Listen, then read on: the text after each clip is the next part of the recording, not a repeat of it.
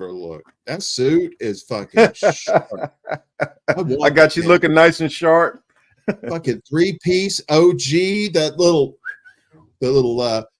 pocket nappy. I was going for a mixture of the Merovingian and the Architect. That's nice. And I like that sci-fi flavor. I'm all about that sci-fi life. So I watched Three Body Problem. Really?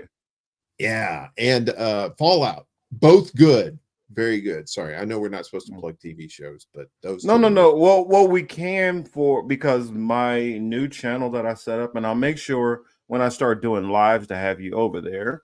Hello to the audience out there. Oh shoot, let me make sure to click the button for Rockfin. There we go. Because I have a new channel. For those who don't know, because I plugged it late last week. What is it called? Young Morpheus Reviews.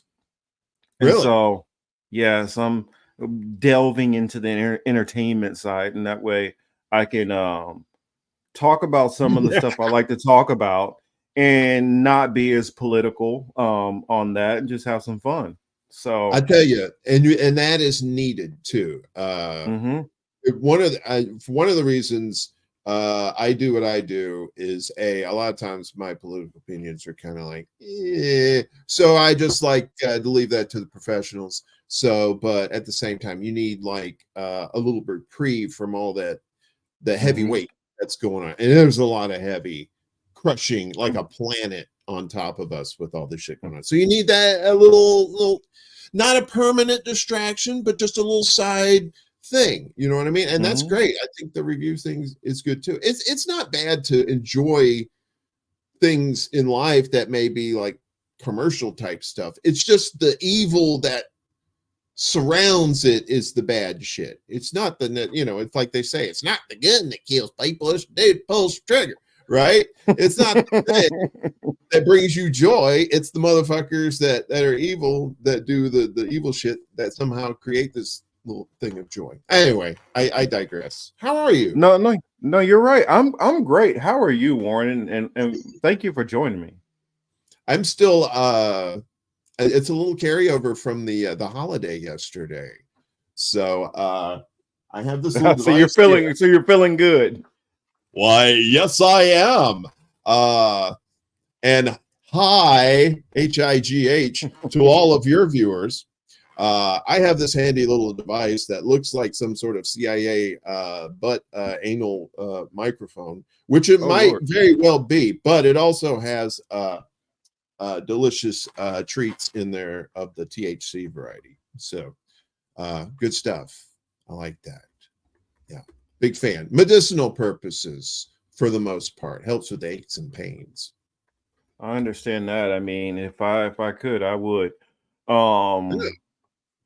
But and it's not for everybody. I put that in the chat for Miguel and for anybody else who wanted to check out the other channel. But I'll throw a shout out. We see Ed hopped in here quick. I see Miguel, I see Dingo, and Rick Solis. So glad you guys are joining us on this last night I decided, to switch things up and kind of get out of the house for a change. So, and also I didn't want to compete with the major fight that was going on last night. Because I do know a lot of our audience is definitely fight fans. Yeah, me and the neighbors, man, we just threw down last night and I beat the fuck out of that dude. I ain't gonna lie. So I'm glad that you postponed that show, because my show, which was called Welcome to Knuckle Sandwich. That's all I got. I got nothing else. I figure I won't go into that too much. I mean, that was a pretty brutal fight. You didn't have to do that to him. Hey man, you know what? It's like, what do you call it, dude? A dude with not two black eyes. No, you told the motherfucker twice. You damn right. You said it. Anyway, I'm cursed. You switch it up because they used to say that's for the woman. Being safe. Yeah, that's right. I made equal opportunity with the beatings. So yeah. So yeah, the Well, I dude could have thrown a movie reference at you from Pops. He was like, flip flop. Don't you hate when a motherfucker be just flip flopping all in your face? He said, 1962, come to the door. It was all love. And then she turned to a man, flip flop. right? I'm just saying. Oh man, for those who have not seen Vampire in Brooklyn, hey, it's a classic. It's been a you guys minute. need to watch it. You guys got to watch it.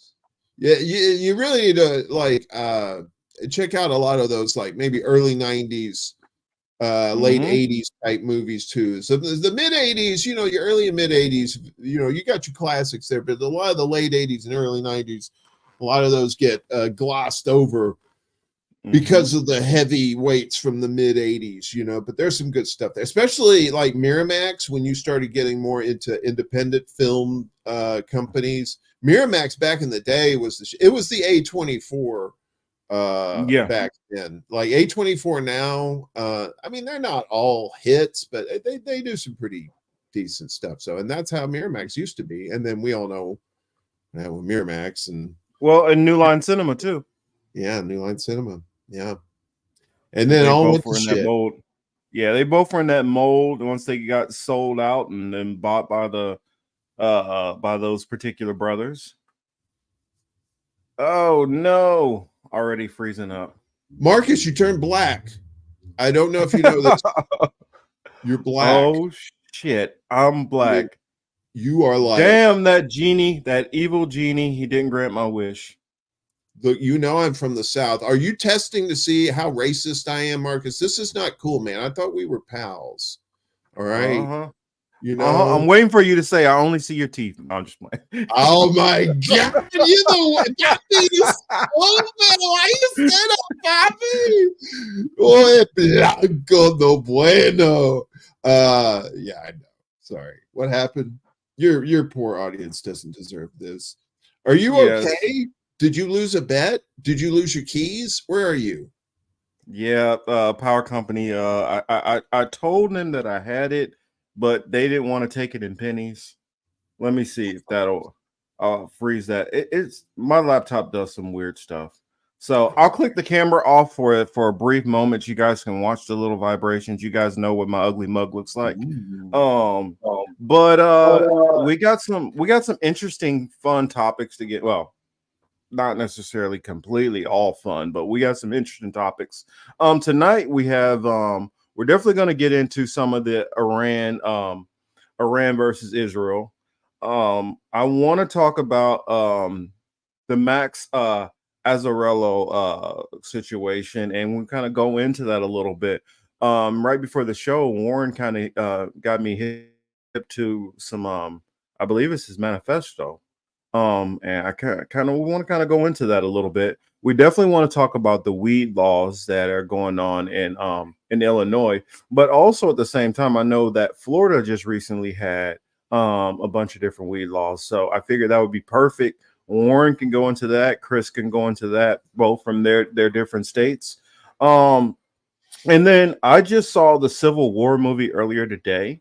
And so I will go into a non-spoiler review. Well, I won't spoil any of the scenes or the outcome of the movie, but once you see like the first probably couple of minutes of the movie and then you realize the perspective that it's kind of coming from, you'll kind of understand.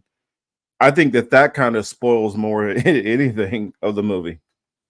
But I haven't seen the movie, but from what I saw, the reviews and whatnot, it kind of reminds me of the way Cloverfield was. It was more of a perspective kind of movie. Although Cloverfield was more of the what is it? Blair Witch Project handheld, you know, shaky found footage type. Yeah.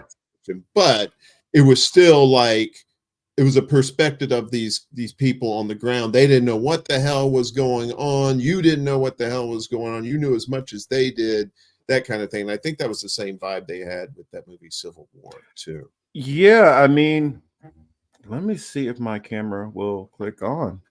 Or hold on. I know what to do. I will say though, I really hope there's not going to be a civil war, but if there are, I do hope that like the mustaches and just like the soul patch that's long comes back, and then the string ties, and then everybody looks like Colonel Sanders.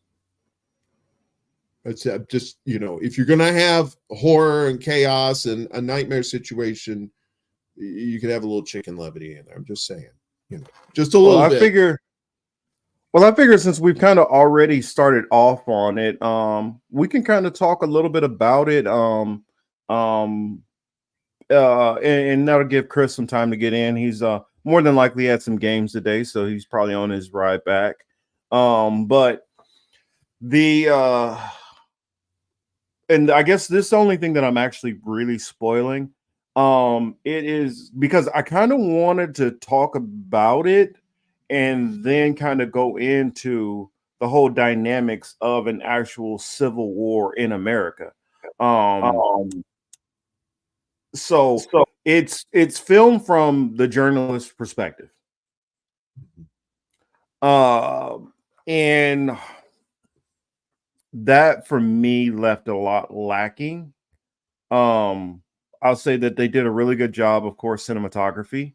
All the acting was well placed, but you don't know exactly what's going on and what took place for us to enter into the Civil War. That's the thing which, for me personally, movies like that, if you're going to do a movie like that, I would prefer to know what is the context to what's going on. Why is this happening? What is the reason? What led to this? And then it's even more confusing when you know I guess it's what the two state that are supposed to be against the supposed United States. I mean, I'm still a little bit hazy on who was on which sides. It's California and Texas succeed together. That makes no sense because if there's going to be any civil war, it's going to be a political one. That's a natural pairing. Well, I mean, if you think about it, though, from an economic standpoint, it is a natural. That's the thing about Texas is like we can work together economically. Just don't send those hippies over here. You know what I mean? That's how it would work out because economically. I mean, what is California is like the 7th largest economy in the world. I don't know how large Texas is, but Texas, to be fair, they have their own power grid, so they're already self-sustained. But we've seen in the past, in real life, when the ice storms hit Texas and that grid went down, and they were all like, and they weren't connected to the national grid. It was like, So how realistic is it? Economically is the only way I could see those two tied together like that. I mean, I agree with that assessment. Definitely. I hadn't really thought about it that way. Chris H says both Texas and California have secessionist movements. I agree, but you got to think about who is the most dominant. Hey, what's up, Willie? In Texas, it's very plausible that you can have enough secessionist movements and militia groups that could get power in the country and get power in the state and try to succeed and fight against the United States. That's very plausible. I can see how that could work. The secessionist movements in California don't have the power to be able to do that. I don't see an avenue because honestly, the state of California is very neoliberal. And they tend to like the system of how most of this stuff is going in the bureaucracy and the corruption and all those things like that. So I don't see how they would go that way. They're big on the military industrial complex. Most of the large corporations, and people think, oh, it's so far left. It's not far left. Maybe as far as not on a faith, far left as far as like culturally, maybe, big on the whole LGBTQ and, and what is it called? People being whatever they want to be and changing this and changing that and all those different things like that, and drag story hour and all that stuff is cool. And if there's going to be probably elementary schools teaching CRT, I mean, I don't know, but on that kind of stuff, yes. But when it comes to actual like economics of being a leftist, California is definitely not that. There's moderate as centrist as you could possibly be. Yeah. Well, you got Silicon Valley there too, Mm-hmm. And yeah. So like that, and like I said, that goes back to economic interests for like these two things. I mean, what has Texas got going for them economically? What, oil, right? And and California has like the technology, right? The tech hub of the United States. So, I mean, those energy and technology combining against a federal government that has what? Cleveland? No offense to Cleveland. I mean, I'm sure there's some nice people in Cleveland. Cleveland rocks. There's a song that says that. I'm just saying, you got California, number 7 in the world GDP. Then you got Texas with a whole bunch of crazy people like our buddy Rick there. That's like, sure shooting. Come on, motherfuckers. Yeah. So it would be a very, like, I don't know who said it. They said, but it would be, I think Rick said it. He said that would be a very tentative, but they could make that, they can make it work. They can make it work, especially if the money's right. Yeah, I just don't see because I can see Texas, a reason for Texans to want to succeed, but I couldn't see the reasonings that California would want to do it. Unless Texas is coming from an angle of we're tired of funding. I mean, not Texas, but California is coming from an angle of we're tired of funding a lot of the poor states across the country through our money going into tax dollars and being shelled out all over the country. And we got a bunch of issues here to take care of, where it's more of an isolationist policy. But I could not see the people of California going to the point of guns and warfare. I couldn't see that. Yeah, I know. It's probably about the same likelihood as it would happen in New York, right? Because you have the same dynamic there. All the big cities where your lefties are, and then the rest in the urban and rural areas, it's all Republican. So, but I mean, which is it like a 50-50, or is it like do the cities dominate population wise when it comes to that kind of political dynamic? I'm not quite sure, but but those two factions would have to get together in order to make secession work in California. Texas is just like they're just ready to go. Everybody's on with it, seems like. But California is like, just like liberals are always splitting shit up and always got to be divided on this stuff. So I don't know.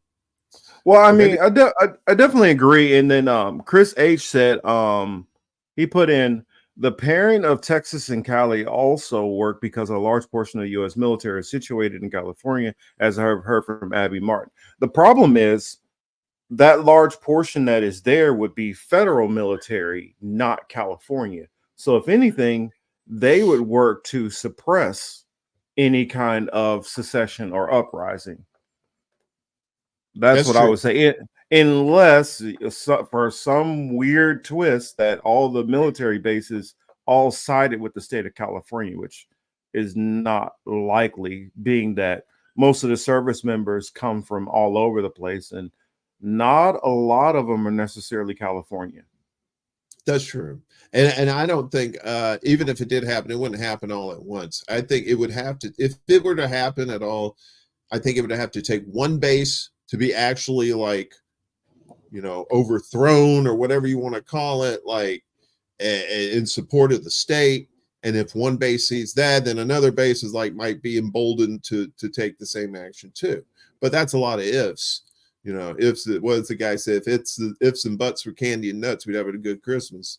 And you talk about, well, if they did this and that, you gotta get like, the hipsters together out there with the mountain people and try to get them together to separate California. That is a tall order, my friend. And I gotta push back on Meteor Dreams. It says, how come you always shit on California? It's the best state in the US. I feel like it's all subjective.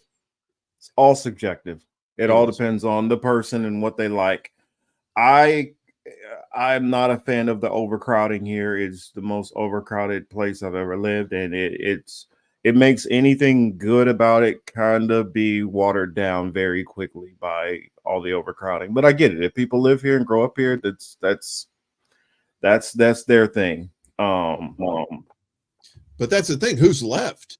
Right. I mean, I don't know how it is in LA now. When I was there was kind of an exodus of like people who had been there for generations were starting to get priced out. And then I get to New York and it was just like, where the fuck all these white people come from? Where's the culture? Where's the neighborhoods? It's like, can't afford it. Gotta go, Well, what you have is you just have more people piled up living together. And so you have more mom and dad and the kids are staying there. And then those kids have kids and you got a bunch of people piled up, and then it makes parking horrendous. So now you're parking 3-4 blocks away from your home because you can't park nowhere near, and it's just driving everything up. I mean, another thing that I found interesting about while we're still on the topic of the whole Civil War thing, one thing I never understood, and Rick brought up a good point about how Texas is segmented. The whole country is really segmented. Like some people, they'll think like, oh, these flyover states. Like I grew up in what would be considered a flyover state. Kansas and Missouri, those areas are looked at that way. But even though Kansas is I don't know, it just recently went blue for a little bit. It's been typically a red state, and Missouri flips back and forth, red to blue all the time. The rural areas are very red, but Kansas City is very blue. Wichita is very blue. Topeka is very blue. St. Louis is very blue. Springfield is very blue. I mean, the Ozarks is really red, but you have all these different pockets, and how the country's kind of segmented anyway is most of the cities for the most part are like 60 to 70% blue, or at least blue leaning, blue aligned. And the rural areas are more dominant red. And it's always been weird to me when people talk about a civil war, because I can never see how that works. It just never made sense to me. How would that work? Even in Alabama, for instance, or Mississippi, you're going to have, maybe what do they do? Dominate all the other people there. And then you have this area of the southeast that's red, and then kind of parts of the southwest, while other parts of the southwest are, because it's not like a little small area that can be encompassed. It's large chunks that would be blue and red, and whether they're just fighting amongst each other over here, and then like parts of the north are just kind of not doing anything. And because I mean, when the Civil War took place, we're talking about an area where most of it took place only in probably about a fourth of the country. Mm-hmm. I mean, you had the whole West, like literally nothing was happening. It's like they were going through their normal day, and they could care less what was happening. That's how big our country is too. It's like people forget the United States is pretty damn big, and to be just totally separated from this entire conflict that's going on, that and still be in the same country, that's pretty big. Yeah.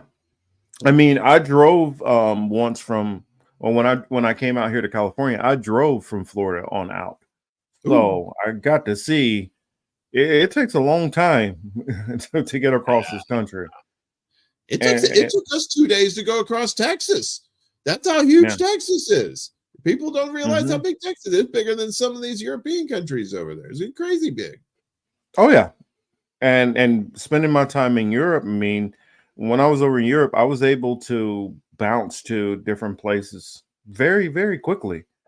Yeah. So the whole idea of a civil war, I could never fathom it ever being possible, even though I would always hear these people talk about it. But and then I would think, okay, so what you're saying that a whole state is going to somehow because the military bases in their state now they have the stealth bomber that is just going to work that way, and even if you had that, do you have the pilot? I mean, it just didn't make Now sense.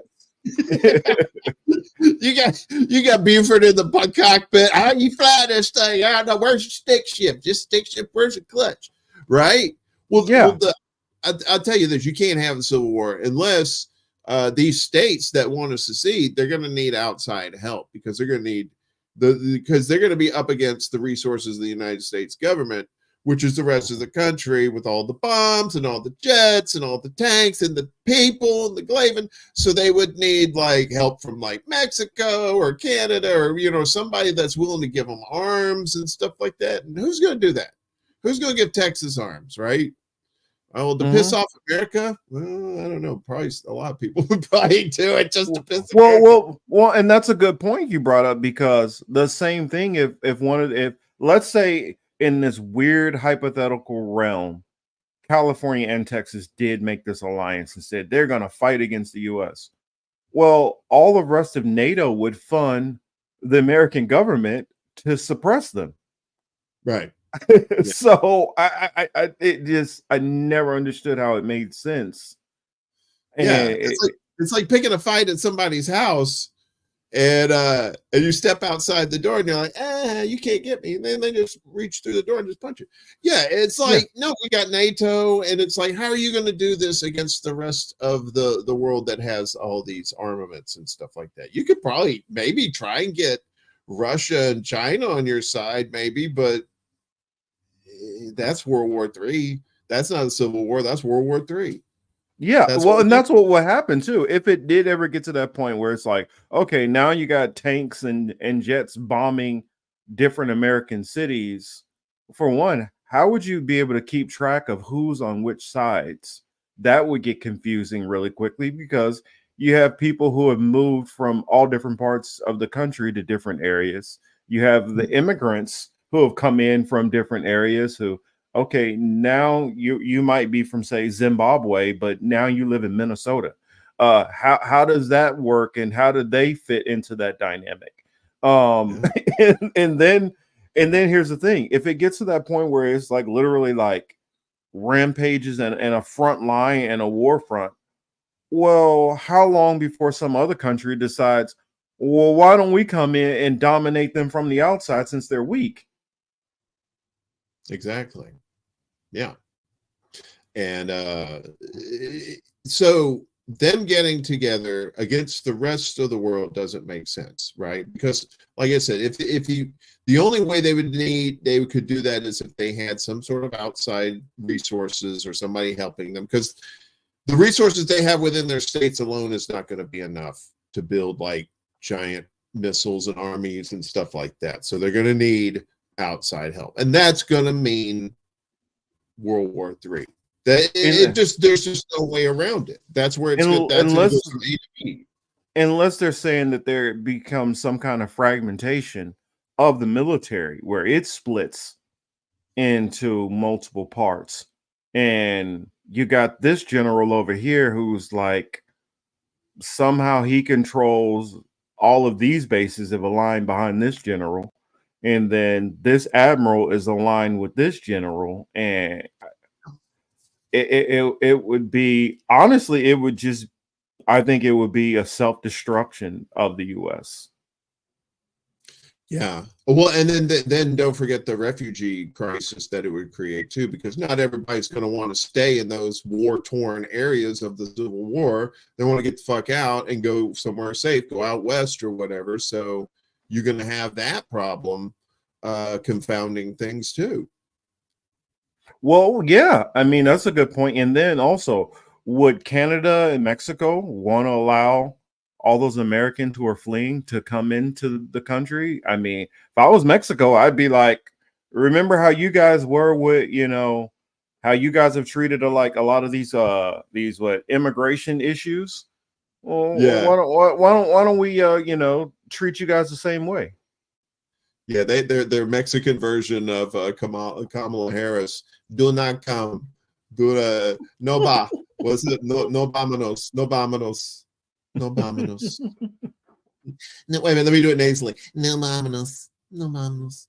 I don't even know if I'm saying that right. I'm sorry, Miguel. What are you saying? Saying no go. No go, no go. Do not come. Do not come. Yeah. So they would they probably would. They'd be like, unless there was some sort of financial benefit to having those refugees coming to the country, they'd be like, nah, fuck that. Remember berries? You remember all that shit? The camps, the kids in cages and all that shit. You remember that? Yeah. So, people got that Biden I forget shit real easily memory, and that shit was just recent too. And that's what I'm saying. I don't think any of the other countries would allow Americans to flee in mass to them, even if you were hopping on planes. I don't think Great Britain is like, yeah, go ahead and bring them back over here. No. I know France would be like, fuck no. Yep. And then we couldn't go to any of South America. It would not be a good deal because they'll be like, remember all you guys as tax dollars, what you've been doing to our countries down here? Yeah. Your foreign policy, you remember that shit that fucked us up, stole all our shit, killed our lands and our peoples? Yeah, sure. Come on down. Yeah, we got a house for you. Come on. Yeah, and then you got some of the areas where it's just massively poor. They're going to think that you're coming in with a lot of wealth. And so now you're a target for that. I mean, so I think that, America would just be in a bad situation if it could never recover and become, it would turn into a hellscape if there was ever a civil war. I don't mean to be that guy. I try to stay positive, but you got to keep it real too. I mean, things ain't looking that great as is. Without a civil war. I mean, that's just one powder keg away from one redneck shooting the wrong person or something like that. And here we go. Because it just seems like, and if they can profit off of it, that's another thing too. If whoever's funding both sides, and there's going to be one group side, they fund both sides, because we know that game. We know that children's tale from the sea. So if it's going to be profitable for these people that's funding both sides, you could see it pretty soon. Not saying, just saying, Yeah, Chris H says today's Argentina might take refugees, and I would say a small amount, maybe, but you don't know which Americans you're getting and their mentality and how that's going to affect your economy. You just would not, like, for instance, people talk about with the Palestinian issue. Well, they say, well, none of these Arab countries want to take them in. And for one, you got different viewpoints, different belief systems, but just bodies, amount of people. How does that work on your economy as far as having an influx of people all of a sudden? Yeah, it's not like couch surfing where it's like, can I crash on your couch for a couple of weeks? We're talking about thousands, millions of people who who are looking for a new home because their old home is now crumbled and dust and so who's going to take them in, right? Where can they go? Yeah, I don't know. I really don't know either. you know. And we're not talking about like, a country of like, say, 3 million people needing places to go and being able to spread all over the place. Talking about 340, 350 million people. It's easily going to be millions having to go places.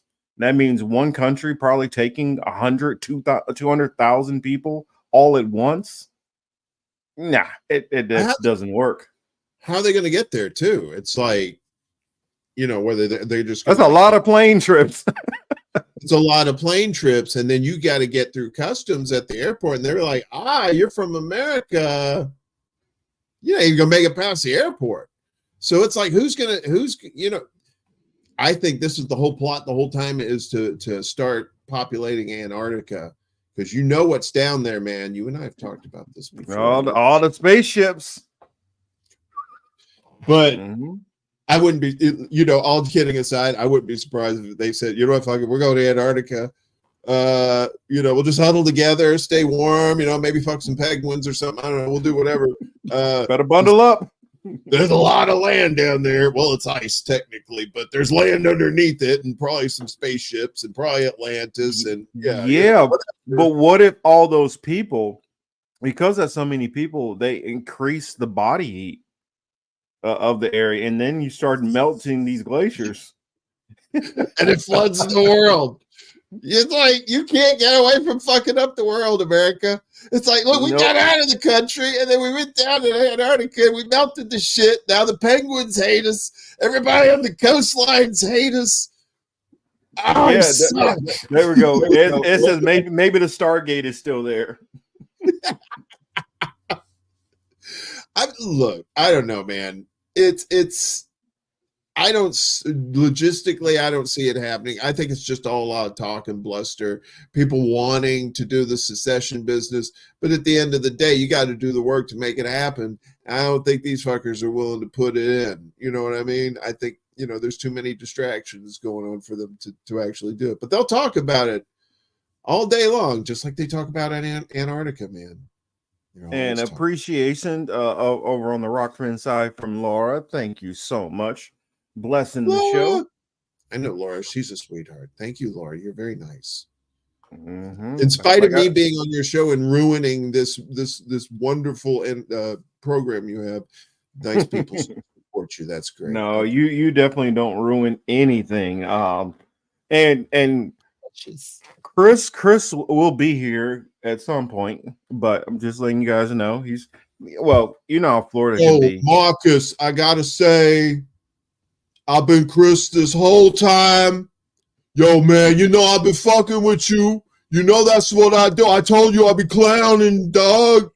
Wait a minute, let me get this white shit off me. Damn, this glue. Why do I sound like Ving Rhames? I don't understand. Yo, we have the meats. It started off at Chris and then turned into Ving Rhames, but it was good. I mean, you do have, what is it? What is it called? The cadence. You got Chris's cadence down, definitely. Yo, Marcus. Chris. I love Chris because you know what? He's a champ, man. I'll be talking that shit, and he's just like, "Well, you stupid, man. You stupid, Warren. I don't even know why you say that stuff, Warren. You stupid." But I know he'll be here soon.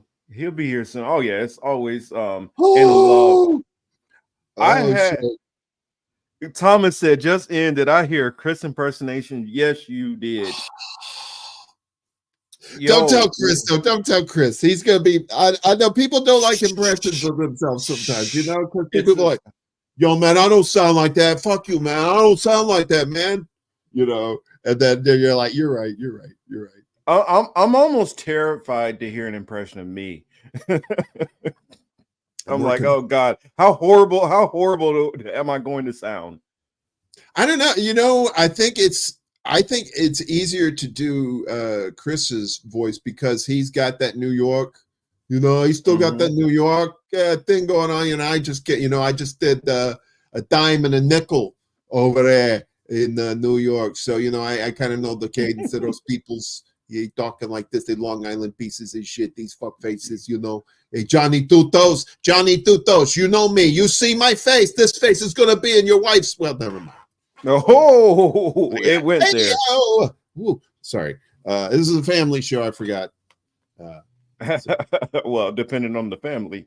The Manson family, maybe. I don't know. I'm just gotta be a wild family. Good times. I had this article that I was like, it is perfect for. I don't know why this is New York Post, which is I found the article through, but this is some wild shit that I just heard about, and this out here in LA, but for some reason I got the story from the New York Post, so don't damn me for not using the LA source. But I figured this is a fun one to talk about. I don't know if you guys have heard about it out there in the audience. I don't know if you've heard about it, Warren. But what the heck? Why is that? Columbia rabbi warns Jewish student to go home, don't come back to campus because oh Lord, good gracious. Wait a minute. Slow down. It says homeless build house with garden, barbecue, and working electricity alongside LA freeway. Wow. So let's scroll down. Yeah, here it is. Right here. Here's the house. Wait, it looks like a house. Yeah. It's like a little, like he got the tarp for the roof, and like it was on the news the other day on KTLA, and they were showing it. It says homeless Californians built a house complete with rock walls, a garden, barbecue grill, a hammock, decorative string lights, potted plants, and working electricity on a strip of land wedged between busy freeway and the Arroyo Seco in Los Angeles. The impressive and seemingly sturdy structure stands out among the dozens of makeshift shelters, tents, and tarps that those without homes have constructed along the drainage basin, as filmed by local news station KTLA. Yeah, this was the chopper going by and getting this right there near Arroyo Seco. Oh wow, it's pretty wild. Yeah, pretty looks wild. I'm wondering if I can find a video of it. Yeah, because that looks like a whole house. Like, I mean, I see the it was on the news. It was on the news. So I wonder if I can find it. See, that's the thing. Some people think, oh, well, people that are homeless, you know, they have like mental deficiencies or something wrong with. They don't have any skills or anything. A lot of people out there is like, no, shit, I know how to like make something out of nothing like that, which is great, you know. And then you see what they make out of practically nothing. If you gave them actual like resources and stuff to make like stuff in the, you know, that's not like by the side of a freeway, you know, they could probably just make like incredible things, but these poor folks are homeless. But well, and the thing with a good chunk of the homeless people out here, what happens is you have a lot of people who they get behind on one bill, and that's enough to be homeless out here. Yeah, get behind on one bill, and you are screwed. It's kind of one of those. California is like you jump on the treadmill, it's at full speed, and you just keep running. And some people are going to be able to keep running, and some people are going to fall off that treadmill. But here is the story. Let me mute up. 10:30, living on the edge, man builds a makeshift home in between the 110 freeway and the Arroyo Seco in Highland Park. That home has electricity, a garden, even a front door, all put together using items that other people have discarded. So what do neighbors think of a home located not far from their own homes? Azzarello Highland Park closer look. Cher and Sandra, good evening. Encampments along the Arroyo right now, one open this year. People have gotten very creative when it comes to building a suitable shelter. Riverfront property may be hard to come by in Los Angeles, but for some people living on the margins, this is where they call home. There are many makeshift structures built with scrap material and trash along the Arroyo Seco next to the 110 freeway near Highland Park. They are among the more than 46,000 people experiencing homelessness in LA. Some of the structures, like this one, stand out. It has a stone wall, walkway, front door, powered lights, even a hammock for relaxing. It appears well kept. The people living here did not want to speak on camera. Pues en realidad no. They don't bother me, this resident tells us, echoing neighbors who say most of the people living along the Arroyo Seco are quiet and keep to themselves. Some of these structures are pretty illustrious. They are, and just admiring the work that they're doing out here, and I get violently attacked by these guys. But clearly, not everyone agrees that this waterfront living is okay. What do you want the city to do? Clean this mess up. This does not belong here. This is public property, but that's not what it's supposed to be used for. This is dangerous, as you can see down there. Someone's cooking with an open fire out there. They're stealing electricity. I mean, come on. Feel bad for those folks? Yes and no, because it sucks to say I know some of these people are here, for some reasons that they put themselves here. So, I do wish better for those people, but I cannot be sorry for those mistakes that they made. Others say just getting by in the City of Angels is becoming too difficult. It's messed up. I mean, they should lower rent. They should start lowering all kinds of stuff, especially here in LA. All right, we did reach out to LA City Council member Eunice Hernandez for reaction to these folks living here along the Arroyo Seco, but we have not heard back. We're live in. So that is the place that we're just talking about, and that's how kind of crazy it's gotten out here. And I mean, since I've been out here, I've noticed the homeless population definitely rise rapidly. I mean, even though Karen Bass just got in and she's like, well, I'm going to try to do all these things to stop it, because of the cost of living going up out here so quickly. And this is just the people who you're seeing on the streets. This isn't factoring in all the people who are living in their vehicles. Yeah. Some of them have decided, screw it. I'm going to car life, or I'm going to van life, and I don't even want an apartment or anything like that. Some of them have just like, no, I'm just completely out of the whole house, apartment, townhome game. But some of them are like, they don't have a choice. You got some of them who are parked outside of the gym and like got an alarm clock so that they can hurry up and get out of there before the people come in and call the tow trucks on them. Yeah.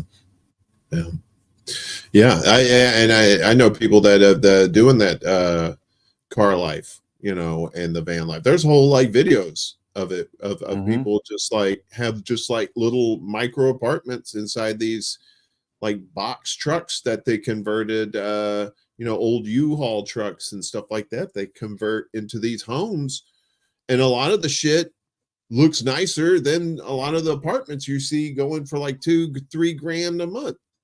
So it's like, why shouldn't I have everything right here? I could literally just take my home wherever I need to. Like if there's bad weather or something, I can just take it away from the bad weather. So, obviously there's the cons of it, of not having a stable, literal foundation and home and stuff like that. But that's the thing. The trust levels in this country have gotten so bad, and people can't afford to be stationary anymore. I think we're going back to being hunter-gatherers. Maybe it's devolving back to hunter-gatherers because we can't stay put anymore. We can't afford it. The rent's too damn high. Well, it's kind of crazy because it kind of harkens back to a little bit what we're talking about Civil War. I don't think we'll see a Civil War, but I definitely think we could see devolved parts of this country that have completely been like lost, and like they're just like not even maintained. The city just kind of like, yeah, we don't even worry about that over there no more, and just complete like back in the days of the Hoovervilles. Yeah. Yeah. Yeah. We And could that, definitely see Bidenvilles or Trumpvilles, you know. yeah. Well, downtown LA is just, and Santa Monica is just, Mm. I mean, even when I lived out there back, I moved in 2009, it was bad. And that was what, 15 years ago? So Mhm. I can't even imagine how much worse it's gotten over there, because I've seen the shit libs that run that state since then.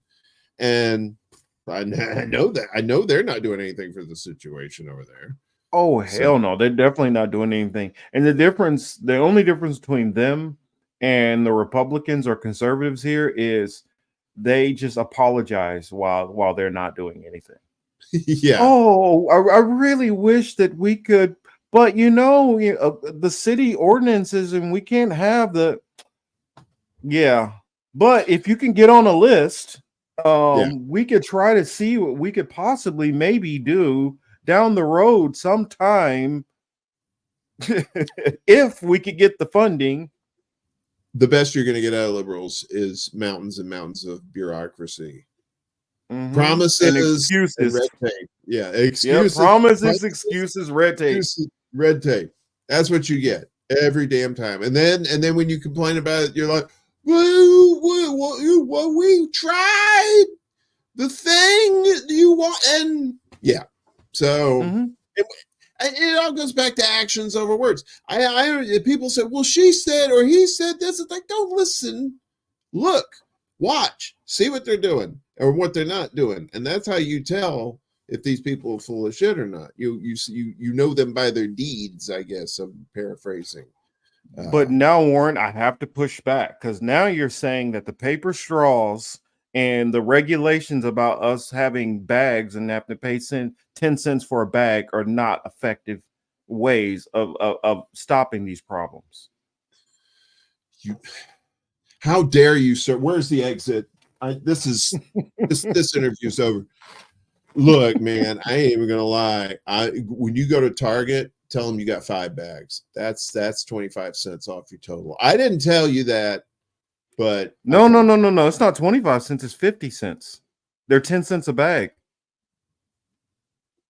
No, but the Target will give you 5 cents a bag for your bags if you bring bags in.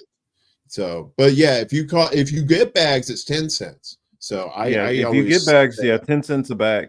No, I think Target now, if you bring your own bags, it's free. You're good on your own bags. No, that's the thing. If you bring your own bags, they pay you. So, like, let's say you bring it up to. Oh, okay. That's what I'm saying. If you bring in 5 bags, you put in there, how many bags did you bring? And I go, lie, and then you get 25, and it's a nickel for each bag that you brought. So it's 25 cents off your total. I totally just admitted to stealing, but I ain't gonna lie. I love that quarter. I'll take that quarter. Fuck it. Anyway, that's the thing. I don't know where that. Anthony says, lived in a mobile home for 2 years. Miss it. Not saying it was easy. Still miss it, but work keeps me grounded. And salt of the earth people out there, they can appreciate the different things that they have going on, and they can appreciate the struggle. But much love to those people out there. Oh yeah. We got Missy T has hopped into the building. Anna is in there. She says that's crazy. Gregory saying, remember Echo Park? Yes, I do. And was down there not that long ago. Saying some stuff I don't even want to say because then it'll seem like I'm like living so high off the hog and living such a great life or whatever. But I was able to go to a nice restaurant down there, which luckily nice people around me. It was like, don't worry about nothing. I got dinner. It's all on me. But I was down in Echo Park area not that long ago. Actually, you know where I was at before the show? Because I was going to go see Civil War from my movie stuff, and I guess we picked Liz picked what is it, to go to Long Beach over at the Pike. And it just so happened that it was race day. We didn't plan that out and got down there. It's the Long Beach Grand Prix is going on right now. So that sucked as far as parking, but It's always good to hear some loud cars squealing through the streets. Oh yeah, it's, my buddy Ed would tell you about the. I think they're going to do it again this year. Chicago's going to have the racing again. Oh, the downtown. Grand Prix, cool. The Grand Prix thingy, yeah. So they liked it so much last year, they're bringing it back this year. So that'll be fun. I'm glad I don't drive in this town though. I really feel for those who do, especially in Chicago when you got to warm up the car for like 3 years before you go anywhere. It's like it's like you go outside and warm up the car and you're like, where are you going? Oh, like I got to go to the store here in a couple of days. So, but I got to warm the car up. So anyway, do you drive, right? You have a car out there, right? Oh yeah. Yeah. You kind of have to now in LA. Well, if I didn't, I took the buses, I would have to get up at like,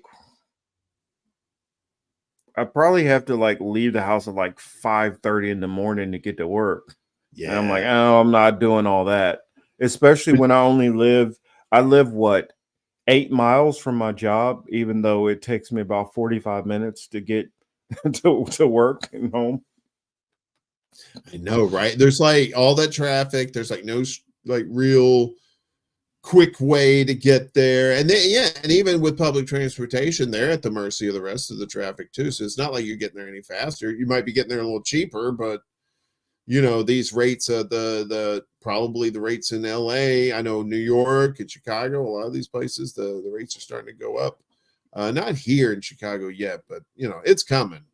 And usually they raise the rates and they don't improve any of the services.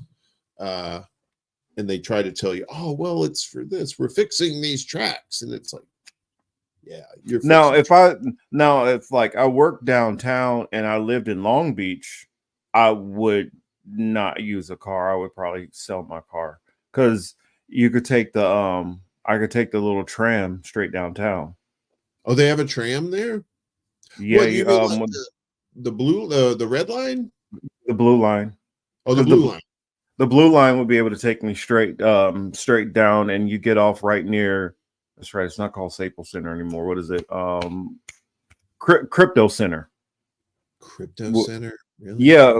Well, the Staples Center is called the Crypto Center now. That's silly. Yeah, I did like those LA trains because you get. I used to go out. I take the Gold Line out to. Towards Pasadena. I stop off in Chinatown, and they had some really good little side joints over there. Ooh, so good. Get that seafood. Yeah. So, but and very nice, very clean trains there. Chicago, the trains are pretty clean here too. You go to New York, it's a toilet. You go on there, it's like a porta john with wheels. Especially you go to downtown where City Hall is, Chambers Street Station. That looks like something out of like Saw or one of those fucking movies. Like there's like blood and the tears of children all dried on the walls and shit, and rats are like possessed, and yeah, it's fucked up down there, man. It's like, and then they almost charging like $3 a ride on that piece of shit. Yeah, pretty crazy. Is that the one near Midway? I'm thinking the one near Midway Airport was kind of a little sketchy years ago when I went through it. The train, the L. I don't know. I haven't been down that way. I've been on the blue line, the red line, the brown line. That's funny. It's like getting up in the morning. It's like, what are you doing? I'm taking the brown line. You know, get that coffee. But yeah, and it's cool. So I've been on those trains, and granted, I've been on there on the daytime, and it was just like, these are really nice trains, you know, compared to where I came from. You know, it's just really plenty of times. Compared to New York, definitely. I mean, they're a lot cleaner and nicer in Chicago. It's like a third world country in New York with the subways. Like, you know, I'm amazed there's not like chicken coops and cattle in the back car of these trains. You know, like they're going across like, you know, the subcontinent or some shit. You know, I don't know, man. But it's pretty bad, and the crime and the ones in Chicago don't reek of urine nearly as bad. No, I'm working on that though. Every car I get on. I'm like a dog or a cat. I want to mark my territory, and because I forget easily, so like I want a return trip, I just go.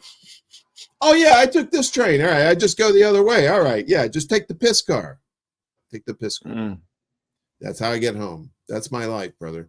That's why I don't wear Depends. I'd get lost. Wait, what? I don't even know what that means. I know what that means. Good. You can explain it to me later because I don't know what the fuck's going on. But that's funny. What is it? Anna was saying go to Tokyo with shit. I'd love to. I ain't got that kind of money or plan on being. I don't think I could be on a plane that long. That's such a far flight. Ooh, I could not do the plane. A friend of mine, she has family in Shanghai, and it's like a 17-hour flight. I was like, even if I was in the exit row, because I'm like 6'4", right? I need the exit row. If I don't get the exit row, I'm screwed. And for 17 hours, nah, that's the origin story of mass murderers. That's how you create them. You jam them in a tube for 17 hours between people you're going to hate probably within 2 or 3 hours. Yeah, so it's the orange line is the midway. Okay. Yeah, I appreciate it. And there's a green line that goes to a dispensary that I like too. The green line, the green. Anyway, yeah. So still learning.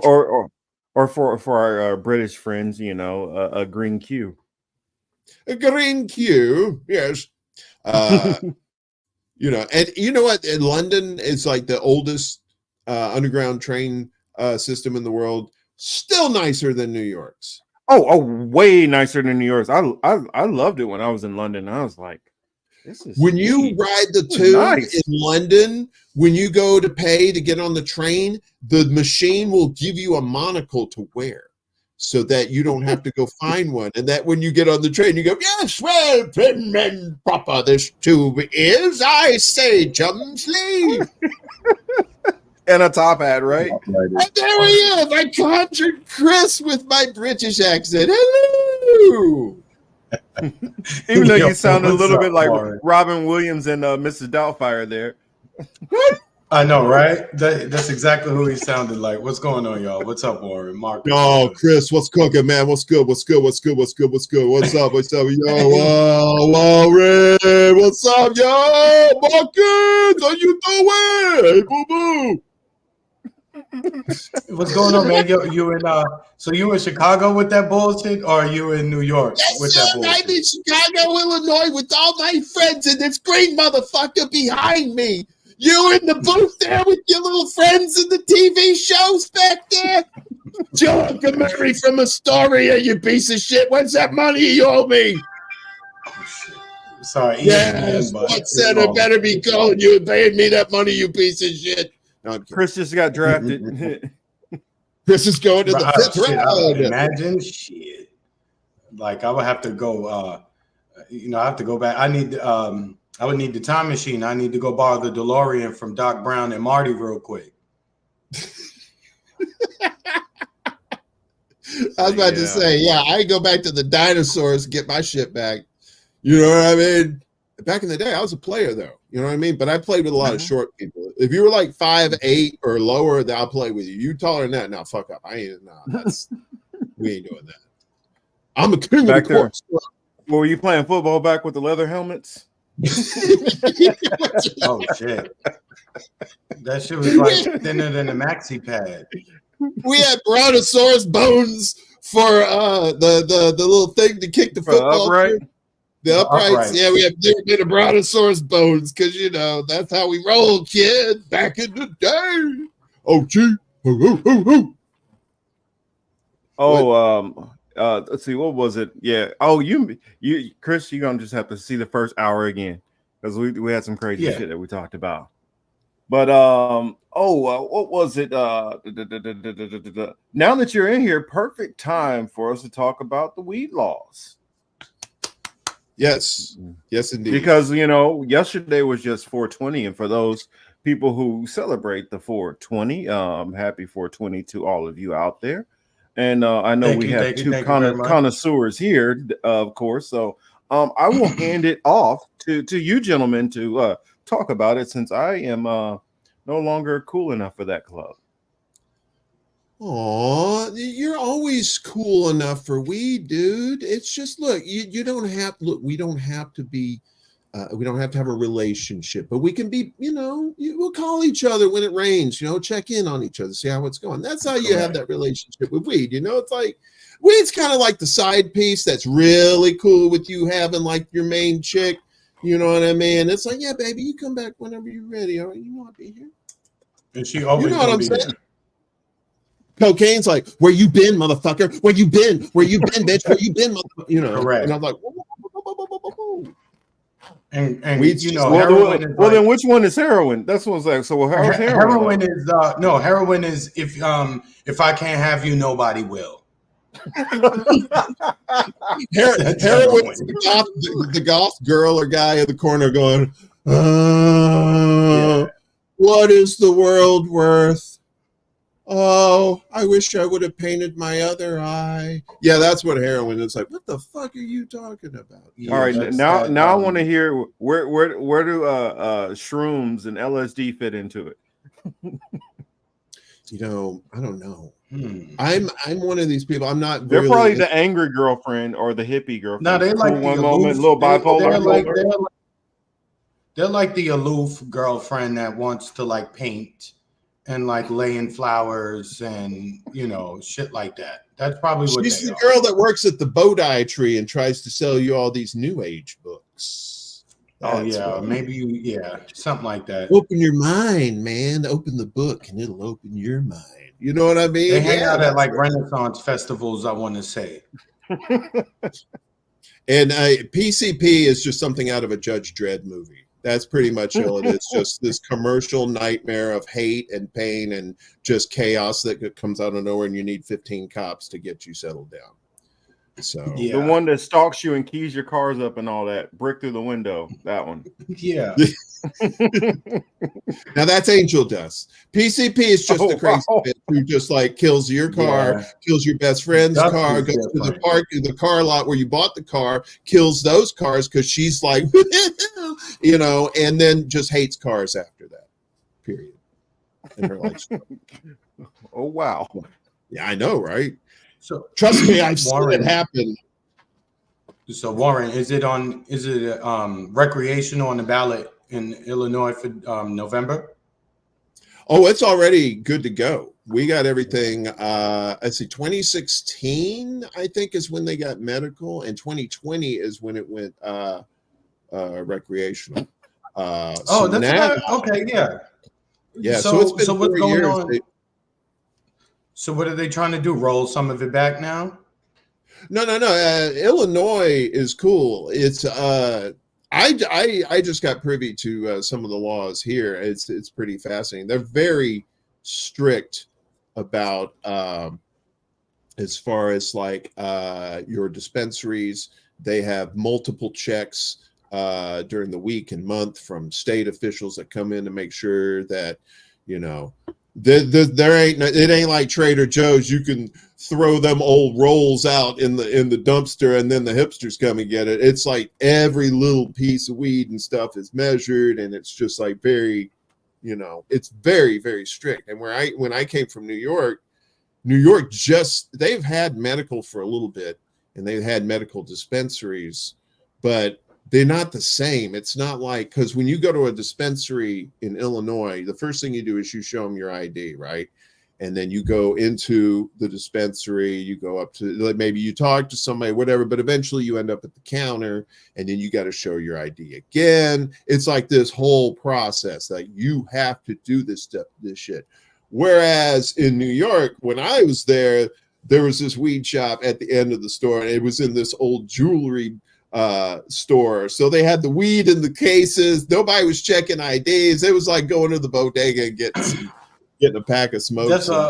Pre-roll. That's what I was about to say. In New York, you just walk in there, you look to see what you want, you pay the dude, you out. Like, quick, typical classic New York transaction, like a bodega, right? You walk in, you tell them, matter of fact, you grab what you need, you throw the money on the counter, and you walk out. You just show them the bag of chips and you know, whatever, and the drink you bought, you know, and Poppy would look at you and give you the head nod and let you know that all was good.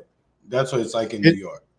And if you're a regular, then they just check your ID once. If you're like one of these heads that come in there like 2 or 3 times a week, they got to check your ID again, and they're probably supposed to by law, you know. But it's still wild, wild west, you know, when it comes to weed out there. So a lot of these places are getting popped for like really weird reasons, but are related to the laws. But they still don't have like the legal like higher whatever governing boards and stuff in place yet, like Illinois does. Like Illinois, they got their shit straight. It is like you do it by the letter of the law, or you are going to get fined heavily and probably do some jail time too. And so people don't even fuck with that. But New York, they're still kind of like feeling it out, you know.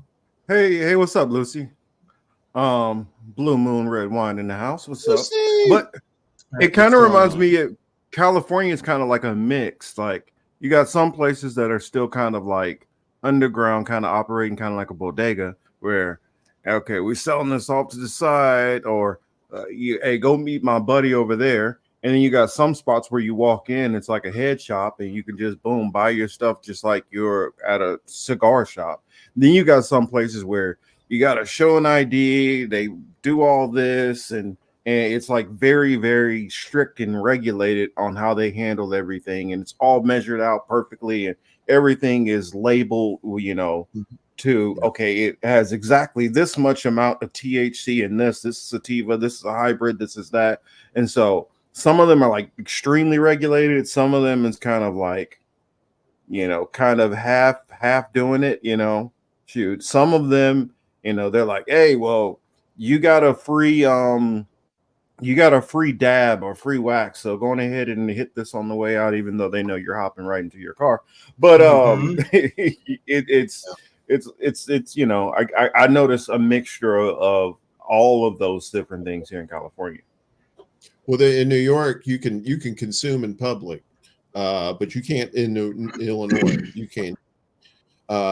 It's like a certain amount you can get to. I think since I still have my New York ID, if you're out of state, you can probably get about half the amount that residents get.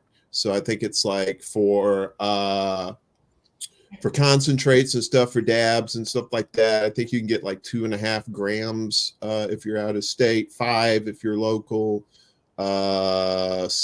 like maybe, I can't remember. I think it's like 14 grams. What is that? A quarter?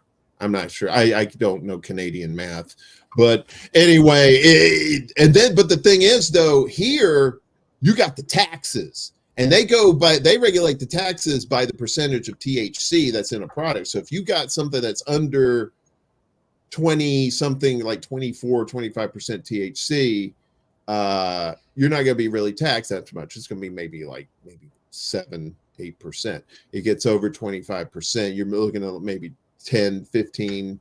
Then it gets over 35%, you're looking like at making a $60 purchase, you're looking at $21 in taxes on top of that. Like a third of that is taxes. So you also have these, I've found, and I'm not going to rat them out, but I've found there's places around here, if you go in, that guys have stuff in the jars that they're like, hello, my friend, you like this? Yes, no tax, no tax. And they're like, you know, $30 for, you know, an eighth, you know, $30 eighths, you know, 50 for a quarter, you know, the deal. So, and you still get your street guys too that are slinging, you know, that are avoiding taxes too. So, and well, you're always the black market. Well, the thing is, the black market, the THC content is going to be much higher on, you know, outside than it is within the dispensary. You know, their shit is kind of weak. The shit you still, unless it's medical. The medical is that medical. Fly me to the moon. But yeah, the regular street shit, yeah, it's kind of mid. Yeah, at best, probably. Yeah, but you can get some. It just depends, you know, because some of the stuff I see from the dispensaries out here is kind of like, you're looking at, it's like 25%. You're like, all right, whatever. What is that for flour? Yeah. Yeah, that's about standard for flour. You can get it infused and maybe get it up to like 30 or 40. You know, I've learned like all kinds of shit about weed since I got here, and just it's just amazing, man. Just like the new rocks. It is.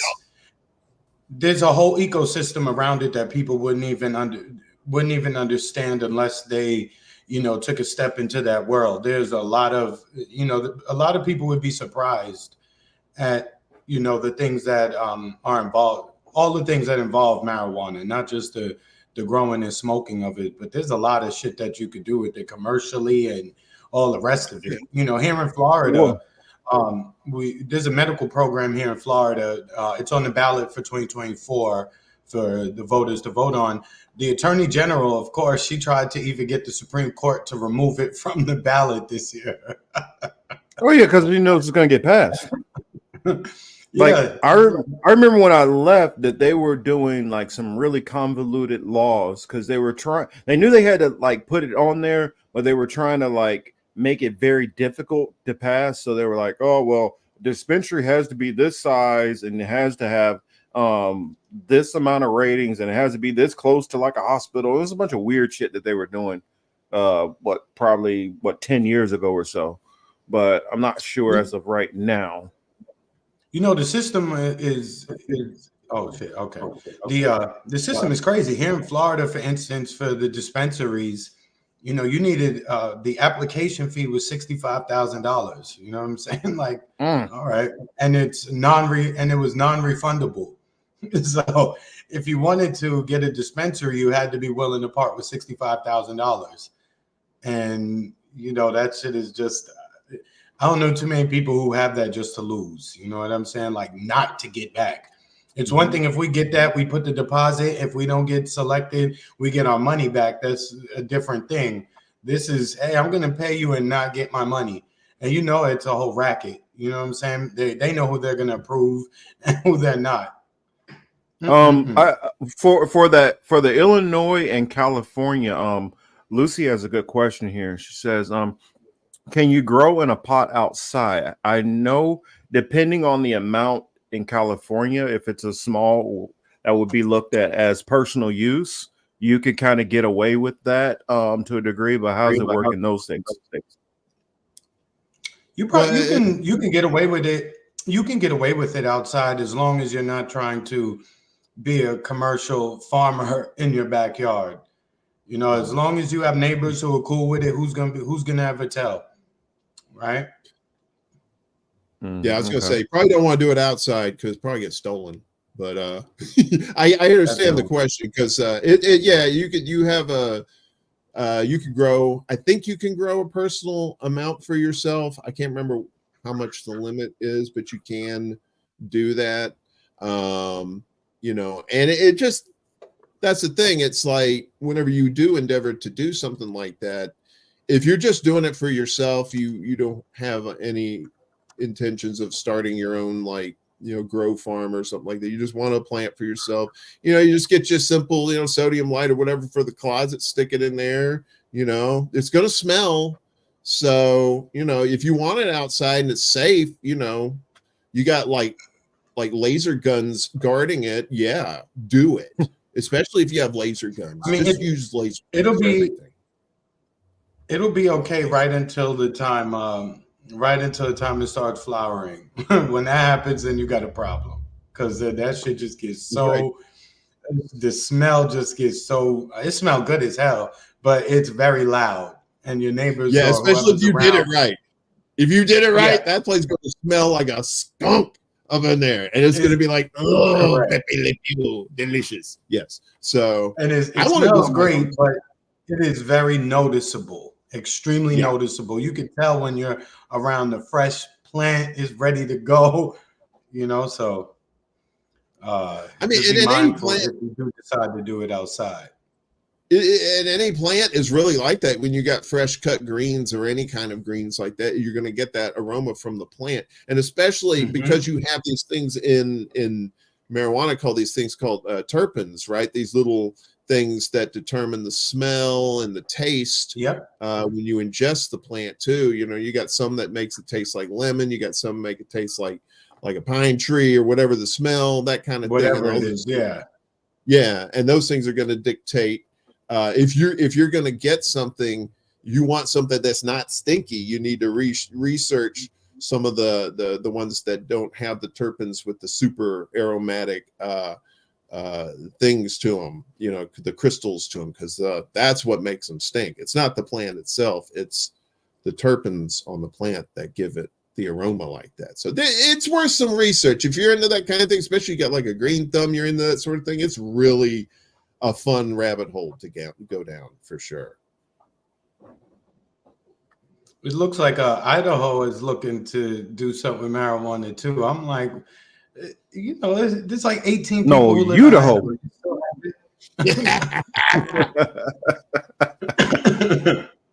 Yeah, you know what's crazy? It's like 35 people there. I'm just saying, like, let them grow weed. I know, right? Well, and the problem is you get some of these Bible Belt, people who control the states, and that's the issue that you run into. These Bible Belters in control. Even Utah has got medical. Hell, Mississippi's got medical, and that's the buckle of the Bible Belt down there. And look, we're at a point now. We're at a point now where it used to be like, oh man, 4 states are legal. That's great. Now we got to the point where there's only 4 states where it's fully illegal. That's Idaho, Wyoming, Kansas, and South Carolina, where everything turns to shit in South Carolina. Even their barbecue. I mean, really? You're going to put mustard in there? Fuck that bullshit. Anyway, that's the same. Georgia's on that fucking mustard-based horrible shit too. Mm-hmm. And North Florida does that. North Florida does that barbecue mustard. I'm like, no. When you're putting mustard on your barbecue, you have massively fucked up. Yeah, you're doing a little experimenting. That's some mad scientist shit. You don't need to be doing that stuff. But Georgia's got Georgia's got one of these. They've got medicinal, but it's CBD oil only. Right? I would not trust at doing any of that shit in Georgia, though. I wouldn't. Georgia's one of them states that they're ready to put a bullet in you if they even think they smell weed in the car. Oh yeah. Well, yeah. Marcus, we've detailed it on this program many times over. And I'll just repeat myself. Sorry if I'm a broken record. But, again, this stuff being legal, you have to take into account all of the cops, lawyers, bail bondsmen, COs, POs, who else? The people that provide services to the jails. There's a whole entire market built around the drug, obviously drugs. Well, and then factor marijuana in particular, because you get a lot of people in marijuana like that throughout the country. People just ride in, they smell it, and shit like that. So, well, I was going to say also don't forget that even though it might be legal for you to smoke, there's still plenty of employers that don't allow you to smoke, and you still gotta do your analysis and all that shit like that too. Yeah. Mm-hmm. I don't know, maybe this is a crazy theory or whatever, but you've noticed they still haven't taken marijuana off of Schedule 1, right? So What happens once the whole country is like got medical or it's got recreational or both, whatever? Once all 50 states, once that happens, I don't know, maybe the paranoid person in me is thinking something, but it just seems like the federal government that's when they're going to come down on these states and like, do you maybe like use it for like some sort of like, well, you better, like Reagan did back in the 80s with the state, when he threatened to take away their funding for like the highways or something like that if they didn't raise their drinking ages to 21, right? So I see this as like the federal government. Once all the states are cool with it or down, that's when the federal government brings their hand in and tries to control the states and use that to say, hey, it's still federally illegal. That's kind of like, you didn't say Simon Says or that kind of thing. That's why I think it's some sort of trap by the federal government. That's why they're letting us have the nice things right now. I don't know. Well, I think that they're allowing it because they finally got in position to benefit off of it. And so it's kind of like friends. Donors you know, their corporate donors, you know, have solidified their business in these states. So then now they'll allow it, and that's where they'll get a lot of donations from. Yeah, because like for instance, you had Boehner who spent his whole time in office fighting against it until everybody his know. last 6 months, his like last 6 months in office. Then he started to like his language change, and then you find out, oh, well, now he works for a distributor, and like the reason why I say that they're just trying to wait. It's the same way with back in the day, the Who Killed the Electric Car. They only killed the electric car because they wanted to make sure that they got ahead of that technology. Once they got ahead of that technology, oh, and now we can bring electric cars back. And it's the same with all this stuff. They got to make sure they get ahead of it first. It's the same thing with a lot of these solar panels. A lot of that stuff, they put all these weird regulations on it until these power companies can start offering their services on it first. Yep. It's all a racket, man. I mean, I'll be right back. You're right, the Warren. The solar panels, I think, with them trying to do it on a mass scale for cities and stuff like that, I think is kind of pointless. I think you just give people incentive. They want solar panels for their homes. Just, say, hey, look, here's the means to do it. Put it on there. You save some money. If you get extra, sell it back to the town, whatever, give it to the individual people who want it. Don't just foist it upon them like that. The installation of them things is still, it's still very costly. Yeah. Maybe not as much as it once was, but it's still costly to like a middle class, family, with maybe 2 kids, with a child or 2. Yeah, I mean, if it's, I've seen a lot of videos where, like, we were talking about like people living in their homes, like the mobile type homes, and they use the solar power, and it works fine on that small scale like that. It's just they need it. If necessity is the mother of invention, and you need to be able to use the sun as a method of power, you got to be able to invent a solar panel that not only works, but once it's run the course of its life, it needs to be disposable, or at least be able to be turned into something else to be renewable itself. But well, they're remember, not we're still at the mercy of the oil companies. You know what I mean? So yeah. Imagine if there really was an effort to make this, to make solar a huge part of the infrastructure here. Obviously, that it doesn't kill, the oil market. Clearly, far from it. But it's a little bit of a dent in their pocket, and they're not trying to hear that shit either. Yeah, like, every dollar we can.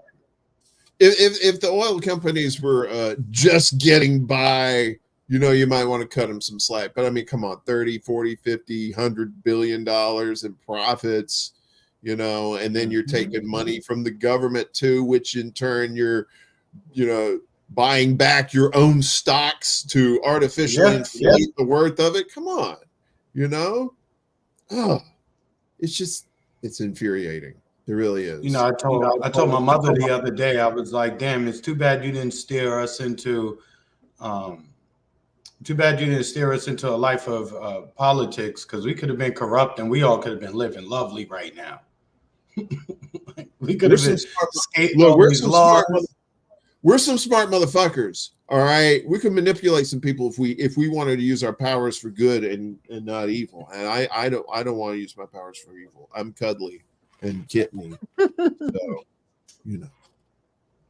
Seriously, but Marcus, I'm working on this application. I figure since we're similar color, it might work. Warren might have an easier time with this. Wow, Marcus, you racist. Wait, what? Yeah, I'm working on our applications so that Marcus and I can be recognized as Ukrainian Israelis, because I want some money too. So Warren, you don't have to worry about some of the obstacles that Marcus and I would have to get through. But I'm working on the paperwork, Marcus. So I'm hopefully, we could get our recognition and we could get some dough, because that seems to be the only way to get some money from the government right now. Exactly. I have an Azov flag behind this green screen. That was for that very reason. So I get paid. Yo, where's that check? Come on, man. He got the same look. Well, I don't know. We may have to question Warren, right? He got that same olive green drab that Zelensky be wearing, so he might already be down with the team. So Warren, if you get some paper, you need to. It doubles. It doubles as the same color as the IDF's uniforms. You see? I need more cocaine. Give me more cocaine. I am Cornholio. Give me TP for my bunghole. It's funny, they just did that on Saturday Night Live too. They did Beavis and Butthead? Yeah. They had Ryan Gosling like looking like Beavis. Beavis, okay. He's like sitting in the car like I've never heard of this Beavis person you're talking about. Man. Dude, I get it. I don't know. I won't spoil it for y'all who watch Saturday Night Live. I gotta go a little off topic just for a second. When you talk about Beavis and Butthead, like 30 years ago, they've been then on YouTube YouTube. They've been doing Space Ghost Coast to Coast, the 30th anniversary of the show. And I remember coming up when I was first, going back to pot. The first time I smoked out was with some friends. I got smoked out of a bong too, my first time, and I probably shouldn't have done that. Anyway, we were watching Space Ghost. That took you to outer space. Oh yeah. It was like I just wanted to get to the store, and motherfucker took me to the moon instead. I'm like, I can't get groceries up here. But the thing was, that was 30 years ago. So all this like member berries and shit, all the 30-year stuff, like everything from way back then, like the early 90s, man. That's the golden era compared to this shit. Mm-hmm. Maybe a little bit. I don't know. But yeah, you know what I'm saying. I'm rambling like a motherfucker. I'm sorry. I was doing this thing. This is my little thing. This is my little friend. You like him? He's little teeny tiny. He goes in my mouth and then his smoke comes out. Isn't that's a what you would call it? Like that's the one that is battery powered, only lasts for a little bit. This is rechargeable.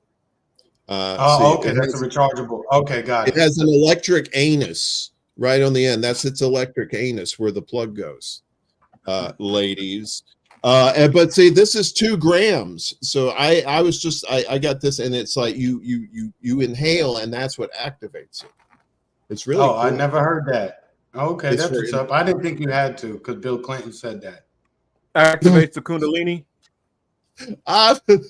I did not inhale, but I did stick that cigar in that lady's vagina. I swear I did. It was like a pencil sharpener. I just went in there, and I said, "This is not sharp, but it sure is wet. I like it.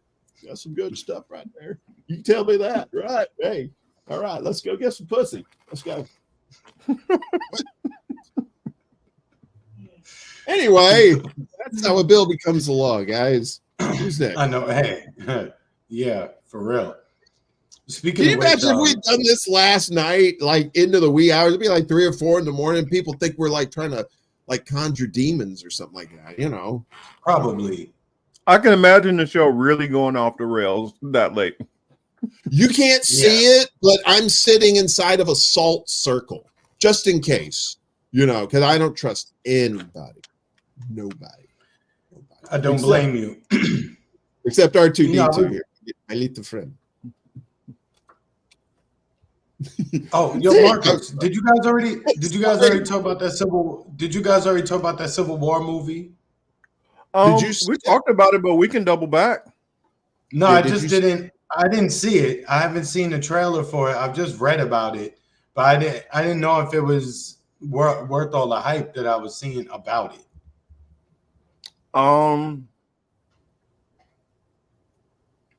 Well, it was good cinematography, good action. I'll give it that for the action parts. But it was basically filmed from the perspective of a journalist, and it's like Okay. it almost feels like it was directed from the lens of I mean, like directed from like a photojournalist, like somebody who's like, I don't even know what's going on or why anybody's doing anything. I'm just filming what's going on, and I'm just a neutral party. Okay. Which for me, I would have preferred, honestly, A to see narrative something. or Well, a someone take a narrative. side? I want to see a side. Who's on what and why was this done, and who's doing what and why for, and what is goals. I mean, um I feel like that was lacking in it. Now, I granted that was the perspective that they wanted to put out and that they wanted to go with, but I tend to prefer movies where it's not neutral. I want to know where people are. Now, maybe I might agree with the villain. I might agree with the I might agree with the antagonist or the protagonist, but in there, it's even hard to tell who's who. Now, you because you well, and then you see things that happen from both aspects, both sides of it, and then you also wonder, okay, well, are these people part of this? Are those people individual? Or are these people this? And you kind of get a vague sense of where some people stand, but you don't know the alliances to anything. Because like one of like kind of a throwaway line in there, they talked about the Florida alliance fell. And so I guess they were trying to build an alliance with Florida, but are we talking about, is this a lean left? Is this a lean right? Is this just corporate? Is this just on an economic thing? Also, what is the standpoint we're at? Is society just evolved and these are the only strong states and they have the economic base, so they're making it calculated on economics alone? All of that analysis is like completely void in the movie. None of that takes place. Well, it was. I think I was watching Critical Drinker, and he was reviewing it, and he made a good point about it. He said he believed that the movie was left vague on purpose, so as because definitely. But you kind of go in because the assumption was you when you think Civil War in America, you automatically assume one of the sides is going to be MAGA, right? You just kind of assume that if that's going to be, or some sort of MAGA type entity is going to be that, like that. Well, like you were talking about, there's somebody you may not agree with them, but at least there's somebody, you got a point of view, you got motivations, you've got goals for these groups or whatever, right? But it was left vague on purpose. The guy who directed it, I think he did Ex Machina. He's more into like the sci-fi realm. Maybe, I mean, I'm just speculating. Maybe, and he's not an American either. So he's not an American either. So the only reason I can wonder why he left it vague like that is just for it to have commercial success from everybody, and you're not alienating one side of the aisle or one side of the cash register in this case. So that's what I think is probably what it was. But that's it. That's the double-edged sword. You play it too safe, and this shit ain't interesting. You got nobody to root for. That's what you go to the movies for. You kind of want a hero. You got a protagonist. You got A, B, C. You get to here to there. And you have character development and story development. And when you're doing it like we said before, like Blair Witch Project style, where it's just like or Cloverfield, where you're just where you only know what's going on in the moment, just like those characters in that vicinity. You have no idea. You're not getting shots of like some booth where there's generals trying to figure out stuff like that. It seems like it's the same way with this, and that seems very vanilla and safe, and it's just like, if you're gonna approach the subject of a modern civil war, and you're gonna you're gonna be all mayonnaise about it like that. I mean, why even do it? Yeah, it reminded me a lot of the first Purge movie.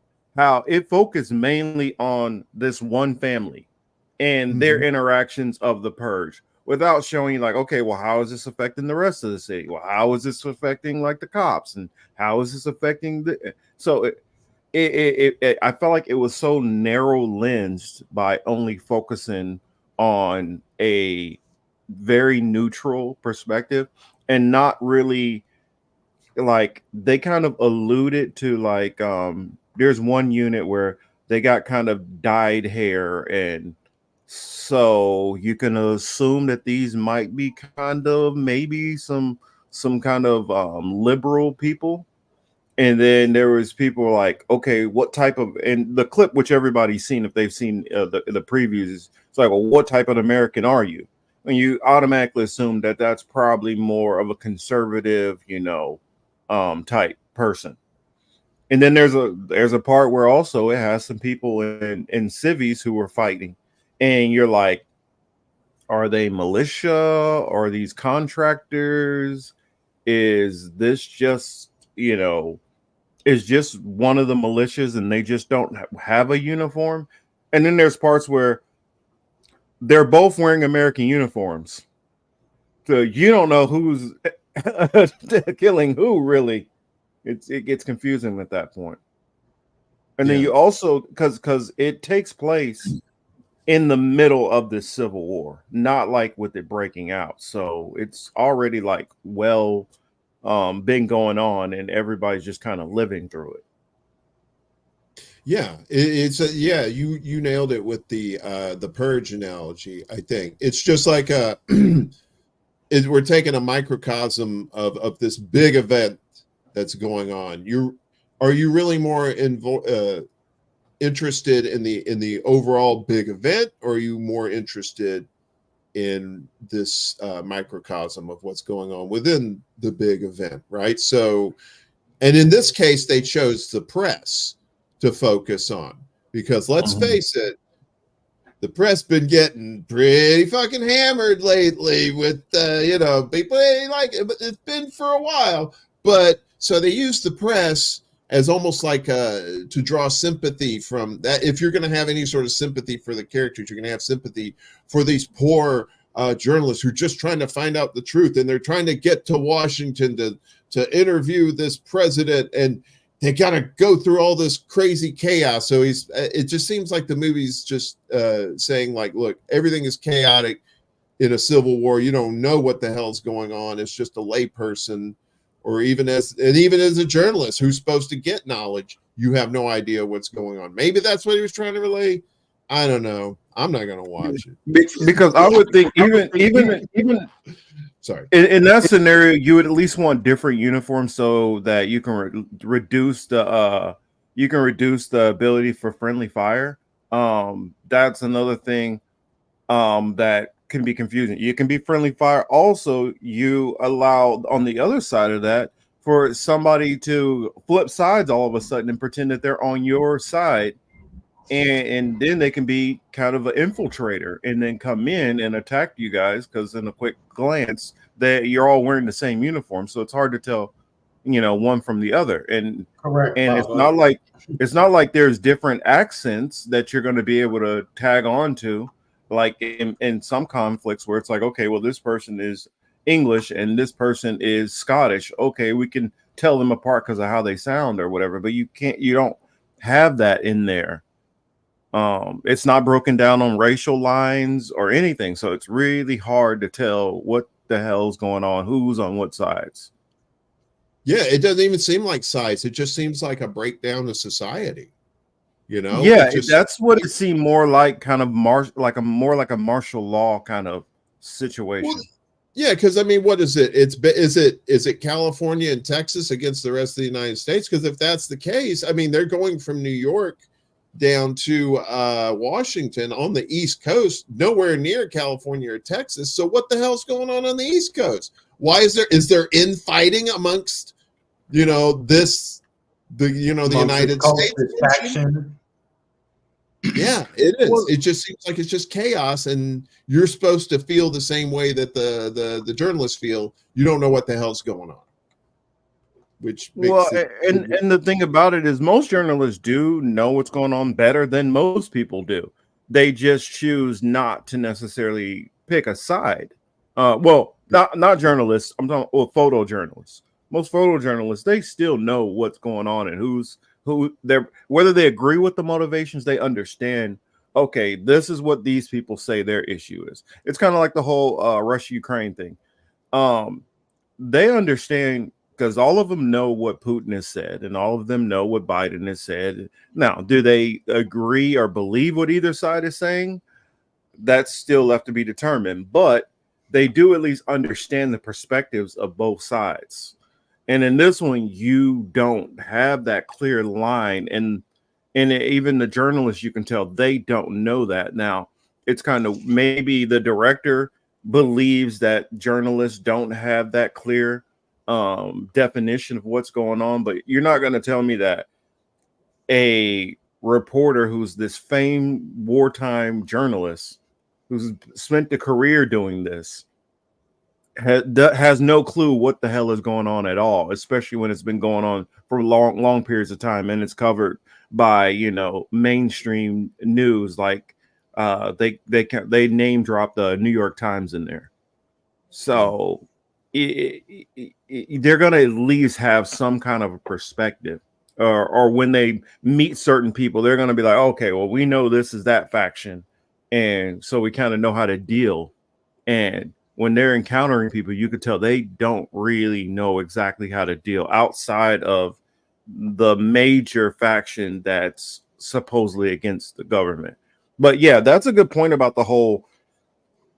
They're spending this on the East Coast and Texas and California. How do they get involved and over there? Do they have a treaty with these other states? Did they take over these territories? And then if not, and if they took over these territories, then it's more than just two-state alliance for them to be in Pennsylvania. You know what I'm saying? It's not, or be in the DMV area in general. It's just a lot of questions left with that movie.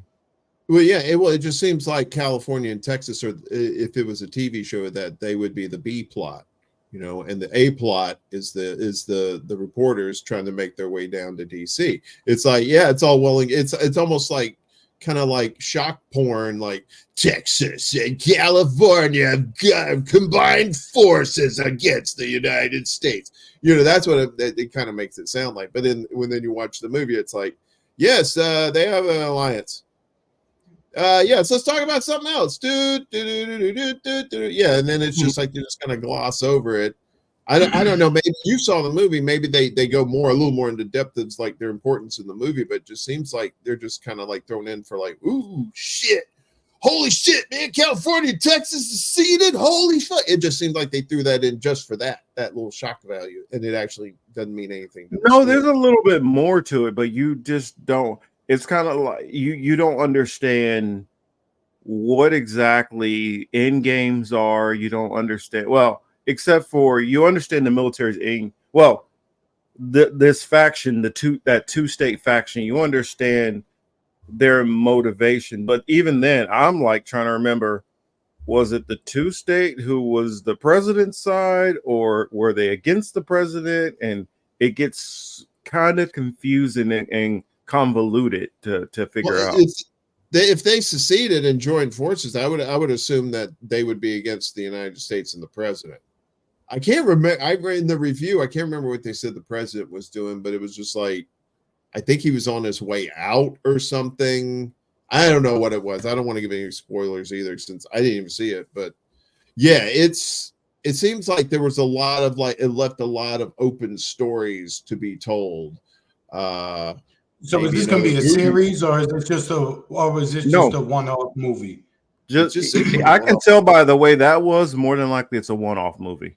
Yeah. Oh, all right. But it just seems like it leaves itself open to all these other stories. Like somebody might try and maybe make like some sort of TV show based on the movie or something of another faction or something.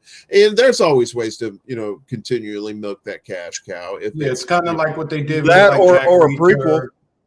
Or prequel, sure. How it started. How did we get here? Because it's like in the midst, like you said, right? The movie's in the midst. So they'll have a prequel, pre-Civil War, whatever they're going to fucking call it.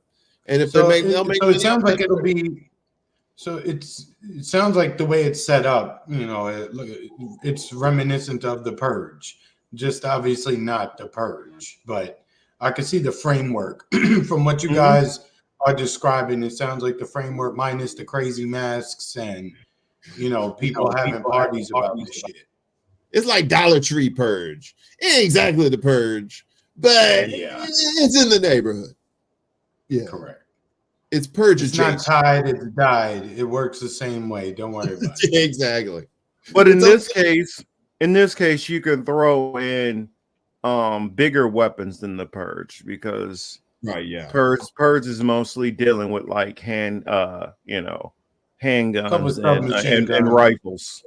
So handguns and rifles, long guns.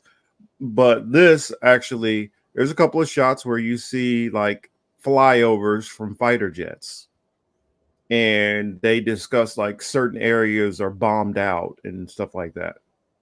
Yeah, in the trailer they blow up the Lincoln Memorial. There's like it's a lot of that patriot porn kind of stuff, but in reverse. It's like, oh, how dare you blow up our America, America? You know what I mean? And then that gets them to get to the theaters too. Like, oh shit, why are they blowing up Lincoln Memorial? Hey, Ma, we gotta go find out what the fuck these motherfuckers did. And then they'll go up in there. And I wanted to say, speaking of blowing shit up and talk about a civil war, you guys been paying attention to this Drake and Kendrick and everybody else going on? I hate the fact they're even calling this civil war. Don't. Are you up to date, kid? I don't even know who's on which sides. Okay, so it's like the great rap wars that are not wars. It's as a fan of you know me, I'm into my music, right? I'm really really into the music, right? And I come from New York, etc. All that said, this is extremely underwhelming and disappointing. I can't even call it a battle. It's new age. It's a handset. Yeah, it's new age soft shit on Instagram. New age soft shit. Yeah, it's really it's a battle of Instagram memes where one dude is putting out a whole bunch of content on Instagram to mock someone else and to try to provoke them into releasing a record of some sort or another verse. But it's whack. And then, so Marcus, clearly you didn't hear that Drake recorded a record. He did 3 verses, and it's his verse, Tupac, and Snoop. Did you hear it? It just came out yesterday. Nah, I've been basically listening to mostly like I've been on the Afrobeat tip lately, so I haven't been. Oh, I'll give you my playlist. It's fire. But anyway, yeah, I haven't even been paying attention. I've been mostly listening to WizKid. Oh yeah. All right, yeah. Trust me, the playlist I'll send you, you're gonna be like, okay, yeah. But back to these people on this side of things. So Drake used AI to mimic Tupac and Snoop. And Tupac was dissing Kendrick Lamar, as was Snoop Dogg dissing Kendrick Lamar. So it's the one thing that is remarkable and noteworthy about this particular moment in hip hop is the use and the commentary around AI. There have been quite a few verses and songs that have come out that artists have not claimed. They're not on any of the streaming services. You can just find them online in the social media apps and on YouTube. They're not on the services, but they are AI tracks. And is it cool that we have the tech to do shit like that? Cool. But is it cool to be using shit like that in rap? No. Like, you should be totally disqualified for that. You know what I'm saying? For in a rap battle where your mind, your voice, you as a person stands out. You know, you go into Chat GPT and the rest of it to, to give you a boost. That shit is corny. I mean, it was bad enough they were using auto tune, but they used auto tunes back in the 80s, right? The auto tune has been around for a long time. So Yeah. I get it. That was bad enough, but at least you still had to still perform. Now it's corny now, B. And you can't have like the top selling rap artists doing goofy shit like that, especially on a supposed diss record. I couldn't even get over the fact that you use Tupac. Like, Pac probably wouldn't even have liked you. I mean, then again, they're both actor rappers, so maybe they would have been good friends. But I don't think Thug Life Pac would have been messing with Party Life Drake. Well, and at least he got away with it because Tupac was dead. Snoop's still alive. How the fuck's he still? How's he doing that with Snoop? Did he give him his blessing or something? Yeah, Snoop gave permission, which I was kind of looking at Snoop like, oh, like really? Oh, yeah. Snoop has been so sold out for so long. I mean, I'm not even on the rap scene, and I know that shit, man. I see the fucking dollar sign. But Snoop is cool with everybody, so I'm sure when he's like, "Yeah, nephew, go ahead, nephew. That shit's funny, nephew." Yeah, he don't care. You know what I'm saying? So I get it.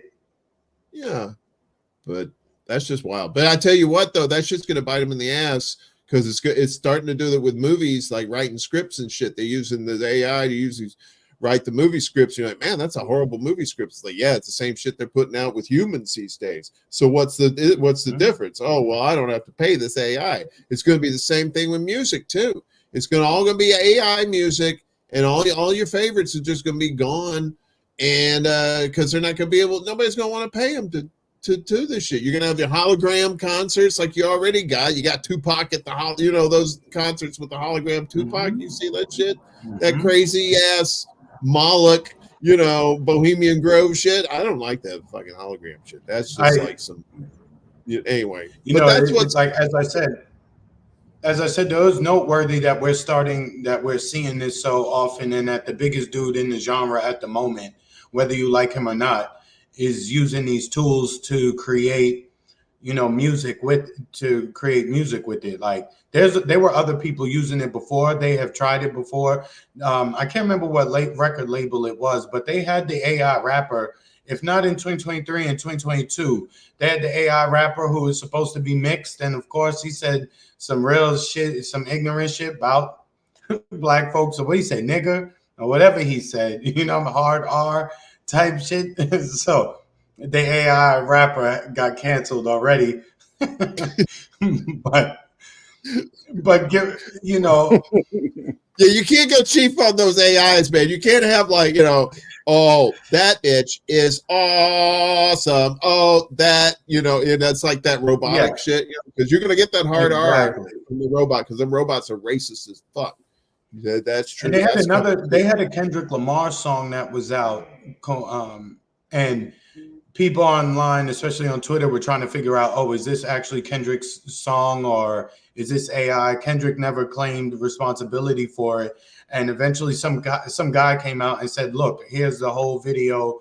Here's the background of me creating this whole thing. He created a whole song that sounded very much like Kendrick, and this guy did it from his crib. Yo, this shit is crazy. It's going to be a lot of he say, she say, did she say? So Marcus, as I said a while ago, when we start seeing this shit, we're going to have to take our time with making judgments about what we hear and even what we see. We're going to have to look for consistency in some of these messages and some of these reports and some of the, and everything almost. If you cannot make a judgment right away. You don't know what's real, what's not. And each, now it's like almost every day, clearly not every day, but every few months shit's changing here. We almost at the point where you're gonna have a special code for your folks. Mm-hmm. No, you're not gonna know what's real. You're not gonna know what's real because the technology keeps adapting. Well, not adapting. They keep developing the technology more and more to where it's just like the shit's looking real. AOC was talking about the other day. She was complaining like somebody had done an AOC porn. They got her face in there and it did the AI thing and made a porn out of it. And she was complaining about that. It's like you're gonna see a lot more of that shit, you know. Like how Beauty and the Boomer, they do the refacing and stuff like that. You're seeing a lot more like the reface and shit like that. And it's that reface shit. Have you seen those videos like what they put like other like actors in other movies? When they have the deep fake shits.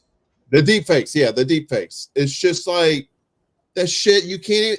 You're gonna have to have an army of video analysts, that people that know their shit about video, that know what's fake and they know how and that shit. That they can see, like, that they know what to look for in the in the products that they're looking at. Whereas to us, we would only catch the very blatant and obvious edits. Now, when these things are more professionally done, you would need a professional on the other side of that to be able to say, "Ooh, I see that seam right there," or something along those lines, to be able to tell the difference. Because for those of us who are ignorant to this stuff, we're fucked. I mean, I was thinking about that too as we were watching. What was it last weekend, Marcus, when Iran was sending all of the drones and the bombings to all that shit they was doing to Israel, supposedly, right? I'm like, yo, we're not there. We can't hear this shit. We can't see this shit. But they're telling us this stuff happened. Of course, it didn't happen during the day when we had more clarity. It happened at nighttime when we could barely see like anything under it, but we can see the flashing.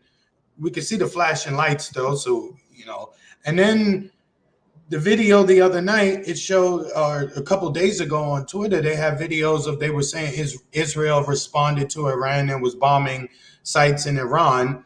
And I saw videos which looked like it was, or it could have been anyway. And then the next day I see a video from someone within the Iranian government saying what strikes. So again, these games that we're about to be in for, oh man.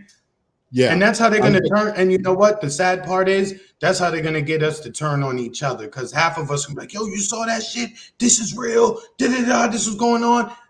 Other half of us like, nah, hold on, slow down. That didn't happen. I mean, it's going to be like COVID times 100. What I heard on that front is the reason why they were saying like what strikes is, and I heard from a journalist over there, and what she was saying is like the little strike that they try to do, it got shot down. Like it didn't hit nothing over there. Now, also what I heard on the other side of that is when they talk about that the strikes to Israel, that the strikes didn't like, they say, oh, well, they didn't hit anything. 99% of it got knocked out. That's not exactly the story that I'm hearing either. I'm hearing that they did hit stuff. They did hit the target that they were aiming for. It's just the target that they hit is not something that they want to acknowledge or talk about. And so I've heard that what they actually hit was kind of like basically a Mossad intelligence site. Ooh. And that's what was hit. And so Israel definitely, if that's what they actually hit, Israel's not going to acknowledge that. So they hit something that they can't even acknowledge anyway. And then the fact that they shot off these missiles and drones and all that stuff. The basically the bottom of the barrel of their inventory is what was said. And what they was able to see is it took basically all the NATO partners to all get up there, all help Israel. And it took the Iron Dome, and they still were able to get stuff through with their weakest technology. And that's the reason why I believe, like, yeah, Iran is right. They didn't hit nothing. Like one of no, we could say all of it's all made up. The reporter, she's like, I live basically about like 20 minutes from there. like we heard nothing. Like didn't hear no booms, bangs, nothing. And so a lot of people are like, oh, it's because Israel, of course, they want to, they want to, not Israel, but Iran wants to pretend like they weren't actually hit. And I'm like, I don't think that's the case. I think that they actually were hit. And that's probably why Israel didn't have the strong response like a lot of people were expecting, because they had to puff out their chest and act tough, but they know that they're going to get smacked back pretty hard the next time You around. know what? You know what's funny though? Well, I say it's all a show. What did Netanyahu announce this week? What did he say? We got what did he say? We had 30 billion or 20 billion or whatever the figure was for resorts on Gaza or settlements in Gaza. What did he say? Oh, since Hamas wants to surround us and live amongst us, I guess we'll do the same to them, but bigger and better. So he just announced a certain amount of dollars for settlements in Gaza. To the extent they got hit, it didn't change shit. The plans are still in motion. I mean, we already But knew this was going to happen. technically that's kind of technically different, because that's like, hey, that's between y'all and Hamas. We're not Hamas. That's the reason why a lot of times, when I hear these Israelis and they make up their excuse, well, Iran is the one who's funding all them, so yeah, we should be able to attack them because they're the one that's funding them. I'm like, anytime I hear somebody who's British or American make that argument, also, I'm like, so what you're saying is they are justified to attack us because we fund Israel and we fund and Israel's doing all this stuff. You're literally opening yourself up to say you should be attacked also.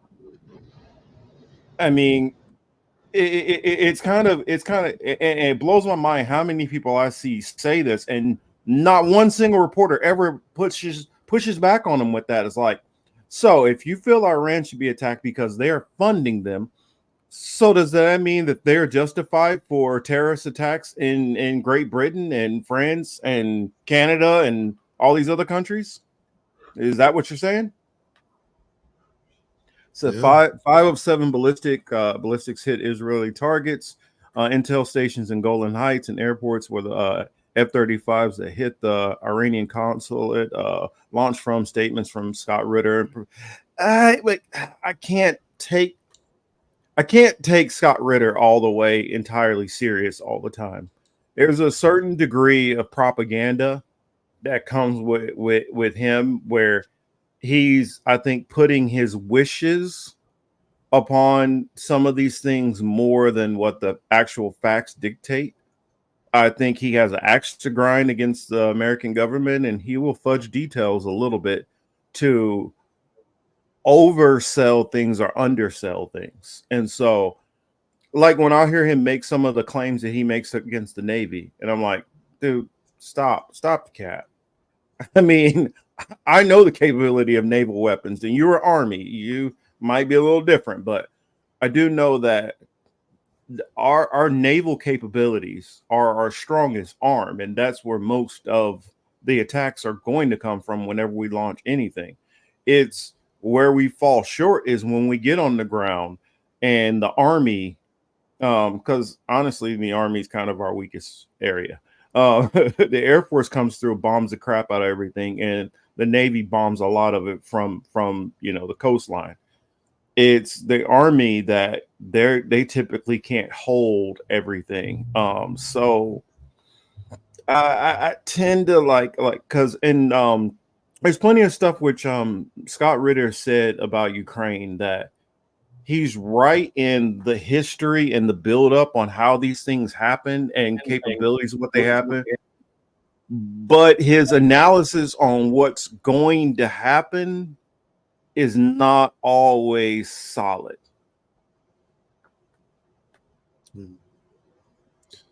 That's what yes, I am biased against the Army. Fuck the Army. I'm just playing. Yeah, my dad was Navy. That's your branch. Biased too. But yeah, you can't. That's the thing. Like with cats like that. I mean, yeah, he does have some pretty good information, but yeah, not everything he says, But yeah, you just can't say, well, everything he says is correct. You have to scrutinize what he says for sure. I've learned that too. I was like, because I remember back, I was a super fan of his when he was getting that grilling from Joe Biden on yeah during that committee meeting. And he was absolutely right about a lot of the things that were going on in Iraq at the time, and so that's the thing. It's like you remember what he did back then, but then you got to remember he's just a human too, so. We'll see. Cat 83 says aircraft carriers aren't as strong as they are now with cheaper drones and the like. They're still very strong. The thing about it is, with the aircraft carrier doesn't go out by itself. Aircraft carrier goes out with what's called a battle group. And in that battle group, you have many other ships also. Those ships, they have air defenses and all that. And so you go for the carrier. I mean, literally a frigate's job is if an incoming missile, I mean, not missile, but an incoming torpedo comes, then they're meant to literally flank in like the Secret Service and take the hit. The carrier is not just sitting out there, by itself. Also, the carriers are going to have fighter planes on there where the fighter plane can go up and take out a lot of those drones. So it's not as weak of a target as somebody would think. Also, some of these new ones have rail technology on them. Not to mention, just like even on my little small ship, the Sea Whiz that you have on there, Sea Whiz fires over 2,000 rounds a minute in the aircraft. So if this thing can take out missiles and fighter jets, what makes you think it can't take out a drone?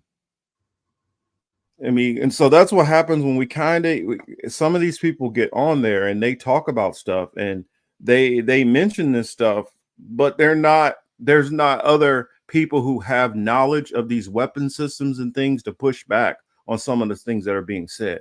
Drones don't travel fast. That's one thing I'll tell you. Drones do not travel fast.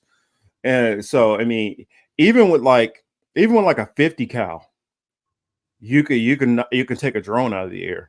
Yeah, not yet, unfortunately. Well, and now they're about to upgrade the next generation. They're gonna be like, "We back, bitches! Watch our supersonic shit." Now you start hitting them. Now you'd need to take out a carrier. You would need to have fighter planes that are hitting with missiles. Now that will take out a carrier, but at the same time, the carrier is going to launch off its squadron to combat those planes, and then you have dogfights in the air. And if you're able to, beat out with our planes in the air and get past them, then you could take out the carrier group. But you still got to get through the defenses of the destroyers or cruisers or frigates that are out there also, and a lot of times there's going to be at least a sub that's out there too to launch. So it's not quite. It's not quite as simple as some of these people make it. And the reason why they'll make these claims is, oh, well, the Navy is not really this anymore. Most countries don't even have a real Navy to fight. Our Navy is so far ahead of everybody else because that's not how people fight. They fight on the ground.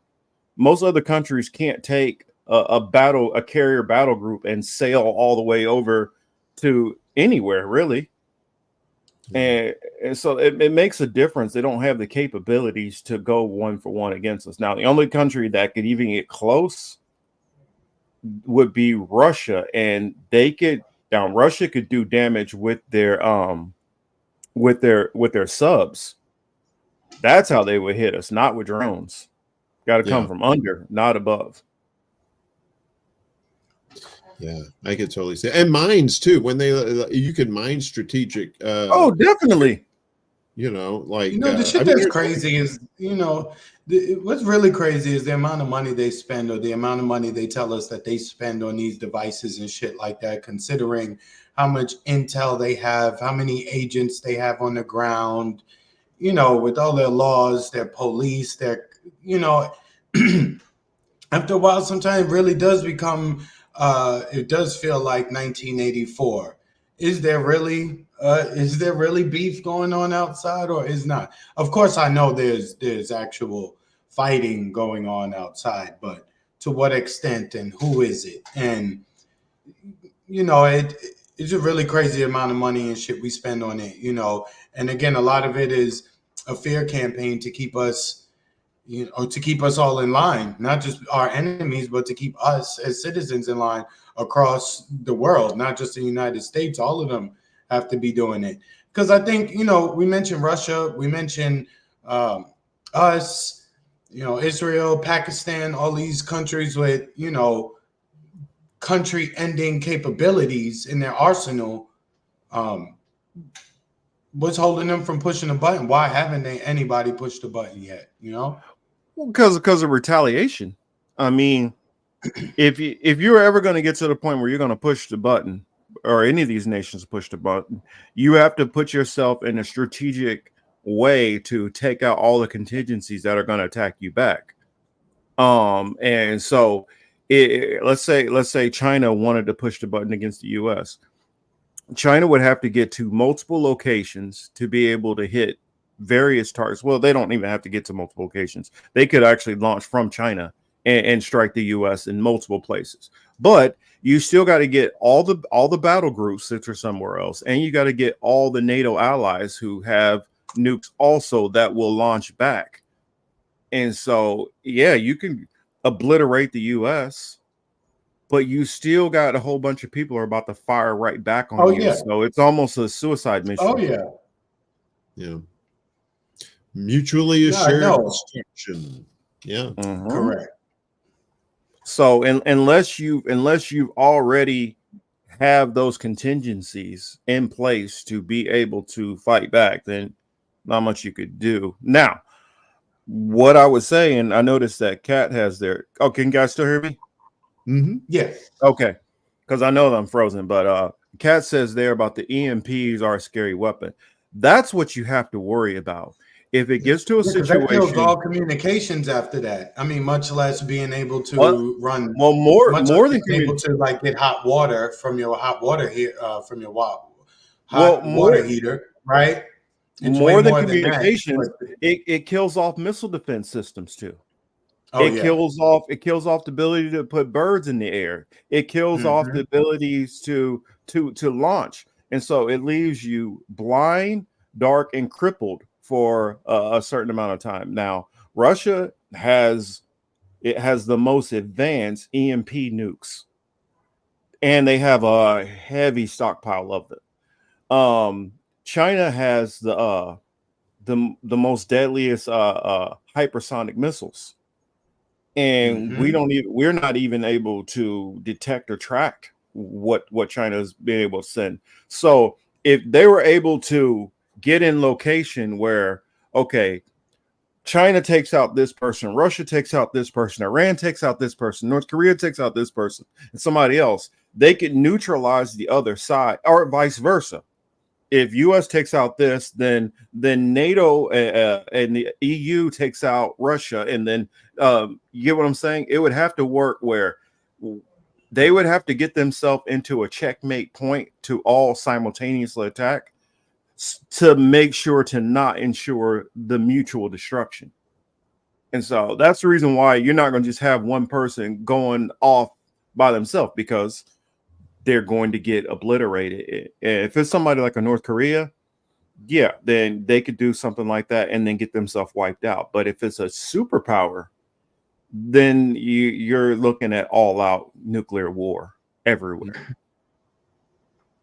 Yep, that's what they want. That's a bright outlook. I mean, I'm so thankful for the future. You know what I'm saying? Hopefully, actually. Oz Whistle says EMP cannot affect underground infrastructure. They can if you drop bunker busters and open up the ground, and then you're able to launch additional missiles into that area. It will, because the concrete walls that would protect that those signals would be compromised. That's all wild. Yeah, you got to remember, you talking my wheelhouse. This is what I know about. This is. Or if you're in a Faraday cage, you should be okay. But exactly. How many people have a Faraday cage?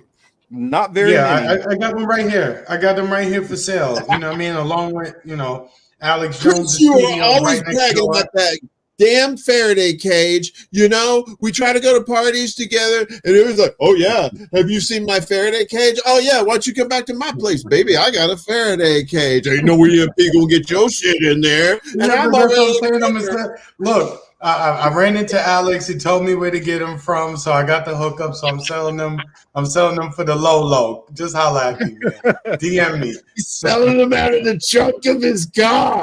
Come get him. Chris has got his deals for you out of the car. He's got a Ford Galaxy back.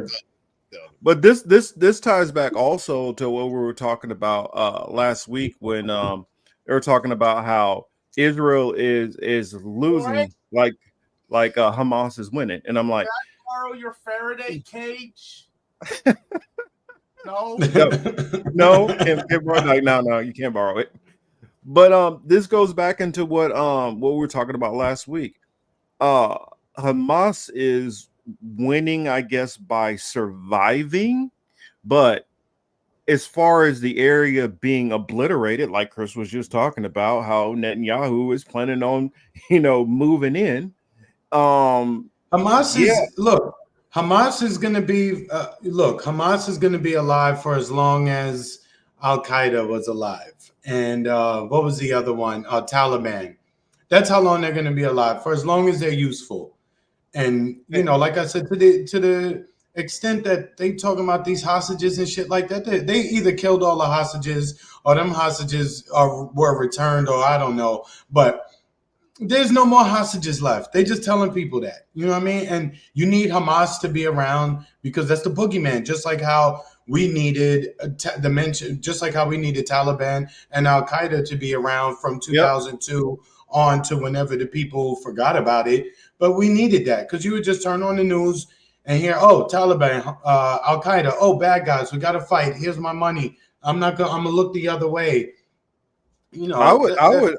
I would argue that the military arm of Hamas, at least most of it, is already controlled. I mean, that's controlled opposition. That's basically a psyop that's going on. So anybody thinking, oh no, they're beating them. It's not even an actual war. The fact that you guys are thinking it's a war, no, it's an ethnic cleansing campaign disguised as a war.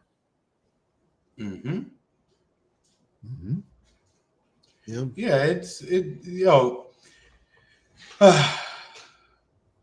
Again, there's a lot of fake shit around, and you'd be best to, again, take care of your own. Make sure that your loved ones are around if you can be close to them and shit like that. You know what I mean? You can't save the world. You can't save everybody. I mean, we have real people outside of the bots and the paid and the people who are paid. There are actual real people who think, voting for Joe Biden is a worthy endeavor, right? Or voting for Donald Trump is a worthy endeavor. So you can't save everybody. Worry about your own folks. Get them close. Try to put them on as much as you can. Be a little patient for those who don't, for the loved ones who don't know. But if they're going to be so resistant to everything, then hey, sometimes you gotta leave them alone too. But just make sure you take care of your own people because, tomorrow's gonna be crazy. It really will be. And obviously, I don't mean April 22nd, 2024 tomorrow. I mean in the coming tomorrows, if you will. And shout out to Denver over there. But yeah, going ahead. I just wanted to shout out these couple because my screens unfroze a little bit so I can read something. But Denver says Hamas doesn't even need to exist for Israel to keep using this pretext. Exactly what I was going into. And then Anna says real quick, how about they're not the only resistance faction in Palestine, which I entirely agree. That's who's fighting. As I'm talking, there's an Army commercial on right now on TNT because there's a Marines commercial on right now. Drones are falling out the sky because I have the Indianapolis and Milwaukee game on my phone right here. So if you see me looking down, I'm just looking at the score. But as we were talking about that, I see drones falling out the sky, out the corner of my left eye here, and it's for the Marines. So I just thought that was, very timely, at least for me. The numbers are down. The numbers are down recruiting, so they got to plug as many commercials as possible. But going forward, do we really need that many bodies? Yes. I thought we were supposed to change the face of warfare. It's more of like an electronic, we're worried about hackers more than actual boots on the ground type situation. I thought that's where we were going with technology and stuff. And Warren, you make a great point. You need physical bodies to control. Real quick, Marcus, if we're talking about all these long distance like weapons programs that you can be and you can have your ship in the fucking Atlantic and you can shoot all the way to California, right? Let's just say you have all these weapon systems. So why do you really need a whole bunch of dudes with boots on the ground to be sent where to do what? Especially if there's no holds bars and there's no rules, you're going to be using depleted uranium, you're going to be using chemical warfare and all the rest of it. The way I look at it, you don't really need a whole bunch of men and women to be on the ground with weapons in their hand. Where they marching to? What other standing army are they going against? I think the only reason why they need the actual soldiers is for the citizens. I don't even think they actually need them for another standing army, because if we have all these weapons where we could push buttons and blow up huge sections of if we could destroy your airport, we could destroy your intelligence base, we can destroy your communications towers, etc., etc. We're very rarely going to have our troops going against each other like that, like Team USA versus Team China, and everybody got on their uniforms and they fighting in the field somewhere. I don't foresee warfare in the future being like that. All right. So to Warren's point, there's going to be a lot of nerds needed to be getting a computer on to try to fuck shit up from there. Yeah, but you physically have to go in and control an area. You just couldn't like bomb it and just leave it to because then just a new group of people gonna mount up. So you gotta. Now, I don't advocate for any of this shit. So I just gotta put that disclaimer. I'm not advocating any of this. I think it's grotesque what we do. But if you cleared out this area, say you bomb this out or whatever, what should just stop the other person from moving in? Are you just gonna bomb everything from afar? I mean, no, that's where you get the robot dogs, man. Come on, that's what's coming. That's what's coming. Dogs. You bring your robot dogs into your property. That's correct. What you do. Not right now. The robot dogs ain't ready, but you see the shits doing backflips and stuff like that. They using them in New York. Battlestar Galactica out there running shit. Warren, they're using it here in LA. They used it for a hostage crisis. The robot dog with the gun on the back. It's already started, man. That's already using right there. That's that fucking Skynet shit. That's all happening right now. Robot dogs, and then the people mentioned, and I'm glad Saul mentioned it in the chat. Right? People talk about Google. People talk about Microsoft. We talk about Apple. Boston Dynamics is really the one you got to be worried about. They are making. They are look. They are for the nerds out there, right?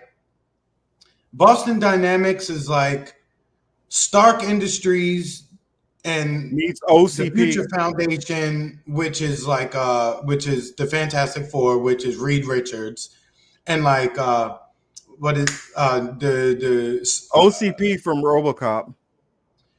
It's like that is that is what they are. Like, and they're run by the bad guys, right? And I so would it's like Dr. Doom, Cyberdyne, thank you, and what is it, Shield? So it's like if all the bad guys got control of all of these places, right? And what they would do, this is wild. And what's the one from that Will Smith robot movie? I Robot. I can't remember the name of the company though. But Boston Dynamics really is the problem. Then you know what? They're going to provide Skynet with the military they need. That's how Skynet turns into Skynet. And you know how the military is too, with like, you know, the shit that they're showing us now, they had like 10 years ago. God knows what they got behind the scenes now. Like actual, probably like robot soldiers and shit, you know, with lasers and, you know, Jewish space lasers and stuff like that. Do you guys watch Halo? I don't know how many people have I don't know how many people have Paramount, but have you seen Halo? I've seen clips from it, but I haven't seen it. Yeah, so you know, there's a video game named Halo, and then you know they put out a series, Halo. You know, before it won't be too long before they start engineering Master Chiefs and shit like that, and then we'll get to Arnold afterwards. I always tell people. I was just gonna say. I always tell people, you know, they think, oh yeah, I want to get that Star Trek future. It's like, dude, you're not gonna get the Star Trek future. You're gonna get the aliens corporate space future where or like Judge Dredd, where everything is just corporate, and that's where it's going. You know, you're not going to have that utopia. You think it's just everything's going to be corporate. E. Heller said, just wait till Boston Dynamics merges with the Umbrella Corporation. Yo, so we got robot zombies, dog. Like, imagine that. For those who don't know, Umbrella Corporation is the fictional corporation from the Resident Evil video game and movie series. So if Umbrella is involved, you know it's nothing good for people. And I put sure this up. Oh, go ahead. The U.S. Robotics, that's the one from iRobot, and then you got U.S. Robotics, Cyberdyne, Clones, because you brought up Star Wars, so you got the Attack of the Clones, which that's coming. The Clone Stormtroopers, Yipper brought up. Then OCP, that was RoboCop and Ed 209. Then Skynet. I mean, they've been prepping us for it. And then Saul brought up about what was it? Black Mirror. I mean, Black Mirror, yeah. They're trying to tell us what's coming. Black Mirror, most people. But Marcus, here's the thing: most people will miss it because in the next, I don't know, 3 to probably 5 years, most people will be very much into virtual reality. So there'll be a good percentage of the population who will have fucking glasses strapped over their face or some kind of harness on their face, you know, blocking their eyes. So they won't see anything outside, but they'll be happy in their created world. Ready Player One. Yeah. Mm-hmm. It's gonna make kids that are on their phones look hyper attentive because it's gonna make them look like Olympic. It's gonna make them look like Olympic athletes. Yeah, because these people are just gonna be gone. Like in Idiocracy, where the guy's just watching the show where it has Ass, the movie on there, or whatever, and he's like got the straw in his mouth. Well, he's gonna have the guy. That's it. They're just gonna have the straw in their mouth, and that's it. They're gonna check out. They're gonna be human batteries, just like in the Matrix, bringing it all back. It's that Black Mirror episode where they put the game, like you just take the little implant thing, or not implant, but you take the device and you just stick it to like the corner of your head right here, and boom. You're in the game and you're fucking your best friend and you're pretending. And me and Chris are not playing that damn game. Nah, we ain't playing that shit. We ain't playing that game. What was it called? Like Fighting Vipers or something like that? No, yeah, it was supposed to. It was going on over here. I played that game at the Bronx Zoo, and I'm never allowed back there again. That shit was a spinoff of reasons. It was a spinoff of Street Fighter. And the one Warren, did you ever see it, Warren? Yeah, oh yeah. They'll put that little nub right next to the temple, and then I saw that. I was so near my temples. I was so disturbed. I'm like, yo, you know that's your homeboy on the other line, B. And y'all ain't here playing this game, doing this weirdo shit with your homeboy. Nah, Dre, we never playing that game. So No. Nah. Well, yeah, that's a younger man's game or a younger whoever's game. I'm not young. I will not be doing that sort of thing. I masturbate, so I have my own self-love, and I don't need virtual love from another man who's dressed like. Can I not be classified as young? You're young at heart. Yes, that's what. I don't want no part of that future. I don't. Yeah, you know. Yeah, none of us want to be young. I'm glad I'm not young. I'm going to tell you that right now. I would be crazy buck wild. That'd be like in 3 prisons. No, you know what I mean? I would just be so fucked up. If I had social media and like these cell phones back when I was, just young and full of hormones, holy shit! I'd have so many fucking restraining orders. Jesus Christ, man! That's what I'm saying, man. I'm glad I'm old. I embrace my elderliness because I can't get in trouble no more because I don't have the energy. And that's another thing with dealing with like different people online. You never know exactly who anybody is. You're like, can we do a video conference or something so I can know you're actually who you say you are? Because even then, they're using AI and they meet. Well. You got to meet them in person. Could be a robot though too. That's right. Or it could be that catfish that's the girlfriend in Canada that nobody has ever seen or will ever see, but she's there. Trust me, she's there in Canada. Or it could be like, the future could be like Gamer, that clip that I made about, she's going to society and you got that like 400-pound sweaty, greasy guy in there controlling her. Yeah. It's fucked up, man. I can't even wrap my head around that kind of shit, man. But that's what's coming. That whole twisted sick, some guy, with the, the big gulp from 7-Eleven there, all the acne shit, and just like, I'm a beautiful lady, and all the AI shit makes them look like, like think about all of the teenagers now just innocently looking at this tech, right? They're 13, they're 14, they're 15 years old. They're looking at this tech and they're like, oh, it would be cool if it could do this. And, oh, they should make these improvements. And if I had control, I would do this. And look, within a decade, those kids will be in the workplace. Probably less than 2 decades time, those same kids I'm talking about will be middle management, upper management in these tech companies. They will be also helping to steer this. So get to these damn kids now. Start talking to them. Before they get too weird. But then most of a lot of people, look, I got kids, but there's so many people who don't have children. They're all like, oh, the world is shit. I'm not having babies. But for those of us who did, and we're able to tap into the pause, we're able to communicate with the younger generation. We should do so. And we should start, planting these seeds, pause, in their brains with these stuff so that they could at least think about it and consider it. Well, yeah, No, go ahead, Warren. I was just gonna say it's up to like some of us in Gen X and like the early millennials and whatnot, the older ones, to show them the way, because like there are so many ways in 2024 to use propaganda to mislead and to misdirect these kids and they're already confused because they're kids, right?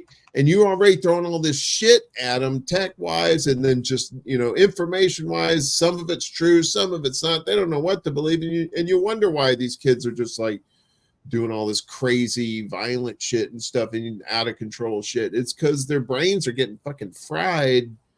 I think it's just too much for a human brain, much less a young person's human brain. Exactly,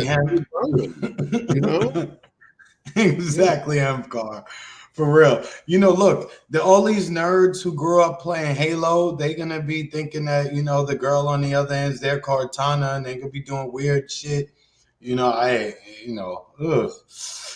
you got to get to the kids, man. You got to talk to the kids. You got to inform them. And, our generation, Marcus, our age group is the perfect group to actually talk to the younger group, because we're the last generation that remembers life we're the ones who remember life fully without the internet, right? We fully remember that's closest to their age. Yeah. Correct. We remember being teenagers when there was no internet, when you did not have when you didn't have phones. Yeah, that's what I mean. We didn't have the ability to just quickly reach our friends and things like that. We had pay phones. We had to go to people's houses, knock on doors, be respectful to somebody. You may have had a pager. Yeah. So we're the perfect ones to kind of guide them and help them. I remember Netscape too, before IE shit on them and got them out of here. But you know, we're the ones who can tell them like, yo, this is what it is and this is what you need to do and so on and so forth. Because everything after that, every kid born, you know, from basically 95 on has their earliest memory. Because if you're in 95, you know, by the time you're 8, it's 2003. Yo, right? if So you didn't grow up everywhere. If you were born outside of the 80s, then you're probably disconnected. I mean, after 90, you probably don't know a lot of this. I mean, you'd had a different, you know, worldview. Mm-hmm. Yeah, because Saul said downloading the JPG took a whole day. Yo, remember being in the AOL in the chat rooms online and asking the server to send you the music? This is pre-Napster.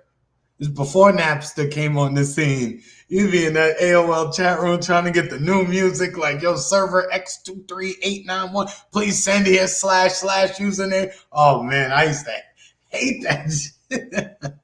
Or you're trying to download something, it's been downloading for 3 hours, you leave and the window closed on you, so it stopped the download, and so now you still got another couple of hours to download something.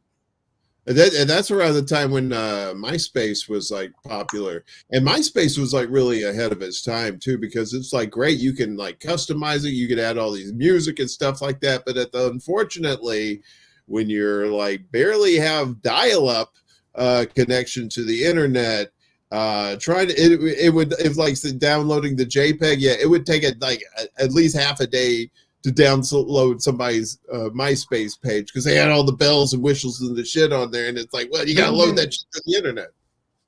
Even prior to that, just even getting onto the internet, if my brother or I got home a little bit earlier, whichever one of us got home earlier, we would get to the computer and try to log on, you know, just so that we could already be on the internet. Because in New York, all them access numbers, 7, 8 o'clock Eastern Standard Time, trying to get on the internet at that time, good luck. Busy.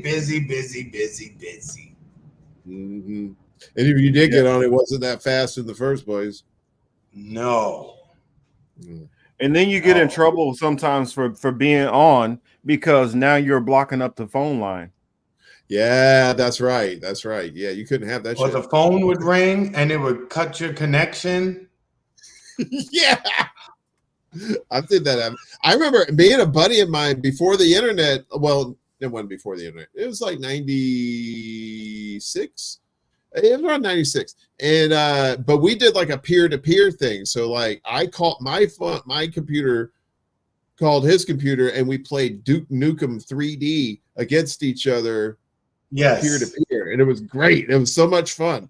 But yeah, but it was like even over that phone connection, it was still pretty clean because it was, you know, connecting directly between two people. You weren't going through the internet. Correct. Yeah, you didn't have everybody else. Yeah, you didn't have everybody else. Oh, something either one of you gentlemen would like to explain. I guess we got a younger person in here. He put Yipper put Napster ? No, Yipper's joking. Yipper knows what Napster No, was. Yipper's younger. Yipper might not know what Yipper knows. No, look at the next comment Yipper just made. Yipper knows. See? Yeah, don't call. I'm downloading some shit. Yeah. Fuck off. Yipper knows. Right. Napster. And that's why I don't like who's the one that Metallica. That's why I can't stand Metallica, because they went after fucking Napster, man. And Napster was my boys, man. E. Heller, correct. My father, Jesus Christ, he would, oh man.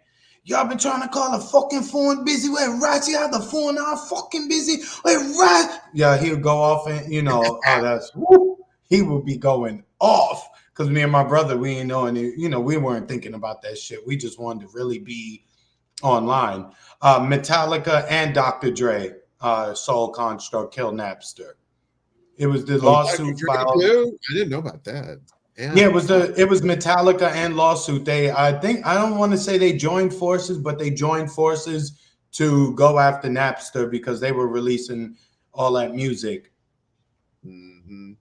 Yo, Chris, I got something. I don't know if I should play it to trigger you or not, but No, I kind of feel like triggering you just a little bit. Yeah, that's fine. Did you hear your boy Dom Lucre went on to Alex Jones?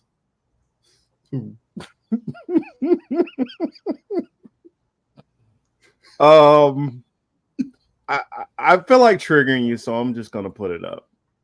Marcus, I didn't think whatever you was gonna say. I didn't think it was gonna make me have a reaction. But damn, Nick. Yeah, all right, you got me, son. You got me. Yeah, let's get Chris triggered real quick. So, and I only knew about this because Amazing Lucas was covering it. But let's see. Yeah, Dom Lucre downplays slavery on Alex Jones.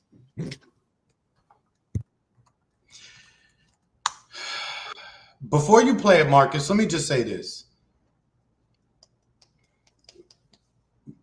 Before you play it, Marcus, again, Dom Lucre is another in a long line of Black people who cater to white conservatives. And when it comes to the subject of race, when it comes to the subject of Jim Crow, when it comes to the subject of slavery, Reconstruction, and anything surrounding the United States of America's treatment of its African people, they want to talk about Slavs. They want to talk about Rome. They want to talk about Greece. They want to talk about Egypt. They want to talk about it all. They never want to stay within the confines of the United States. But in any other topic of conversation, it's all about their Americanism. It's all about their nationalism.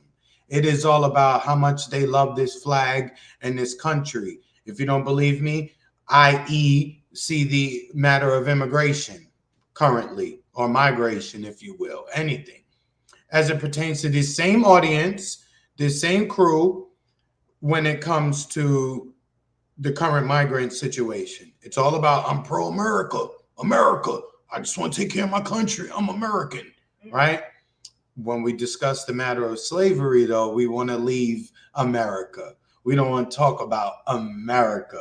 So this clip, I saw it the other day. I probably saw 15 to 20 seconds of the clip, and I said, I'm not going to do this to myself at 6:45 in the morning. So I'm just going, I don't know about you prehistoric Apple phone users, but we have a back button on our Samsung phone. So I promptly hit the back button, and I didn't listen to the bullshit.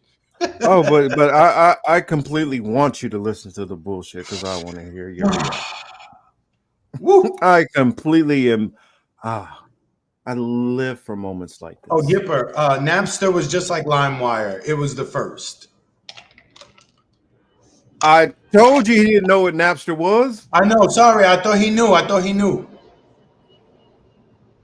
Yeah. It doesn't seem like it was that long ago, though, but it was. Yeah.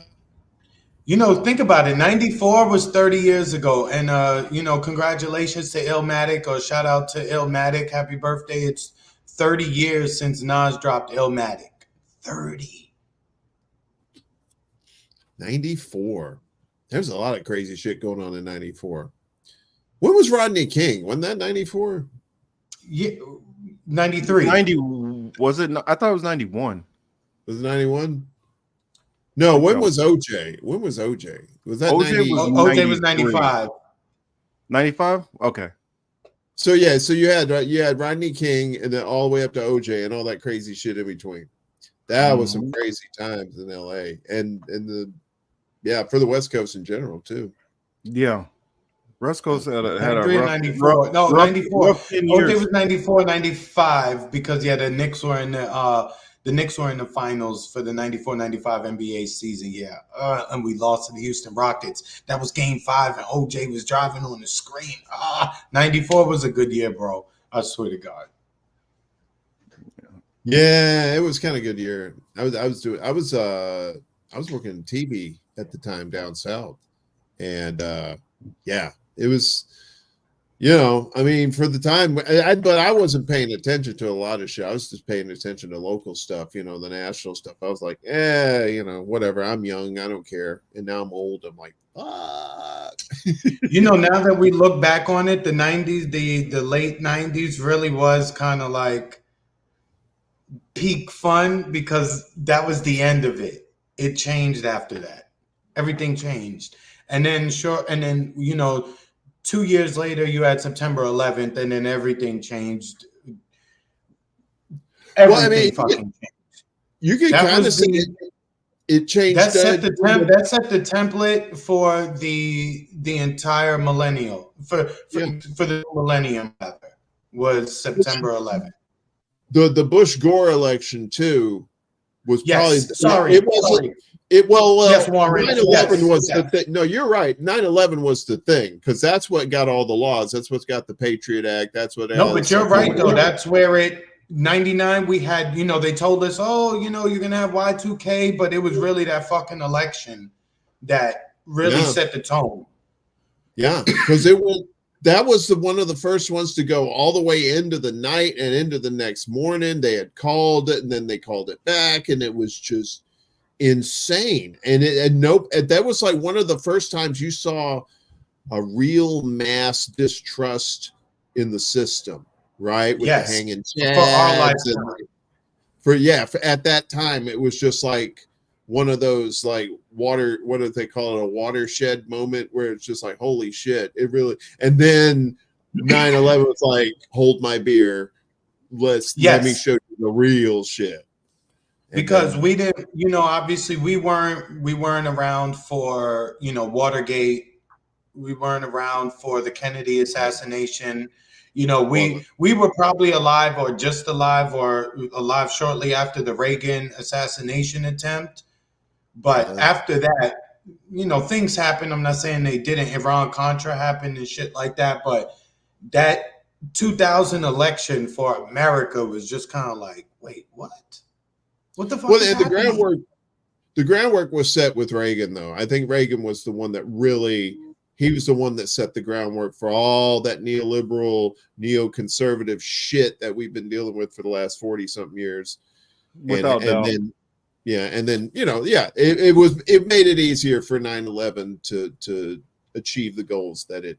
What's funny? Well, actually, if you want to put it that way.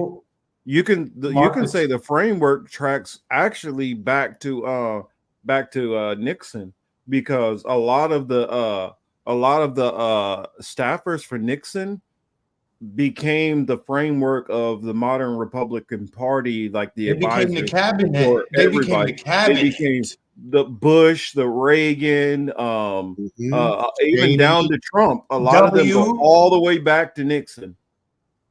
Yeah, all those cats are back there. Like, what's his name? Who was the defense? Bill Barr.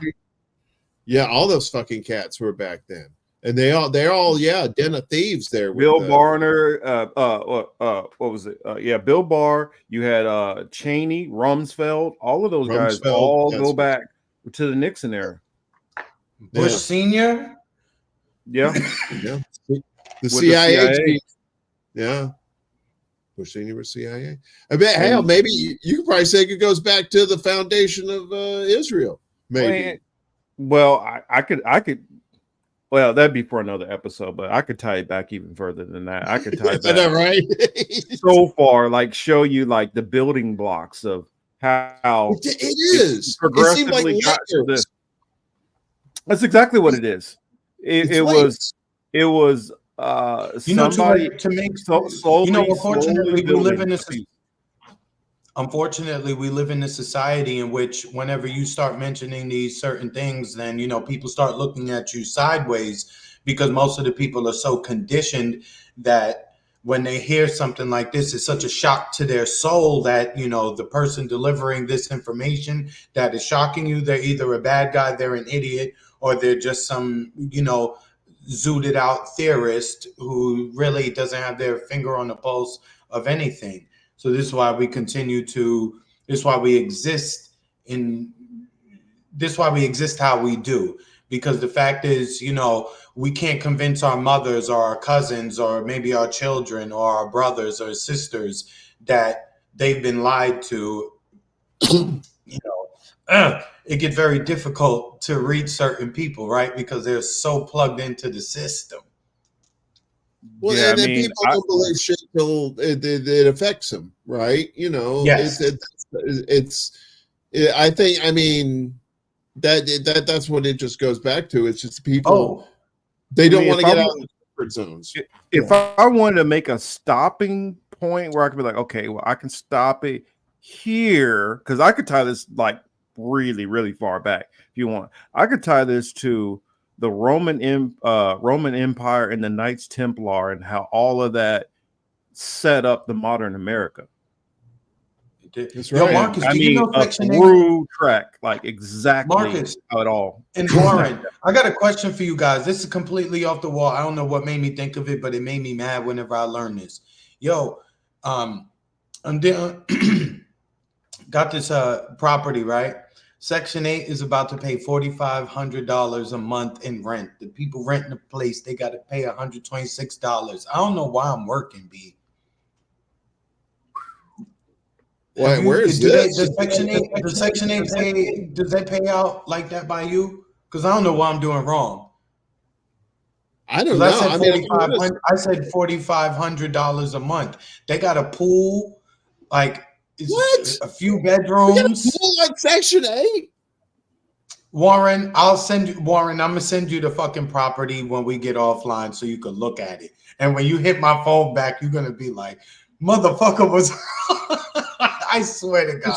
I'm gonna send it to you. Was this in New No, York? this out here. No, this is out here in Florida. Oh, okay. Yeah. I believe it. No, that makes perfect sense. In Florida. But I'm trying to figure out how I could get that, because this working shit ain't adding up. You know what? Just plug me into the Matrix, B. Fucking ignorance is bliss. That's how they're trying to get us. They're trying to condition us to get us into those batteries, man. Plug us in with those the visors and shit, make you just check out, and then they stick in little probes and shit, and they get your electricity from you, man. That shit's real. Those movies aren't for entertainment. Those are instruction manuals. These motherfuckers been telling us how the shit's going down for years, and we think, oh, this is just a movie. No, shit's real, man. Shit's real. They live. Of the $4,500 rent, the tenants are responsible for $126 a month. I'm doing something wrong in life, B. Look, you either got to be super corrupt or you got to be fucked up. That's where I got it from, Saul. That's great. I'm surprised that's in Florida, though. I would figure they probably they wouldn't let that happen in Florida, being as crazy as they're down there. But that's why I'm super surprised, because they not with that shit. They're with elderly care in Florida. They'll allow the elderly shit, but I'm not talking about anybody who is 67 or 65 and up. I'm talking under this age, and I'm like, yo, what the fuck is happening here? It probably is. It probably branched off from something like that, though. That's probably why it is. It's probably some kind of like loophole that they were able to work off of something like that somebody just hasn't caught. Because that's what happens when these lawyers write these laws the way that they do. They write them so long-winded and so wordy, and then another lawyer who speaks that same language will figure out how they can manipulate it for some wealthy client and make some money. And so I wouldn't be surprised if somebody is making some kind of money off of it to write that off to cover money that they should be paying somewhere else to make more money off of it. And that's why that shit works that way. Mm-hmm. But anyway, sorry to sidetrack y'all, but yeah, I just thought that shit was fucking nuts. I actually I figured we'll go and hit that one story. I don't know. I got to find something else because I don't want Which to one? end Did on you that. see DJ Academics come out here to Mar-a-Lago and go sit with Donald Trump Jr.? Here, save that one then, because I don't want to end on a note like this. The Max Azzarello thing, because you saw that, right, Chris? You familiar with that? I don't think so. Maybe if I see it, I will be. But yeah. Well, you probably just don't know his name. Correct. Here, I guess let me scroll back up. Dang, I scrolled. Oh no, Marcus, hold on. Before we do that, go back to your boy Dom Luker. That's where you was at. Oh yeah. Go back to that. I mean, go back to that guy. All right. I'll go back to that. Let's see. I be trying to tell people. I never heard it. I never heard. I tell our audience on this program about Dom Luker. You know, I've gone off on him a couple of times now. I'm not looking for clout. I don't need a response from him. I'm just telling the people I fuck with, yo, dude is a cornball. All right? When you see, look, let me put y'all on. When y'all see niggas acting like him, they not niggas. Understand what I'm saying. Don't take offense to it, but they not. When you see niggas who act like Dom Luker, they not niggas. For the people who need to understand, I know you overstand, in fact. All right? I'm not going to say it again, but we get it. Marcus, go ahead. All right, yeah, let's go on ahead. Slave owner, and the word slave itself, it derives from Slavic. That's not black people. Slavic weren't black. The word slave came from Slavic. Explain to me, what does that have to do with anything? When did black people say that the word slave is synonymous with black people? When we claim the etymology of the word slave? That never happens. So they build up these strong men and they try to burn them down and then say, look what I did. I'm so smart. You're not smart at all. This guy is a simpleton. That's where he goes full tap dancing. He starts talking about, oh, well, you know, the first black slave in America was Johnson. I forgot his name, Anthony Johnson or something. He owned black people. And you know what? He went to Congress to actually make sure that he had a slave, that the slave couldn't escape. And in America, a lot of black owners had slaves.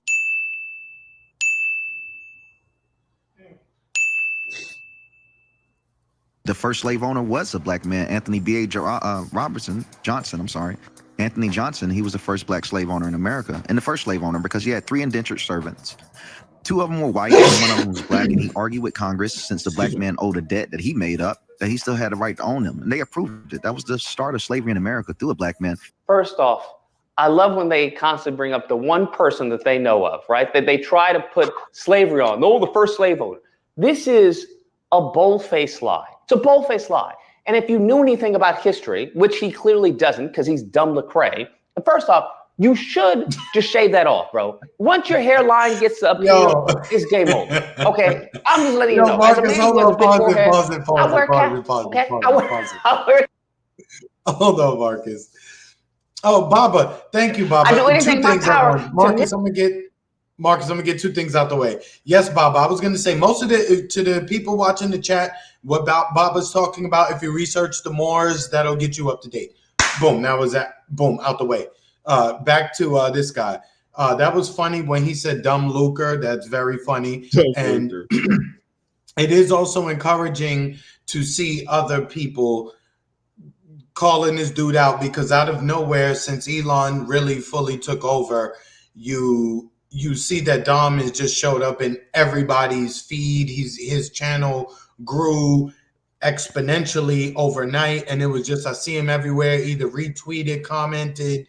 You know, even I followed him at first, like, okay, let me just see what this dude's talking about. But it just went to the point where it was like, all right, every story you're bringing up is mad old, and you're twisting it in such a way to assuage the feelings of your racist white audience that follows you, that loves to see black men shit on niggas.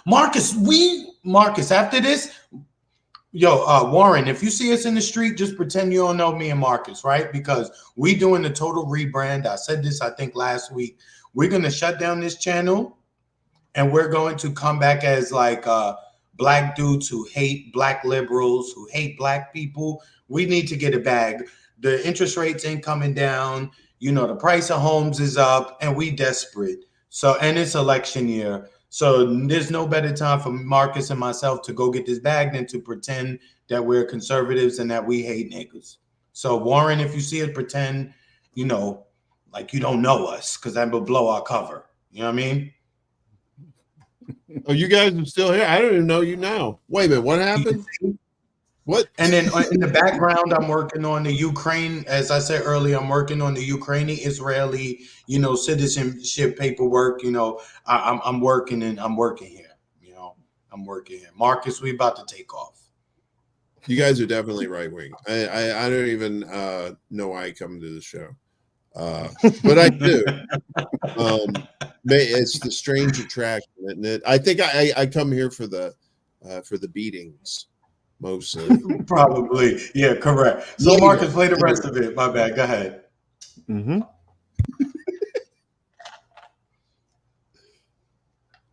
Minimize the size of my forehead. But his stuff is all the way right here, and it's very distracting, bro. It's very distracting because you follow the strand of his dread, and it doesn't go here. It doesn't go here. It goes all the way up here.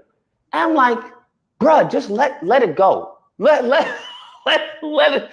it go, bro. Have some self-awareness. Nevertheless, that's not to, as an ad hominem to undermine his argument, because his argument in and of itself is simple. When it comes to Anthony, I believe his name, Anthony Johnson, whatever they want to say, listen, these mofos don't know anything about Anthony Johnson. How on God's green earth, if he's going to be the first slave owner, when he himself was captured by slave traders? Do you understand that? He was captured by slave traders. Do you not get that? So what are you talking about? He's a first slave owner. That's factually and patently false, okay? When it comes to him, I forgot his name, Carlos or Caras or whatever his name is, the black person who he went to court for. First off, there was no Congress, okay? Congress wasn't established until like 1700 or something, right? There was no Congress in 1690 or whatever when this court case happened. So that's not true, right? We already established that, no, he wasn't the first slave owner, absolute foolishness. And lastly, when it comes to this court case, what Johnson wanted to argue between, I forgot his name, Caras or whatever, his indentured servant, okay? Because that's what he was. He was an indentured servant. So let's not conflate the two, because once you start conflating indentured servant with slavery, with actual slaves, then that's where you get the Irish who want to say, oh, we were the first slaves and blah, blah, blah. No, you were indentured servants, okay? Major difference, and a major, even bigger difference from chattel slavery, which happened in this country, America. But nevertheless, what the dispute was that this man said that he had done his time. He served his time, but Johnson added on 7 additional years to his servitude, right? He was like, yo, I've done my service, I'm good.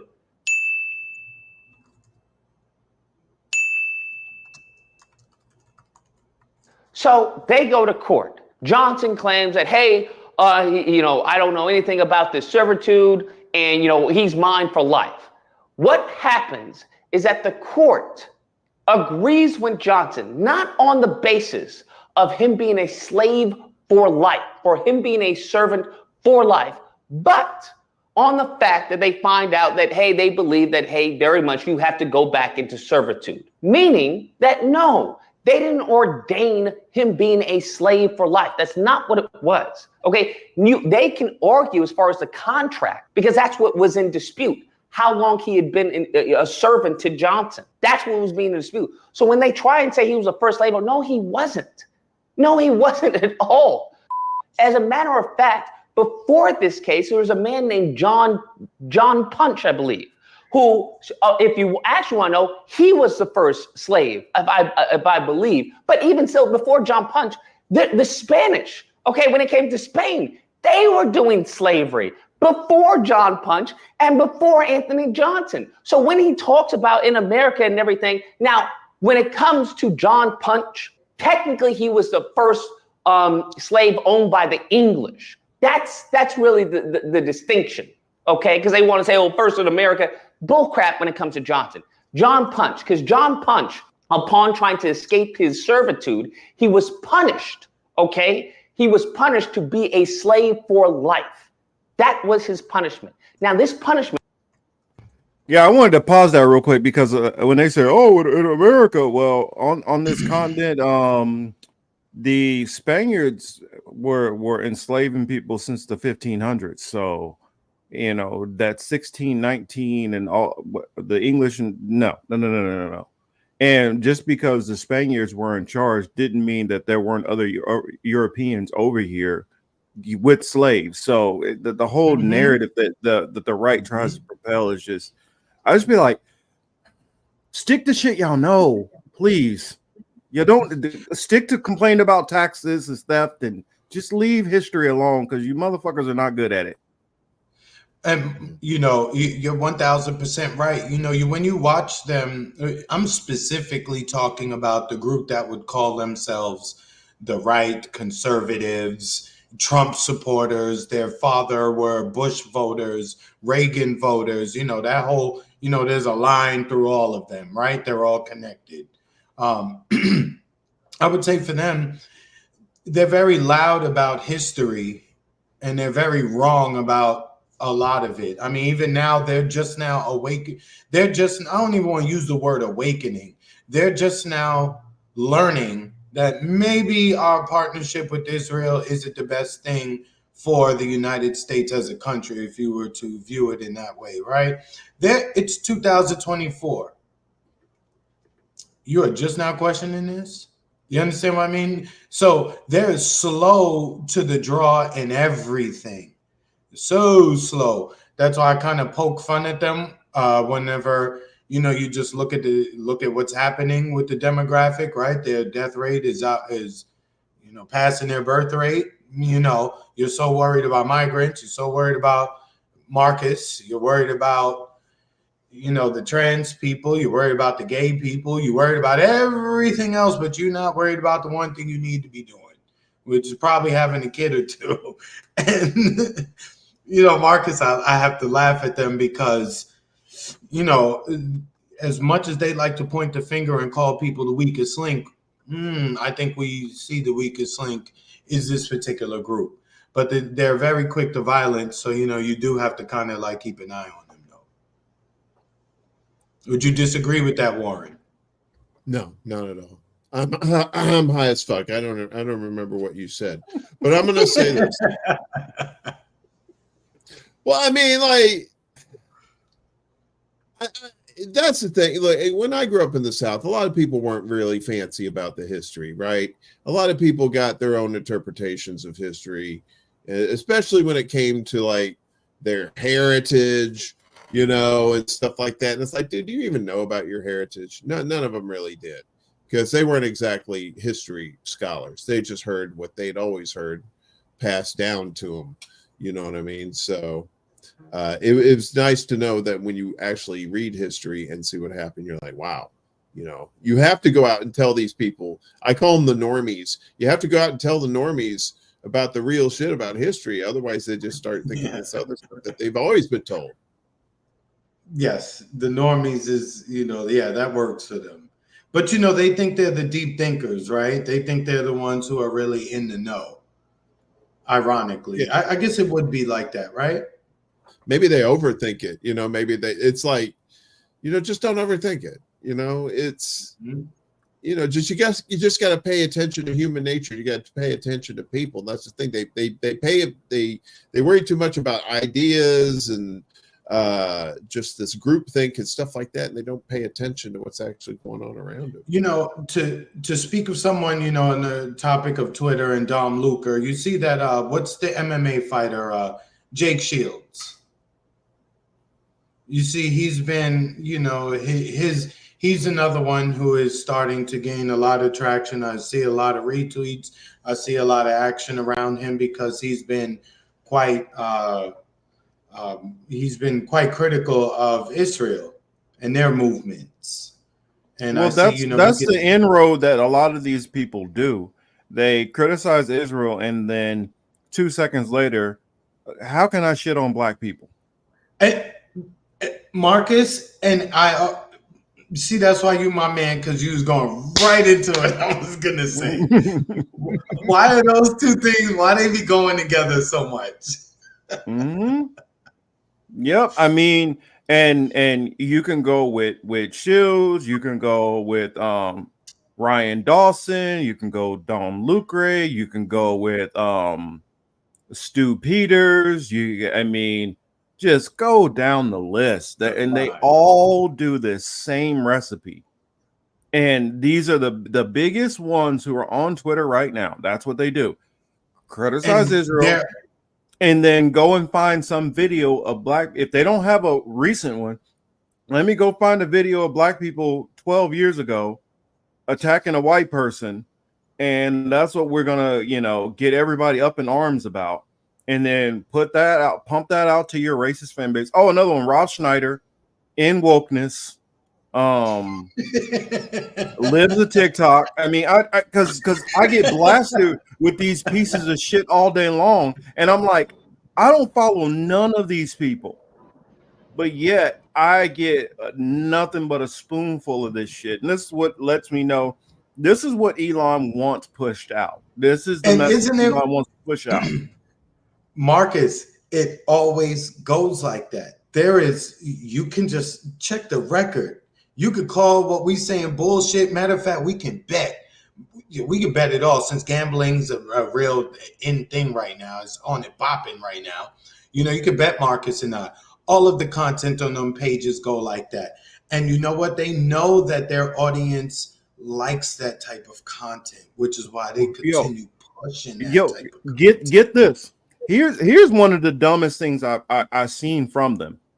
Stu Peters, who sits there and bitches about Zionists and Jewish people and all this, turns around in the next breath and starts talking about how, of course, the Jews in the Bible, there were DNA proves that they're white. Okay, so the DNA, for one, where does this? They got Marcus triggered.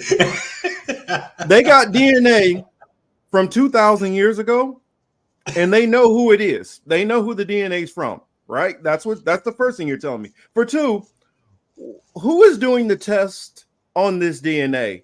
The very same fucking people who you say you can't trust and you call liars.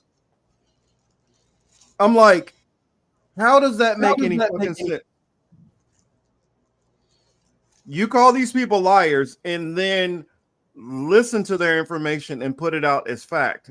Because they say that the people in that area were white. Here, let's do a little fucking common sense. If that's the case, how about we get rid of all sunscreen, and how about all of them just have a nice day, a nice 8-hour shift of working outside with no shirts on, and let's see how the shit fucking plays out. Because if you're saying that you were a slave in Egypt and you were building some goddamn pyramids, let's see you fucking prove it right now. If you were white like that back then, fucking prove it. In the last 5 minutes, you'd be looking for some aloe, be wondering, Rabbi, this burn. Yeah, no, they wouldn't last 5 minutes. And these dumb ass fucking conservatives always push this shit out. I'm like, do you motherfuckers not have common sense? Like none, like zero fucking common sense. I'm like, do y'all know that not that long ago, the only reason why Israel is the only reason why their numbers have dropped as far as the skin cancer rates is because Israel has the top skin cancer awareness program set, where they literally preventative care, calling hey, you need to make sure you get in and get your checks, and if you need any kind of medications or you need sunscreen, they harp on that. That's one of the biggest things Israel harps on, because Israel was number 2 in the world in fucking skin cancer. So Marcus, Egypt was right behind them. Believe it or not, Egypt was right behind them. So for those people, those Egyptomanians who want to pretend 2,000 years ago, the Egyptians, for one, nobody in North Africa, none of those people are indigenous to North Africa. I just want to say that flat out. None of those people are indigenous to North Africa. Mm-mm. Not a single one. But again, you know, if you let them tell it, their deity left them the promised land, a place that also coincidentally makes them sick, right? I mean, just justify that. You know, think about it. Put yourself as the deity, and these are your children. Hey kids, I'm gonna leave you a house. You know, but don't worry, there's sinkholes everywhere. You know, tornadoes come through here all the time. Flooding crazy here. You know, they'd be calling child services on God. They'd be like, "Nah, you'd be left these kids in a horrible place. You need to come get them, or we're gonna come get them." And then just think about that, where you cannot enjoy, you cannot even be outside to work the land to help it produce what you need to get by, to help you produce some of the sustenance you would need to survive. You couldn't even be outside to take care of that without ensuring that you took extra steps to preserve yourself. Well, I give Zionist historians credit, Jewish historians credit, because they're the ones who've made me actually really start paying attention to other historians and being more critical. Because when I hear a historian sit up there and try to say, "Oh yeah, that's exactly, the Jews would have looked roughly like this back then," well, are we forgetting about the whole? Are we forgetting about like the Umayyad Caliphate? We're forgetting about the Arabs come through. Are we forgetting about the Turks come through? Are we forgetting about the Romans coming through? Are we forgetting about the Greeks coming through? Are we forgetting about all of these different people who have owned this land for hundreds of years, thousands of years combined? My friend, I'm not saying the Mongols. Yeah, I'm not saying that none of a long time ago too. Yeah, I'm not saying that none of the Egyptian people have any ties, and they're not. But I'm saying that you got a whole lot of mixing going on that came from Europe that is lighting you up, and you go back to the 26th dynasty in Egypt. Your ancestors did not look like they look now. Yeah. Some people say the Egyptians found Egypt too. They weren't even from there originally. Well, I mean, and it's funny, you know, also a lot of it has to do with how we use things and the definitions that the receiver wants to apply to it. Because is Cleopatra Egyptian? I mean, she was born in Egypt, so is she Egyptian? Yes. Is she Egyptian in the way that you would say an Egyptian was? No. Right? She's a product of. She's Macedonian. She's Macedonian. Correct. She's born in Egypt, right? Or whatever you want to call that land. She was born in Egypt, but basically Macedonia would be a province of Greece.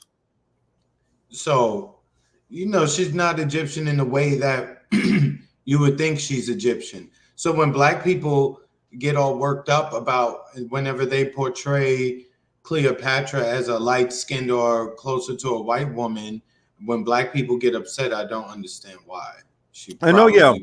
And while we going there on Greece, we can go back to the Minoans and the Mycenaeans, and they didn't look the way modern Greeks do. So that's the Macedonians who pushed out the Mycenaeans and the Minoans. So even Greece, before the period, like when they became the famed Greek Empire, the empire before that, that's not how those original people look. Those Macedonians pushed them out.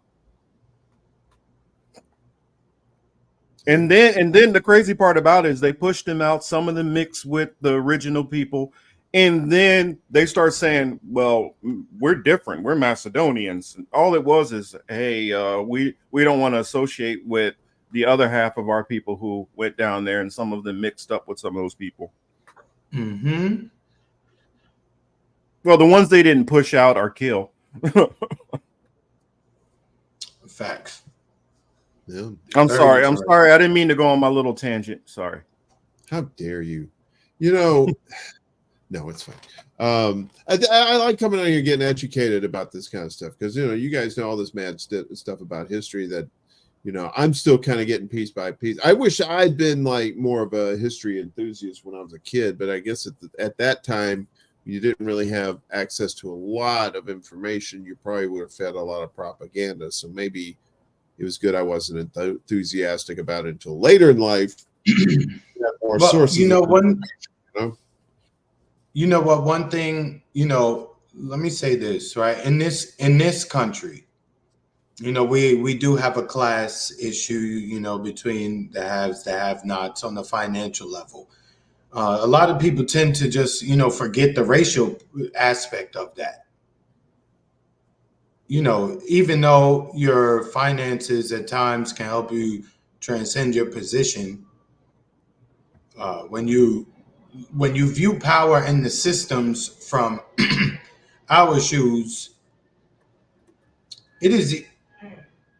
there's no way that you cannot accept the fact that these systems of power can do some really fucked up shit to levels that maybe people who were not targeted would never be able to understand. Right? So there's a class system within the class system, and maybe overall there's a racial component to it that gives. I mean, look, I see it from a different perspective. I'm at this point in time, I'm gonna look at that as a added benefit because I know how these systems work. Right? When I was much younger and we was telling people crack was put into our neighborhoods, and people was like, "Shut the fuck up, we don't believe you." Now later on you can see and go back, they really did put this here, knowing all of the chaos it was going to bring, knowing that we were going to arrest you for the sale of it, knowing it was going to have health implications to your mental, knowing that it was going to lead to neglected children, knowing it was going to lead to all this criminal behavior. You knew all of that was going to happen, and that's some new age, new era shit that we can all look at, and you should be able to understand that now people are talking about fentanyl and the pill issue over the last, 16, 17 years, as the pills blew up. But even people couldn't even tie the fact that heroin was mad cheap after the invasion of Afghanistan and then the rise in pills here in the United States. These geniuses and so-called conspiracy theorists could see everything but that, but the connection with that there. But remember, I told you about me seeing CEOs in certain industries, like looking at Afghanistan, how they were going to divide it up like it was a monopoly board. You got an active war going on, and they're allocating American soldiers and sailors to play bodyguard to security Western CEOs walking around looking like they're, shopping at Walmart. Wow.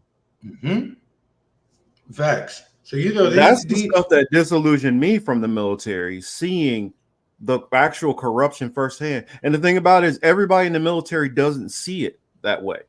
The military is compartmentalized. There's somebody over here who's going door to door with his life in danger and seeing horrendous stuff and being put propagandized in his head that he is serving the greater good, and he's only shown these warlords who are doing horrible stuff. So in his mind, I am freeing and helping these people, while you got a group of troops over here on the other side who are stealing gold.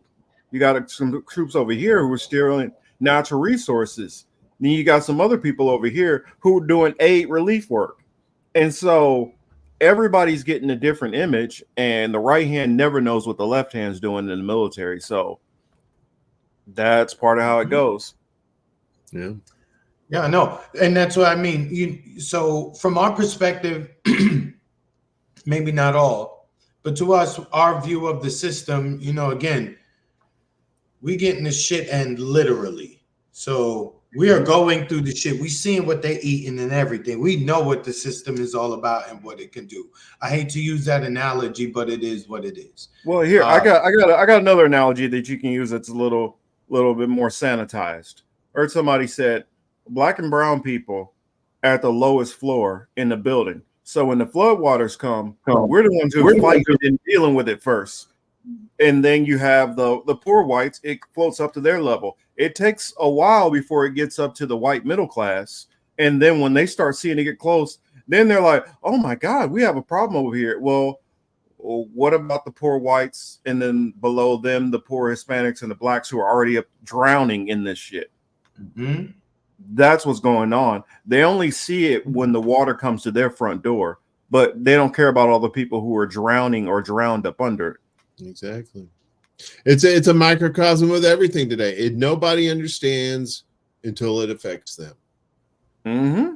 Well, and not only, I mean, that's so well said. People don't understand until it affects them, and we got a lot of people in this country, if not this world, who are just built on arrogance and pride and ignorance, and so they run around in that pride and ignorance. That and as people promote them up, then they will continue to get worse if they never learn. That's the reason why you have people who, I'm looking at channels with 1 million subscribers, and they don't know how to do simple pushback because they've been promoted through these ranks, and plenty of them are fucking idiots. Mm-hmm.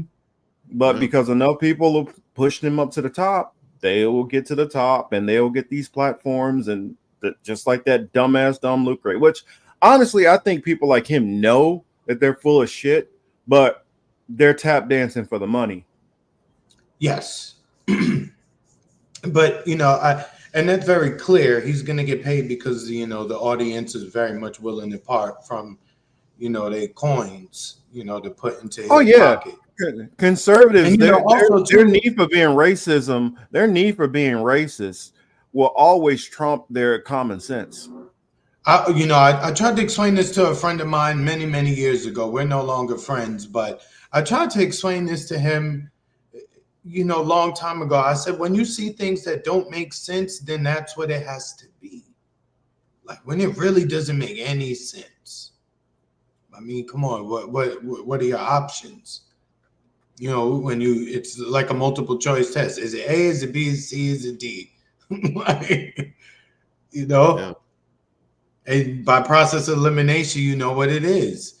So I even sometimes wonder if like they get if they got an advance from someone to get paid, and then it's like, hey, go to work. Now I gave you a certain amount up front, maybe half of what we negotiated up front. You better go out there and build up engagement. You better get your name everywhere, etc. And this is the message that you low key need to push.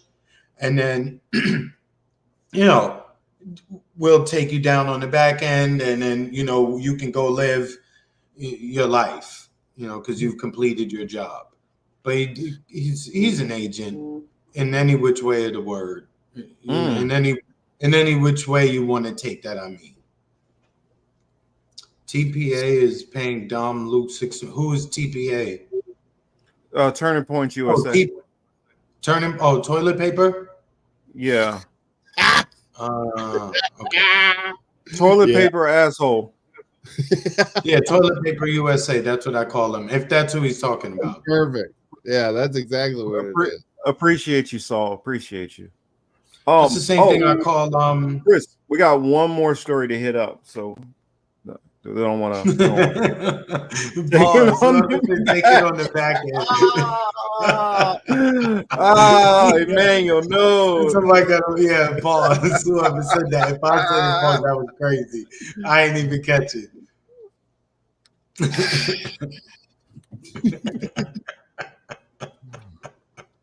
Wow. Figure delightful. Yes. You heard about was it Max Azzarello doing his Aaron Bushnell impersonation, right? Nah. No, you didn't? Seriously? Let me pull this up real quick. You know, it's the playoffs, kid. You know, the Knicks won. So, it's a busy time of the year right now. Oh, of course. The damn Knickerbockers. You know, I'm coaching and got basketball. You know, it's heaven time for me. It says, hello, my name is. It says, the man who lit himself on fire outside Trump's trial in NYC has been identified as Max Azzarello. And this is like part of his manifesto. My name is Max Azzarello, and I am an investigative researcher who has set himself on fire outside the Trump trial in Manhattan. His manifesto read, This extreme act of protest is to draw attention to an urgent and important discovery. We are all victims of a totalitarian con, and our own government, along with many other allies, is about to hit us with an apocalyptic fascist world coup. We are victims of a totalitarian con, and our government, along with many other of their allies, is about to hit us with an apocalyptic. Did I just read that twice? I guess so. These claims sound fantastical conspiracy theory, but they are not. They are proof of conspiracy. If you investigate this mountain of research, you will prove them too. If you learn a great deal about Ponzi schemes, you will discover that our life is a lie. If you follow this story in the links below, you will discover the rotten truth of post-truth America.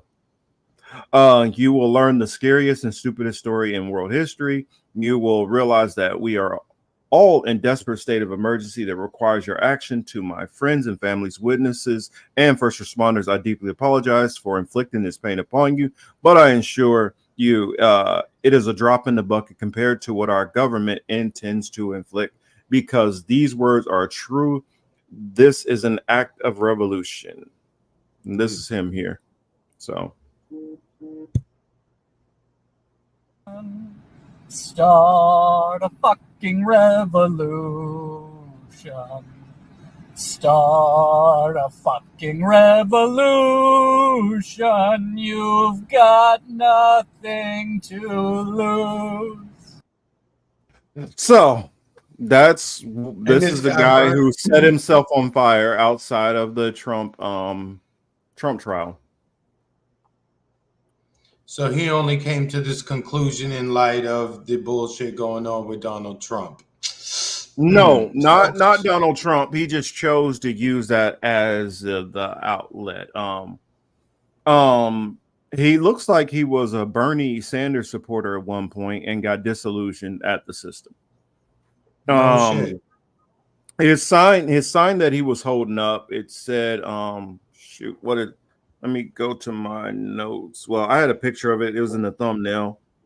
But I mean, you know what? He took himself out. He didn't. It says Trump is with Biden, and they're about to fascist coup us. I mean, whenever you say it that way, right? When people would say Trump is with Biden, people are so team oriented that they really take it as if like this is wrestling or sports. Again, to be considered for these positions, you already have to be of, a certain class of people. Despite what we see and hear about Trump, he's still in the good graces of majority of the council who allows this type of shit, right?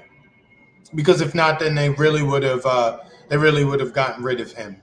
And I don't mean necessarily taking his life physically, but they would have gotten rid of him. They would have had him in prison or jail a long time ago. So Trump is he's okay. He's not some kind of renegade. How do we know this? He was already president. The policies that came from the Trump administration were policies that we would have seen during the Bush administration, or the Obama administration, or the Clinton administration, or the Reagan administration. He didn't do anything outside legislatively. He and the Republicans didn't do anything too crazy. They did what was expected of them. People hyped the shit up and all that other shit, but Trump is a puppet. And, it was even more loud. And again, to the extent that his audience is now waking up to what's going on with Israel and Zionism and shit like that. Oh, Warren, is that you in the chat? You got a dip? Oh, lawsuit against Clinton. Thank you. With all this shit about going on with Israel right now, Donald Trump's daughter is married to Mr. Kushner. Mr. Kushner's people are a little bit on the crooked side.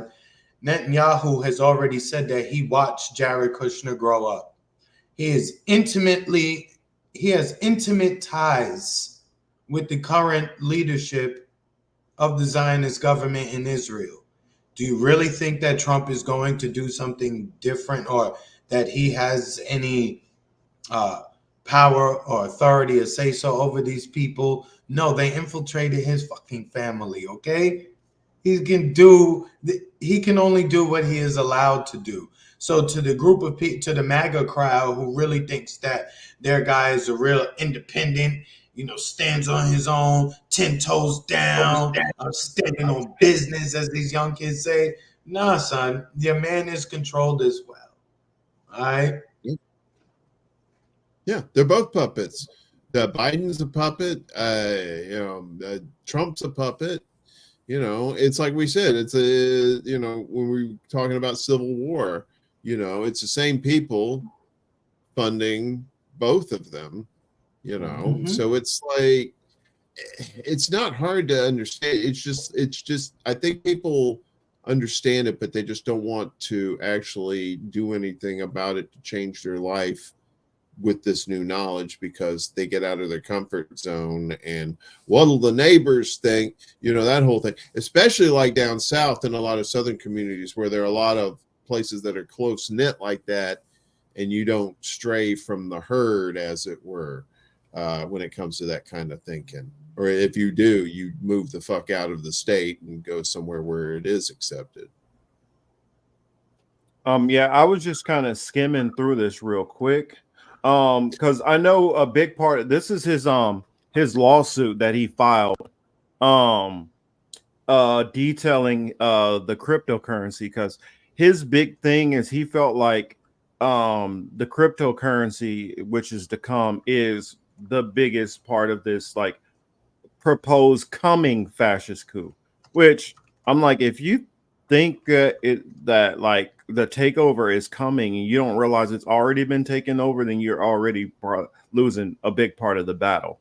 It's been taken over quite some time ago.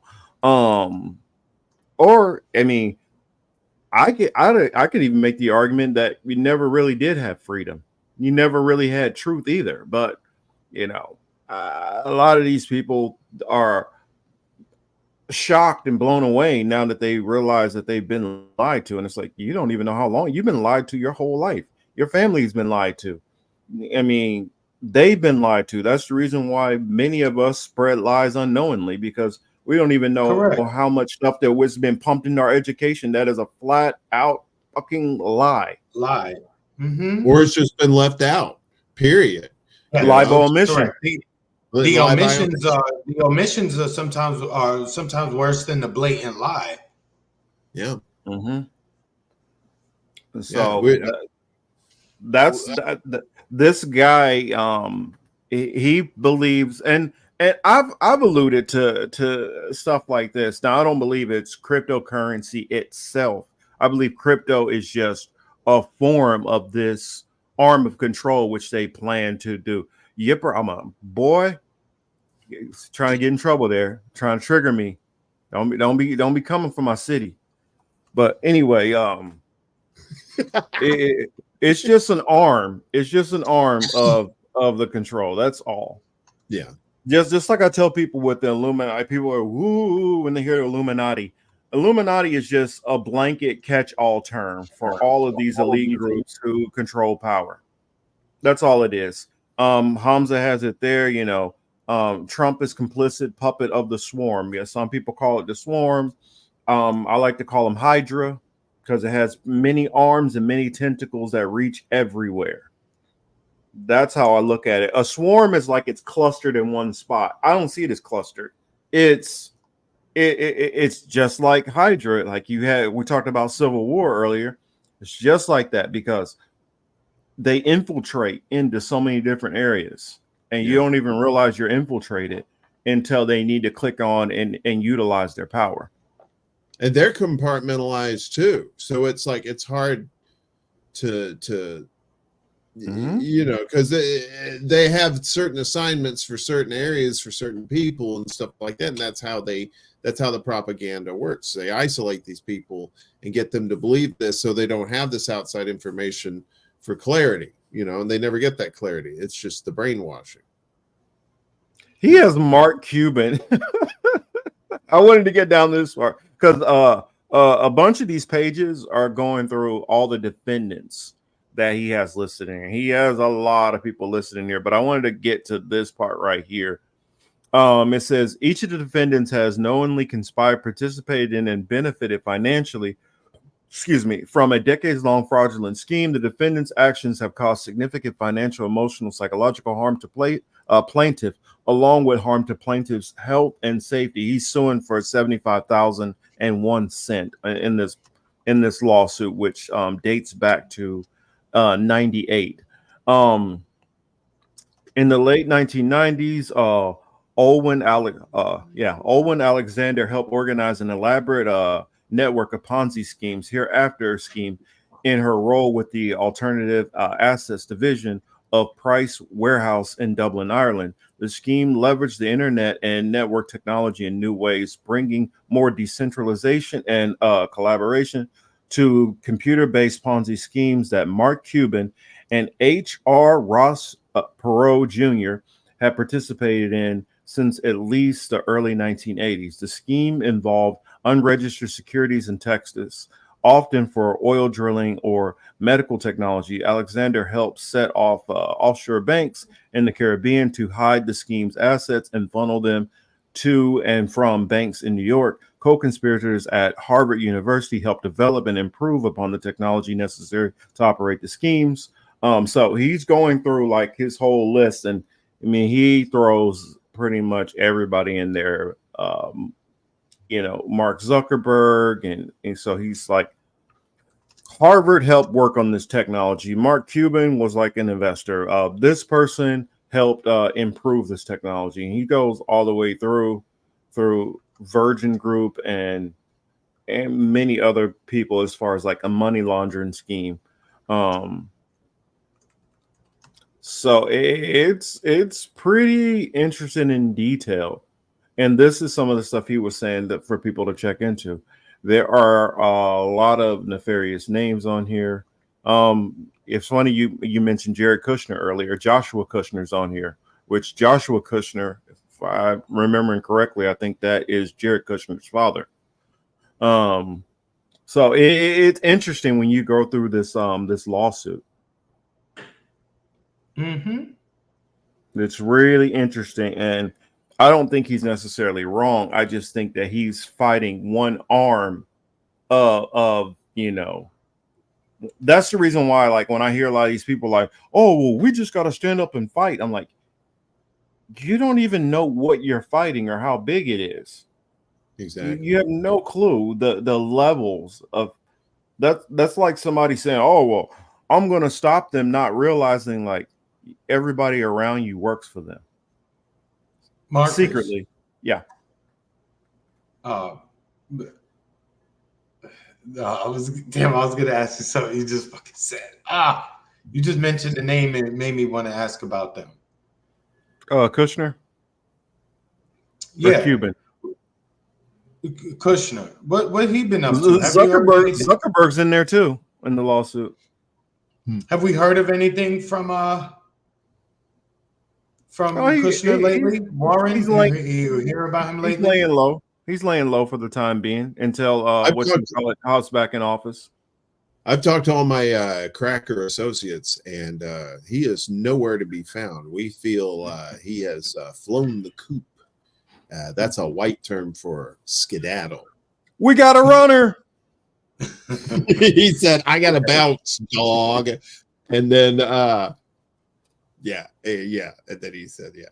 I don't know. Yeah, you don't hear about him, right? He's been real quiet during this whole war thing, huh? Well, except for his comments that he made probably like 2 weeks ago. Oh, what did he say 2 weeks ago? He was like, they asked him about Gaza, and he was like, well, I mean, it is some nice property, and if they decide to build there, then I mean, okay, sounds good. There it is. Jared Kushner was talking about beachfront development for Israelis in Gaza, and they were like, so do you think he's going to allow the Palestinians to go back to the area? He's like, I don't think so, but so what would he? I don't think so. How, playing advisor to his father-in-law, what kind of advice would he be giving his father-in-law as it relates to American policy in that part of the world? He'd probably be given the same advice as the person in Israel who sold a lot of money in stocks the day before October 7th happened. You're being conspiratorial, Marcus. You're wrong. I'm just looking at ties. Somebody in Israel made a whole lot of money the day before October 7th. Marcus, stop your lying. See, that's why we can't listen to you, because you're always talking bullshit. Come on, Marcus. You got to think. You can't think that people would actually profit off of something like that, would you? Come on, man. Not in this day and age. I mean, they a lot of times references to Israel's 9/11, and right before 9/11, a bunch of people made some money too. They lost a bunch of money too. That $2 trillion or whatever. They're like oopsie sauce at the Department of Defense the next day. Well, guess you ain't gotta worry about that no more. Yeah, who knows where the money accounting error with trillions of dollars. No problem. Mm-hmm. They said, look, they think they're gonna stop us with their little fireproof safes, huh? Let's see if they can withstand a plane. Yeah. Even though we know it wasn't a plane, but you get it. Mm-hmm. Or something similar to the mass of a plane with explosive capabilities. Yeah. I mean, or things in the building that have explosive capabilities. Exactly. So yeah, but what was going on at the time though? Right before 9/11, that whole year, everybody forgets the first year of Junior's presidency, right? You remember he lost the spy plane in China, and he had to eat a lot of crow about that shit, and like his numbers were in the toilet. It was just horrible. We tend to forget Enron. That was a thing. Enron was a big deal, yeah. Thing, and that. We went from like, what's Enron? Who's tied up with it? Dick Cheney, what? Who? Buildings came down and Enron fell from the lexicon, and we never mentioned it again. Mm-hmm. I mean, a few people tried to keep as they say, a few people tried to keep hope alive on that, but they were drowned out. You know what I mean? Oh yeah. Oh, kooks and conspiracy theorists and unpatriotic too, because how do you go from like having like being in the 40s popularity wise, and then all of a sudden you're in the 90s after that, and then your word is almost like the word of God. Basically, you could do all for the national security, do whatever. Yes, please, we're scared. Please, national secure us. And then all the shit happened. Patriot Act. Yep. All that stuff. It's like you was talking about fear. I remember at the time talking about the Patriot Act, like, yo, this is terrible. What are we doing? Yeah. I knew at the time, why the government, etc. But just talking to, peers, people who weren't really plugged in at the time, I remember saying like, yo, this shit gonna lead to X, Y, and Z, and here we are. Like, think about that. That's we're 23 years away. We ain't even at 25 yet. We're almost at an anniversary, right? What's 25 years? What is that? Silver?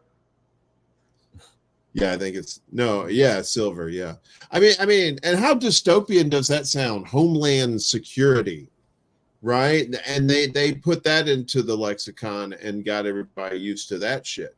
But if you hear it for the first, it's dystopian as fuck.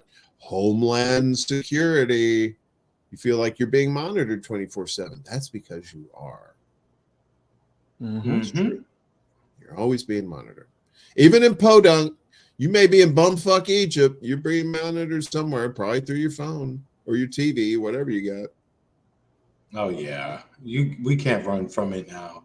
That's why I say that's why any acts of grand scale terrorist events that can't be done by the three of us here planning this on what we using, WhatsApp, how we communicating, Twitter. They wouldn't even let us share links in Twitter group chats about the shot, right back when that whole thing was going off. You couldn't even post a link in the chat. Do you understand me? Yeah, I couldn't post links into the group chat. Yeah, Twitter was automatically not allowing that. That's what's scary. That's some scary fucking shit, because that is a precursor. If you allow that shit to happen, you're just opening the door for more authoritarianism. Well, that reminds me of something I just heard. I don't know. I gotta look into it more. That's why I didn't bring it up for the show. But I saw a guy talking about a new thing coming out of T-Mobile, and they're going to be able to read through your texts and actually ding you for like saying certain things in your text messages. That's fucked up. Now we're gonna have to do have secret codes and shit, and encrypted peer-to-peer communication. You're not gonna be able to go through the internet anymore, because you won't have secure. No matter, even if you use a VPN, it still won't be secure enough, and probably point to point may not even be secure enough. Maybe not. May have to go back to smoke signals, guys. The tin cans with the string between them. Hey, that's pretty secure. I don't know. It is. Or everybody just get on code and behave how they're supposed to behave, and then that would be a sign in and of itself, But that's for another day, another conversation, right? That's true. But these are just things to keep in mind, how we've gone from the year at least 2000 to 2024. A lot of things really happened. I feel like outside of the election, as Warren mentioned, 2000, that September day in 2001 really changed a lot of things.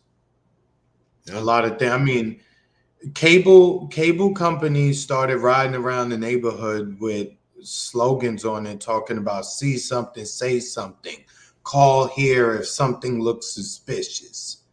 That gave birth to the whole Karens we see today. This shit happened, and look, all of this shit. Fast forward, Karens of today, like, oh, who are you? What are you doing here? You don't belong here. But that's that see something, say something. That's the the massaging of the messaging over 20 years. Now you don't know you don't know when to calm the fuck down. Yeah. Well, now, and you're starting to see a lot of backlash to that too, where it's like people are like, look, you need to get the fuck out of my face. Give me my privacy. Mm-hmm. And more people are starting to push back on this whole privacy shit too. They had enough of that stuff, man. The thing that's fucked up is that, technology so much revolves around, look, you see the glasses are coming back out that you're going to be able to record shit. That's. Oh, yeah. I heard about that. Yeah. They're bringing those back. The Google Glass, but it's not Google Glass. It's something else. Yeah. Correct. They've already got them, we forever going to be online now. We're never not going to be connected. Yeah. The Internet of Things. right? That's the thing. The internet, they might as well just call it the internet of everything. It's your home, your car. That's what they want. They want everything to be linked to the clouds. And you have, they don't want you to be autonomous. They want you to be part of the hive mind. They want you to be part of the nexus that, is the economy, and you're that cog in the machine kind of thing, like you are now, but a more efficient and more productive and more profit. In a way, we will be the last. In a way, we are the last of the Mohicans in that we're saying like, okay, we'll go along with some of your technology, but we don't want like your technology to encompass us all in that particular way, because we remember life without it, and we still want some of our own autonomy, right? We want to be able to drive our cars where we want to go. We don't want you to be able to shut down our vehicles and shit like that, right? The generation under us, though, they so tech heavy and into it. I don't know if they have the wherewithal. I mean, I'm around a lot of these kids, 13, 14, 15. I spend a lot of time around these kids. I be trying to talk to them, to get their frame of mind and see where they're going. But they are into the tech. So that's another factor too. It's very seductive these days, the tech kids. I mean, look at these video games. The shit looks almost real, right? You can play like really good stuff on your phone. You got like access to all kinds of entertainment at a moment's notice. They don't want that shit taken away from them. They grew up with that shit from literally when they were in the crib. They given an iPad. They're doing goo goo gaga, all the shit. They're learning that from day one. That's scary. They need to get out and get some fresh air, like us. Go run around, go take your shoes off, go barefoot, go get some germs. Build up your immune system. It's scary that this tech is so seductive and taking over these young people. And I can't blame them, man. If I was a young person, I'd be all up in that shit too, man. I love it. Exactly. That's why I do have a little bit of mercy for them, because we are in it too. We have helped to bring this. We have helped to, bring this to the level it is as well. If on some level, we're the crash test dummies for what we have now, right? Yeah. Our generation, on some level, we was like the alpha for a lot of this shit when we were coming of age for this tech. Because again, we was there when for instance, we was there when CDs was at their peak, and then just like that, we saw them disappear, and that was a short amount of time. When you were able to have a phone in your car or wherever you were away from the house, and you weren't paying like an arm and a leg to have that phone. That was like, even though it was just a simple the Nokia, the little brick phones, you remember those, it had the snake game on it. That was my first cell phone, and it was affordable, and that was the game changer. Once it became affordable and everybody had it, that's when society changed. Even the car phone was short-lived. Yeah, the car phone was short-lived. I mean, yeah. That's it, because it was in a bag, and it was like, it was great. It was portable, but it was very cumbersome. It was like having a house phone in the car. But then you have this thing you can put in your pocket. Oh boy, game changer. And then when you could take pictures on the motherfucker, oh shit, forget about it. That was it. Well, I was watching, watching The Wire, and it shows how some of the stuff was very dated, like. They were like, what is he doing on the phone right now? He's not calling. They're all just looking at it. Like, what are they doing?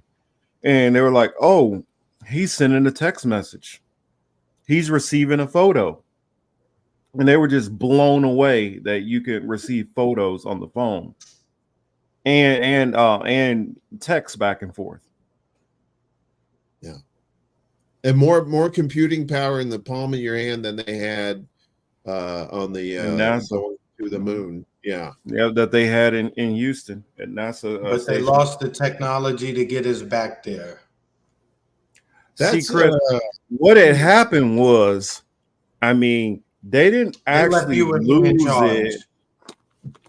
See, I know they didn't lose it. They just got to be very selective with using it now. So they can't let us know, because if we actually knew it was still there, then we would try to use it.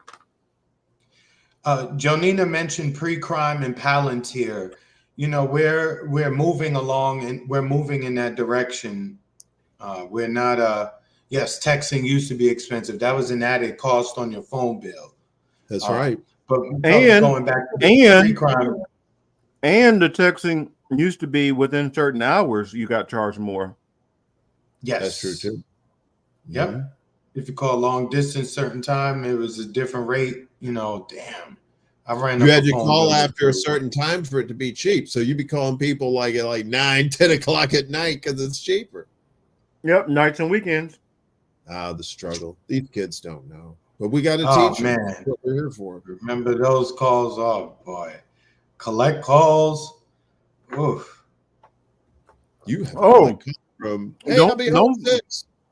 don't fuck around and be driving and hitting different areas and you start roaming. Oh yeah. Yeah. Right. Oh my God. I heard the horror Roman would murder you. That's why I didn't go nowhere. If I went somewhere, I didn't take my phone. I didn't want the Roman charging. Or sometimes you would hit areas where you just had a complete dead zone. Just you didn't even have roaming. It was just no service. Nothing. No service. No bars. No, that's what I had. That's what I had with Sprint when I was at I think I was in Jacksonville. And when I was at NES Jacks, there was no reception for Sprint phones. Look, the moment they figured out text messages and allowed people to send to send messages to multiple people, and people had their privacy that way, that was it. That was it.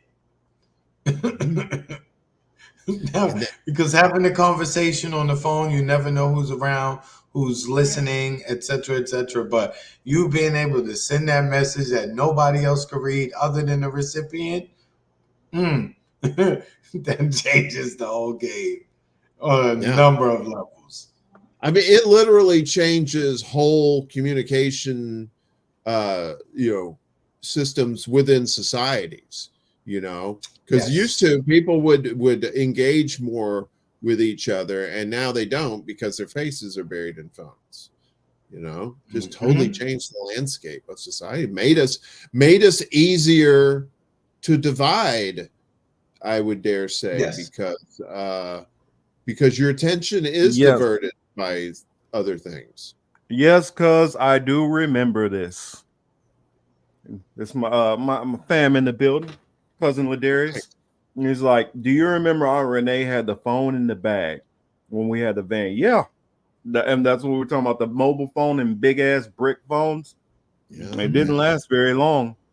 I had a girlfriend, her brother was like he's like some sort of like electrical engineer or something, made big money.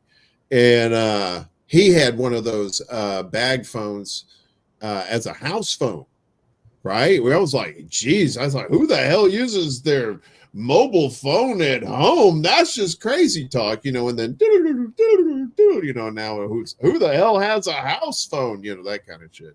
It's crazy, man. It wasn't that long, only a couple decades, and boom, that was it. We were totally changed. I was talking to some of my younger coworkers. I was explaining to them how we used to have to ask for a separate line, because once you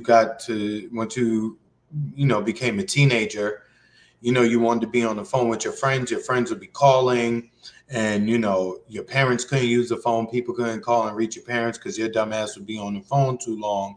So a lot of the time, either your parents told you get off the phone, but maybe if you begged enough, or maybe if you got a little bit of paper, from a side gig, you got your own line so that your friends could reach you. And then your friends would bitch that your line was always busy too, and it was hard to get through, right?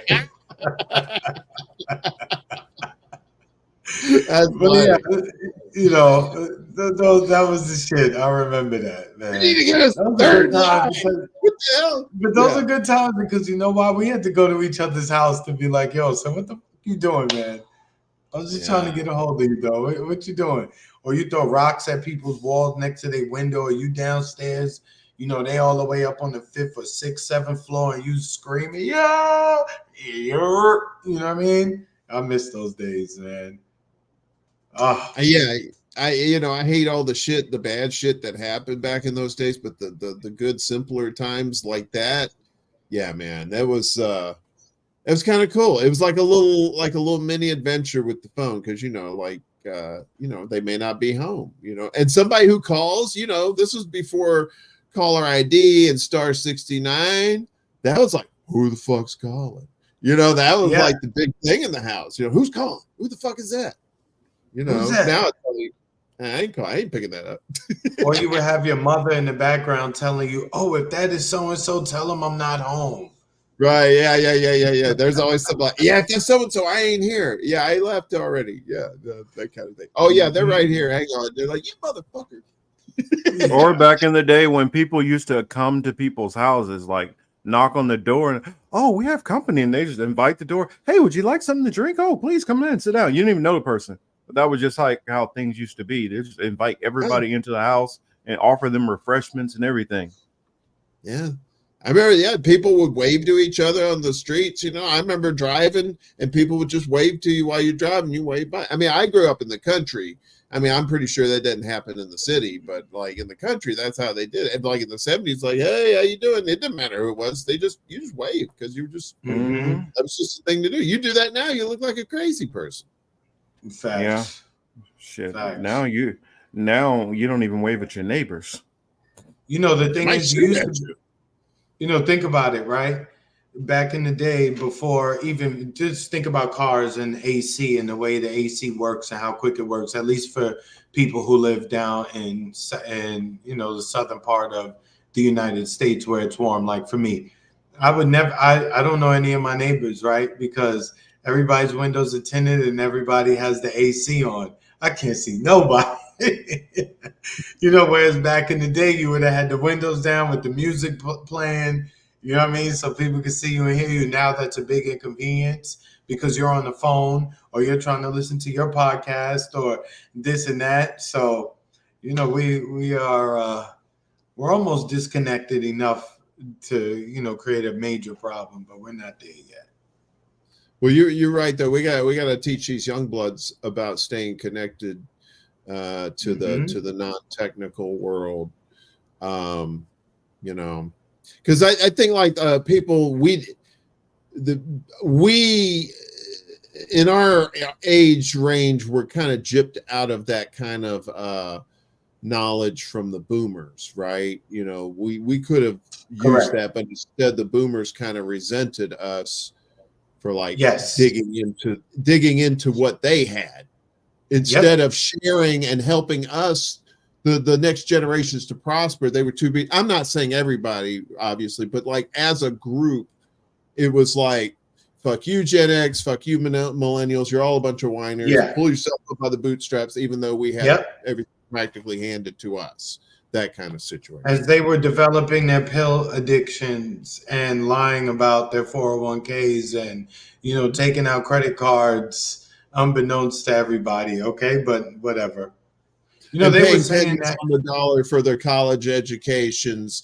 They say, "Oh, I had a part-time job selling hot dogs, and I paid for 4 years of college, and I bought a house for like $20,000." Shit like that. Mm-hmm. That you'll never see again. Whereas it should have, not only should you have seen that again, it should have been a much better future. That's what you do. You provide a better future. You lay the groundwork for a better future. You don't just hoard it for yourself and say, fuck the future. But that's what happened. That's exactly what happened. We all got fucked because of some greedy motherfuckers that happen to be a huge group of people running the shit. Baba makes a good point in the chat. Baba says, everybody knew where to go, regardless of your neighborhood. You always knew where to go when you saw the bikes piled up at somebody's house or in front of the store or at the corner.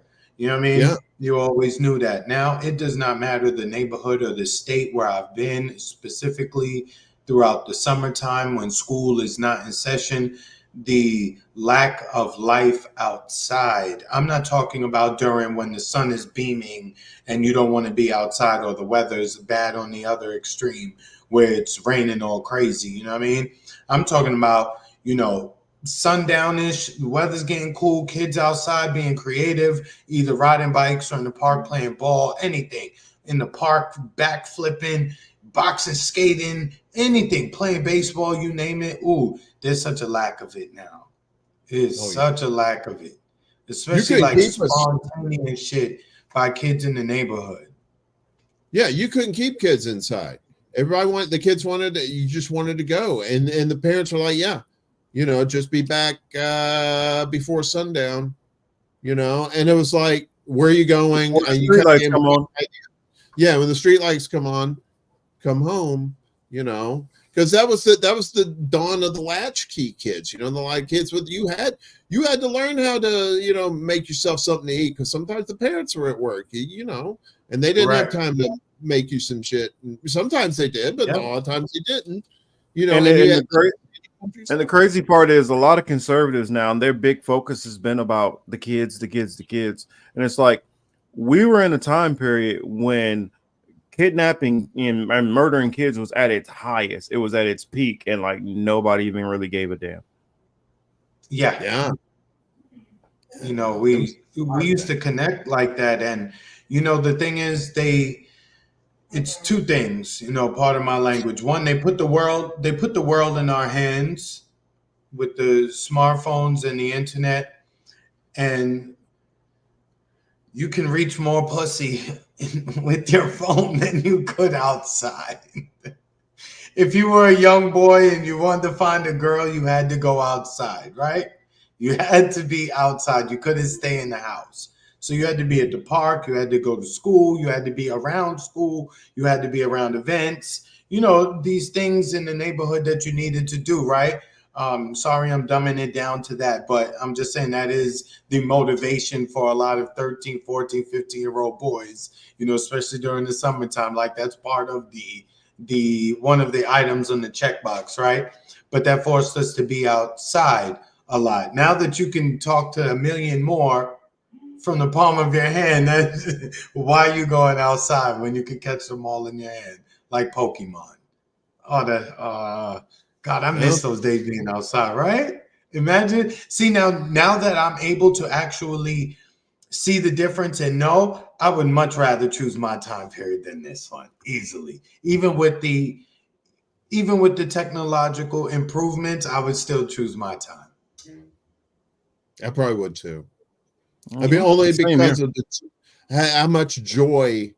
I mean, yeah, there was tragedy and bad times, but I mean, how much joy you got out of that stuff, because a lot of times you had to use your own imagination to enjoy something, right? You took like some sort of simple object and turned it at like a piece of a stick or something like that, turned into a space ray gun, and you're fighting space aliens in your backyard using your imagination and stuff like that, And nowadays it's like you don't even have to imagine it. You literally don't have to imagine it. You just plug it in the AI and the shit will make it for you. The imagination's gone, or it will be. It's scary, man. Thomas asked this question. Thomas says, is the cell phone internet era the reason why birth rates in the West is in decline, right? To that, I would say, I believe I think we all can agree that maybe that Japan is ahead of us technologically, right? Would anyone disagree with that? That Japan hasn't been ahead of us on some tech shit and the implementation of tech in their day-to-day lives, right? Mm-hmm. Yeah. With that being said, I think the answer to Thomas's question is we can look at Japan first, right? Because I think they probably had a lot of shit before we did. And that they're upside down in their birth rate for a little bit of time now. So I think we can make the correlation to the tech playing such a role that we not interacting as much. We're not having that as much physical contact to make more kids. You know what I mean? You always have some people, but I also think it has led to that. I think it has contributed. The tech has contributed to that as well. Because a lot of these dudes are sitting at home beating their meat.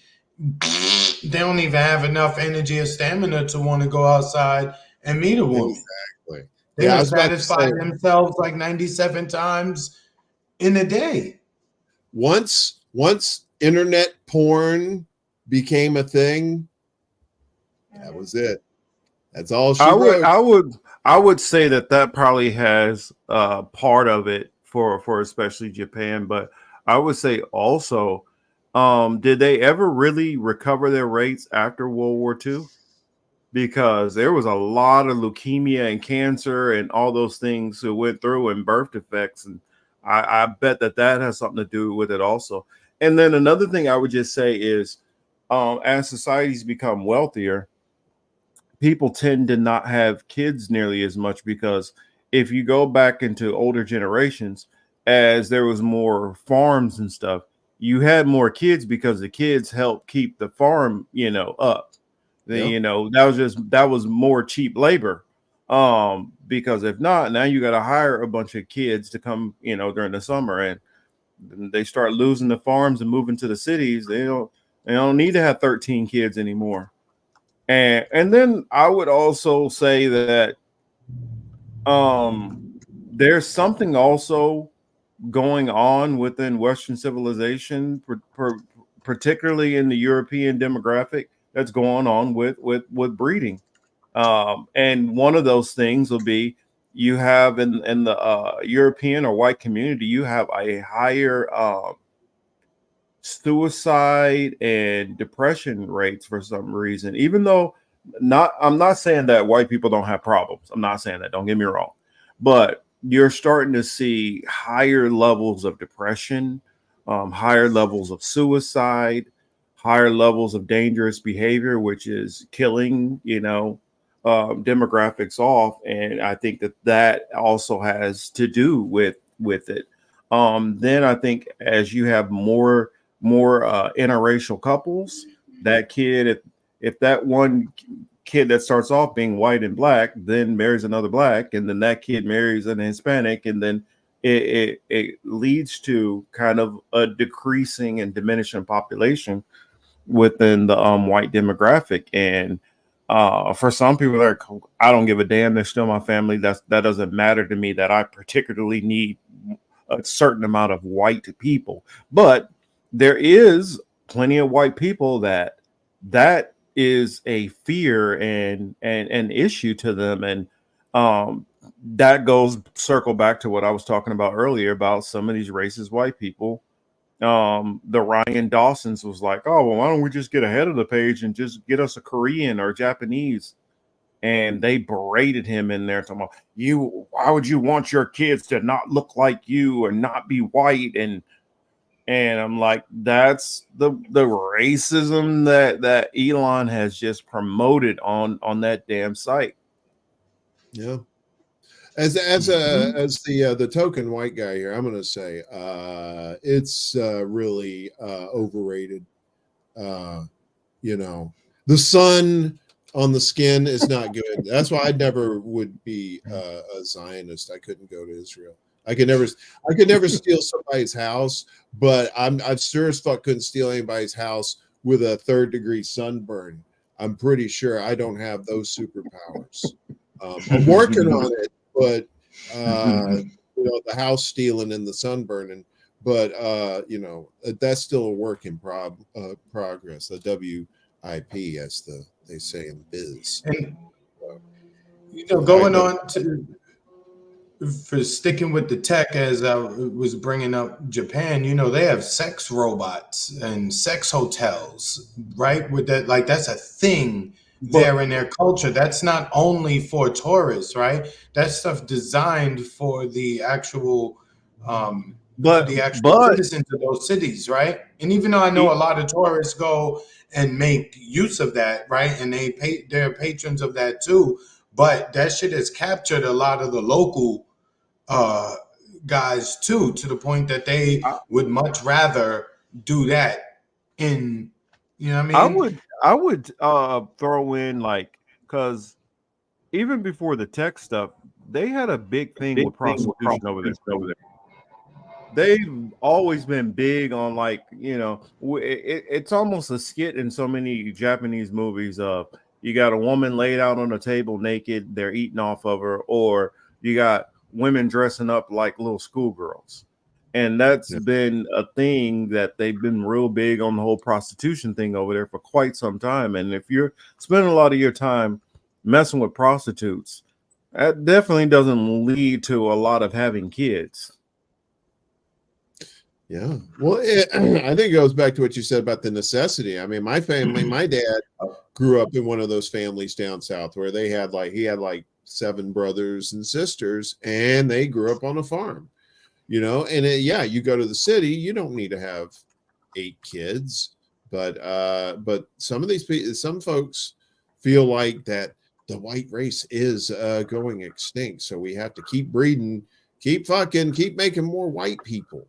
But that's not, I mean, if you're more concerned about making sure more people look like you than actually caring about all people, your priorities are pretty fucked up anyway. And you're not a serious person to be even listened to in that respect, because we're past that point where skin color matters about anything, if it ever meant anything at all. I'll only say that black skin is superior because you guys don't burn quite as much as this. I mean, seriously, I have I would look at the picture of a sun that a child drew on a piece of paper, and I would get burned by that sun. That's how fragile my skin is, guys.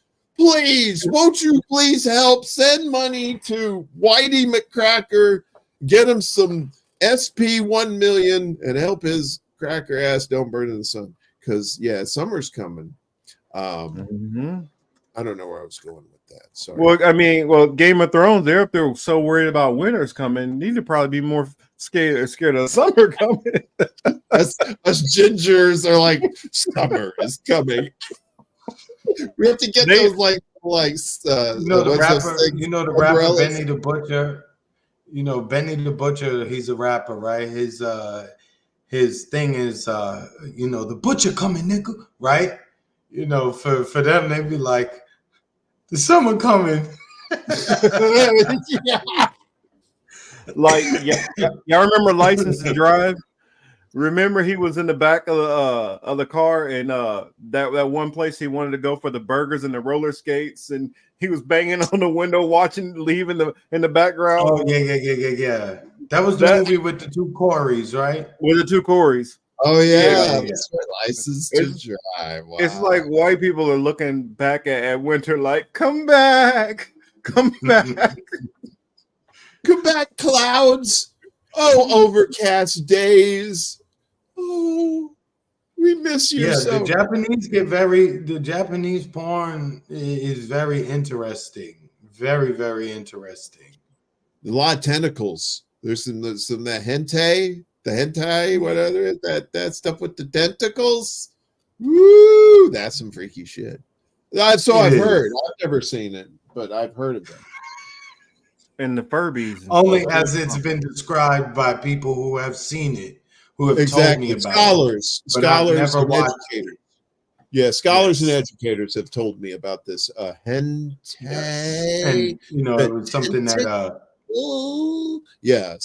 I'm still learning. So from what I've heard, yes, word on the street, on the grapevine, about tentacles. Well, because even if you look at China's population, China is starting to decrease now, and it's just because, all right, we got enough people here. We can kind of slow it down a little bit. Everybody don't have to have a kid. Like, you can slow down just a little bit.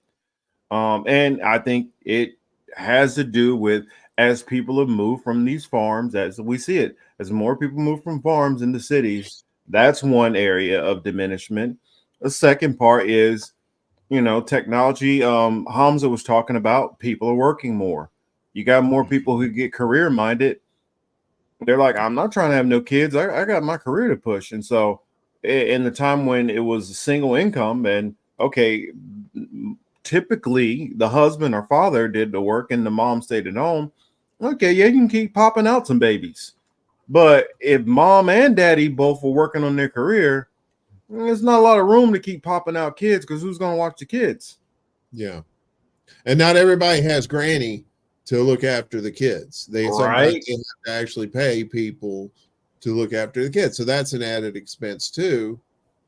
So a lot of people look into that. They're like, they look into the cost of having kids these days and are just like, that is just too damn expensive. There's no way I'm ever going to be able to afford that. So why should I do that just for the sake of procreation? That's only way. It's not benefiting me at all. It may actually be detrimental to me if I have kids nowadays. Some people would probably think that. I mean, a lot more people are thinking that they couldn't live their lives they wanted to, and even if they would sacrifice everything for the kid, it still a lot of times isn't enough, right? Especially with like the cost of health care and then education and clothing and food and all this stuff. It's just whew. And like y'all who are parents, God love you. I mean, y'all got this strength that I sure as fuck don't have. I had a goldfish and that lasted for about 2 weeks. The cat ate it, and I was like, well, shit, it wasn't even my cat. It's a difficult time to be Marcus is frozen.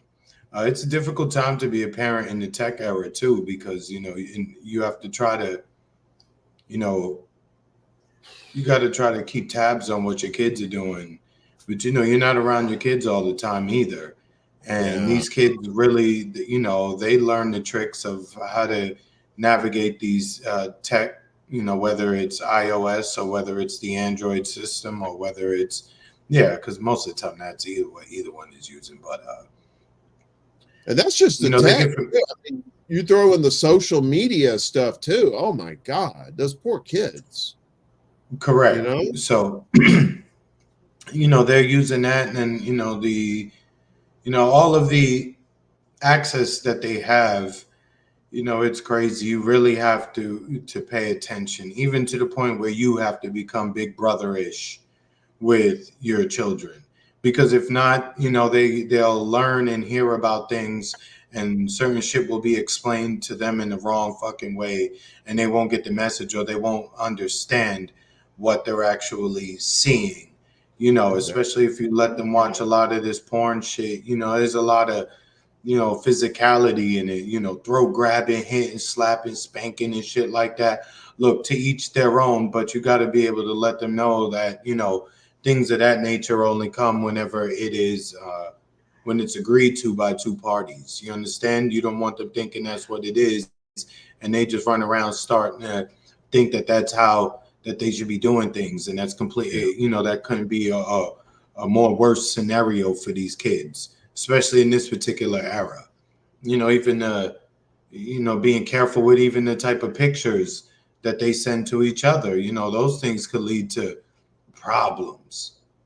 Yeah, that's it. That's the thing. It's like when we were coming up, there weren't nearly as many avenues of information coming at us, and our parents, the ones who actually gave a shit about us, kids would actually try to guide us and say, no, look, you would come to them with, you go to your parents with questions, right? Like, why is this so and so? And they would explain to you, like, oh no, this is so and so, and this is so and so. You would have this conversation with your parents, and they would actually teach you stuff. Nowadays, it seems like the kids are teaching the parents, because they have this thing with all this. They're coming up with all this, like, you're telling your kid, like, oh, you should eat your vegetables. They're good for you. Actually, this broccoli contains 0.2% mercury, blah, blah, blah, blah, blah. And you're like, I mean, how do you gain? Because I would assume as a parent, you have to have some sort of get some sort of like comforting yet authority over the child so that they'll actually take in the knowledge and learn it. right? But they can't do that anymore because there's too much knowledge coming at them. We went from finding like, you know, your uncle or your grandfather's, you know, Playboy magazine or Penthouse magazine to this, right? So the grandchildren of the Playboy subscribers turned into OnlyFans subscribers. Like that line is right there. You know, they put it into society, and you know, but you got to really be on your kids' paws. You know, you have to be invested in their lives, in their day to day. You have to have conversations with them. You have to. I didn't say you have to be your child's friend, but you need to be able to have certain conversations with them to navigate the world that they live in. It's moving so fast now that if you think that you have time to have a conversation with them, nah, it's too late, bro. You need to have that conversation sooner than later. Because if not, they're going to stumble across something online that's going to explain shit to them in a way that you're not going to agree with. Hence the whole trans shit with people thinking that, you know, it's a good idea to cut your fucking dick off to put a hole in you to now say it's a vagina. That's problematic. And a lot of that probably came because people didn't talk to their kids, and they allowed people to control your mind. You know what I mean? You left your kids with the iPhone, you left them with the tablet, you left them with the internet, and they developed these thoughts. You know, again, if you took us and you told us back then, yo, what you think if somebody was to do this to themselves? What? You crazy. They have problems.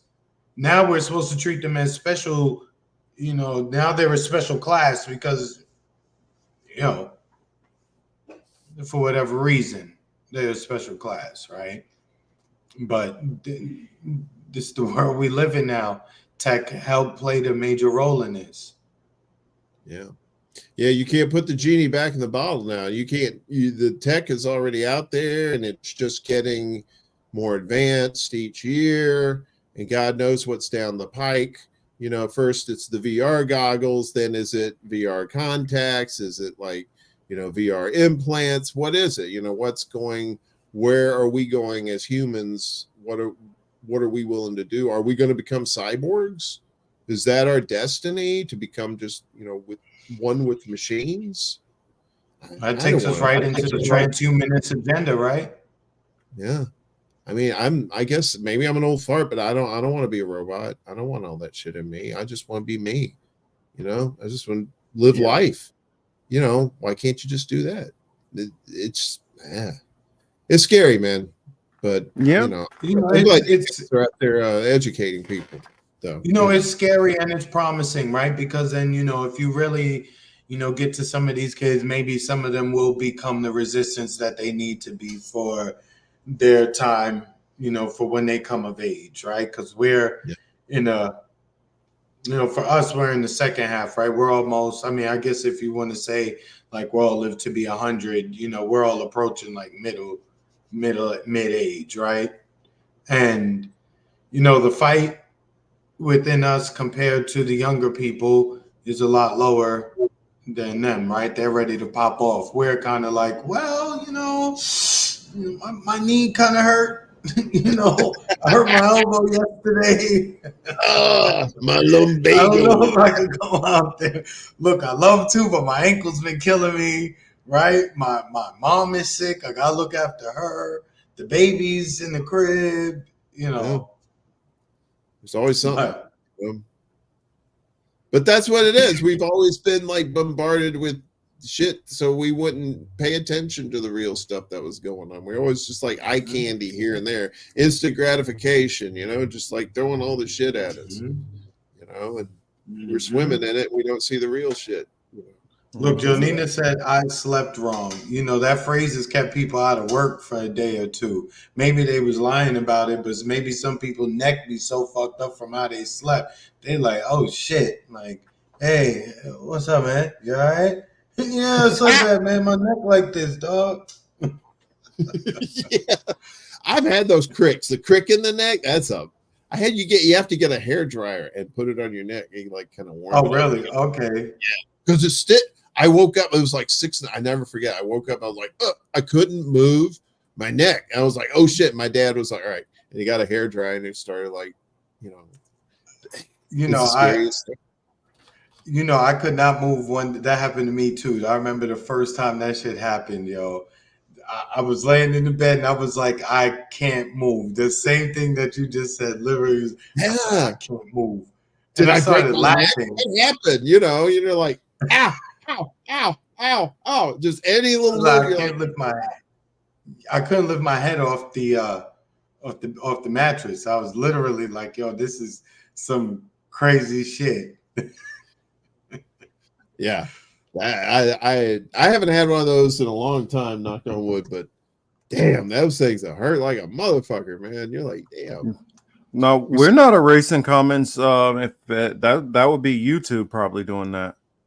Who's erasing comments? Wait, what? Nah, YouTube is doing that. YouTube's erasing comments?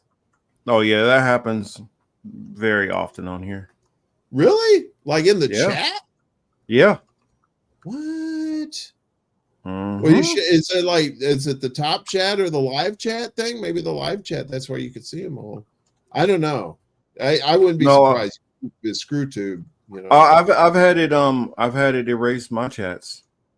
Wow. Well, like when I go from the what I've been thinking, which my main account, and I'll be commenting in here, it's erased mine on the political matrix. What? That's a story right there. We need to look into that shit. I didn't know they were like in real time taking comments out of live chats. That is fucked up. Makes a lot of sense. Well, I mean, we've also seen how they water down our views. Like, have you had them take views off of your videos? Mm-hmm. Yeah, I've seen that. And well, have you ever went into your analytics to look at who they're suggesting your videos to and all that? Yeah, a couple of times. Yeah, it'll say like I don't know, but I'll get like a lot of web searches as far as like people finding the channel or something. That means they're not suggesting your channel. Like I've went in before and it'll show like your channel is being suggested to people who are pantyhose shopping. Like Marcus, completely different algorithm. Yeah, mine's been put in weird categories, very obscure categories that have nothing to do with what we're talking about. Yeah. I want to test something out. I want to say that the 2020 election, we all know there was some bullshit right there. That's all I want to say about that, because I notice when people make mention of that and you see their YouTube channel, they get the Wikipedia note right under their content, even if it's not mentioned in the description. The Wikipedia comment comes up and it says, "Oh, the 2020 election was." Yeah, but you got to be careful doing that too, because then they will throttle back your views too. Oh yeah, but we ain't no strangers to that. Wow. Oh yeah. Well, I've been in limbo for I don't know how long, and it's like, okay, it is what it is. It's nice to know though that the ones we do have are real peeps, though they're not like bots or anything like that. So. All right. Well, thank everybody for coming out. You could have been anywhere in the world, but you showed up here with us for a few hours. Warren, it was good to catch up with you as usual. You already know. Oh, love you guys. I appreciate y'all having me on. Thank you. For the basketball fans, it's for the basketball fans, it's playoff time. So for me, it's my favorite part of the year. The Knicks won yesterday. You could tell my mood these days will be affected, by Knicks wins or losses. If they lose, be cautious. Watch how you talk to me. You know what I mean? Sometimes it'd be a little emotional, but but honestly, no, we appreciate you guys, man. And then I will y'all all wish me luck and prayers for anybody. I'm at the end of my Biggest Loser competition. Wednesday will be the final weigh-in. Right Nice. now, I'm in second place. I've dropped almost 30 pounds. Nice. Congrats. Good shit.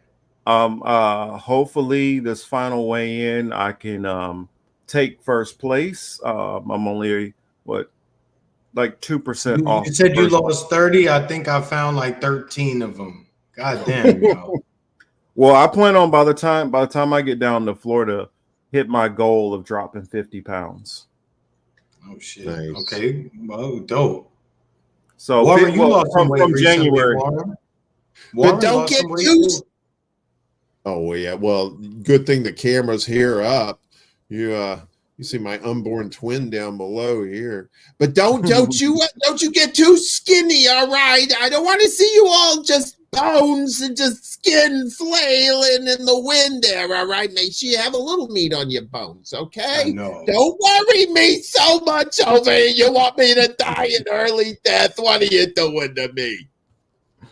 I think I'm almost 220. I'm around 220 right now, close to it. In and around. Well, when I cut down to where I'm trying to be, then I'll tell you how much I weigh. That's what I'll say. Then y'all know where I came from, what weight I was at to where I went. Hey, I'm about 215, all up front, ladies. Saying I have a big pecker, ladies, in case you didn't catch that. So I have to explain that probably means I'm not getting laid. So anyway, I'm just forget I just said all that. Anyway, guys, I appreciate it. Thanks for having me. This was Chris, good. you said you're around 220. How tall are you? Me, I'm 5'10", 5'10", 220, almost like around 220. Yeah. Yeah, right. You'd be like a power back. You could probably. I've never, I've never been small, power back on that one. I get the football reference, but yeah, we got to pause that. But power bottom.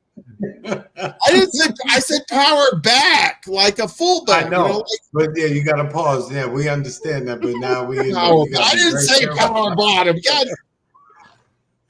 it's fake news. Fake news. Exactly. Look, I go from wholesome American football, and you go to ass. You go straight to ass. The fuck I come on this show. This is why I don't come on this show, because I can't talk about football. You had to make it about ass. We had to just make sure we catch that one. But no, yeah. But yeah, Marcus, I'm like 220 in that range. I guess I carry it all right. You know what I mean? It is what it is. I look like a lowercase B if I turn sideways. You know what I mean? It's not good. Or a D if I'm facing the other way. So it's not a good look.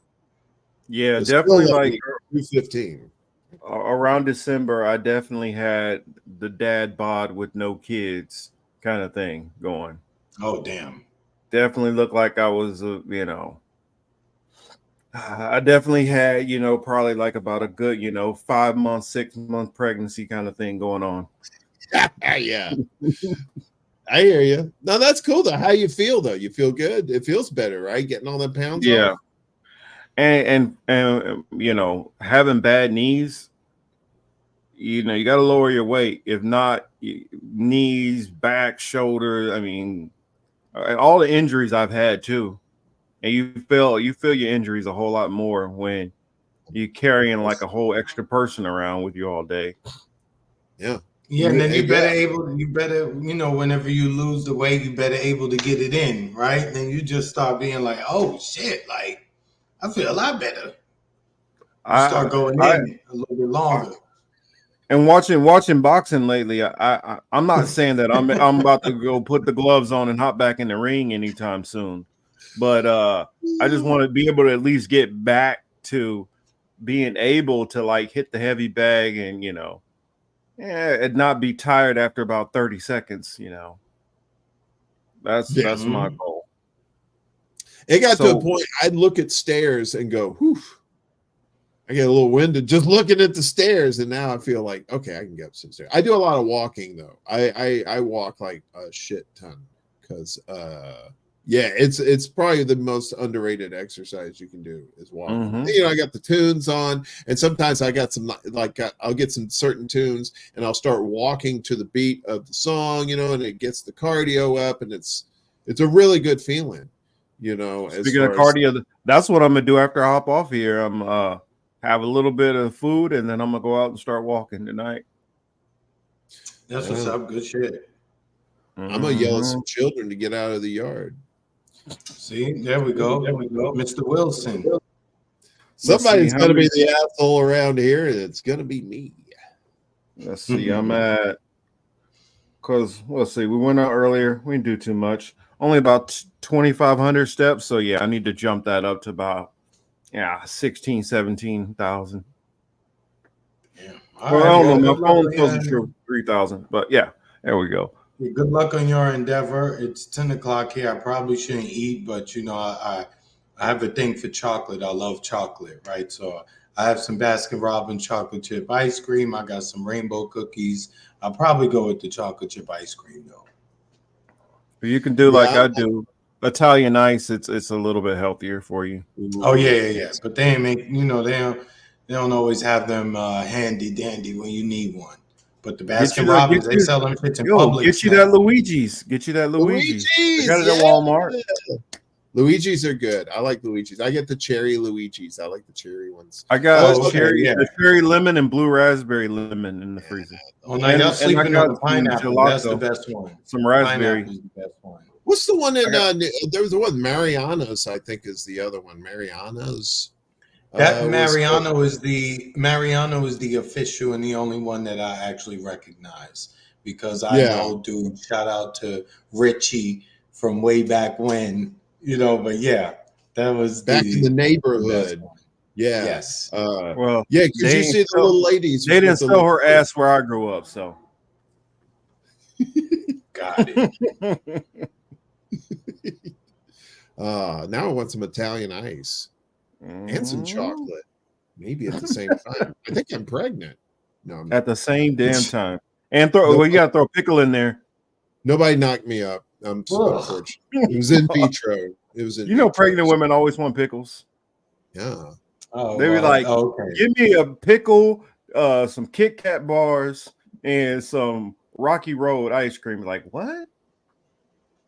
And just give me a jar of mustard with it. Give me a jar of mustard with it. Like, what's the mustard for? It's like, don't worry about it.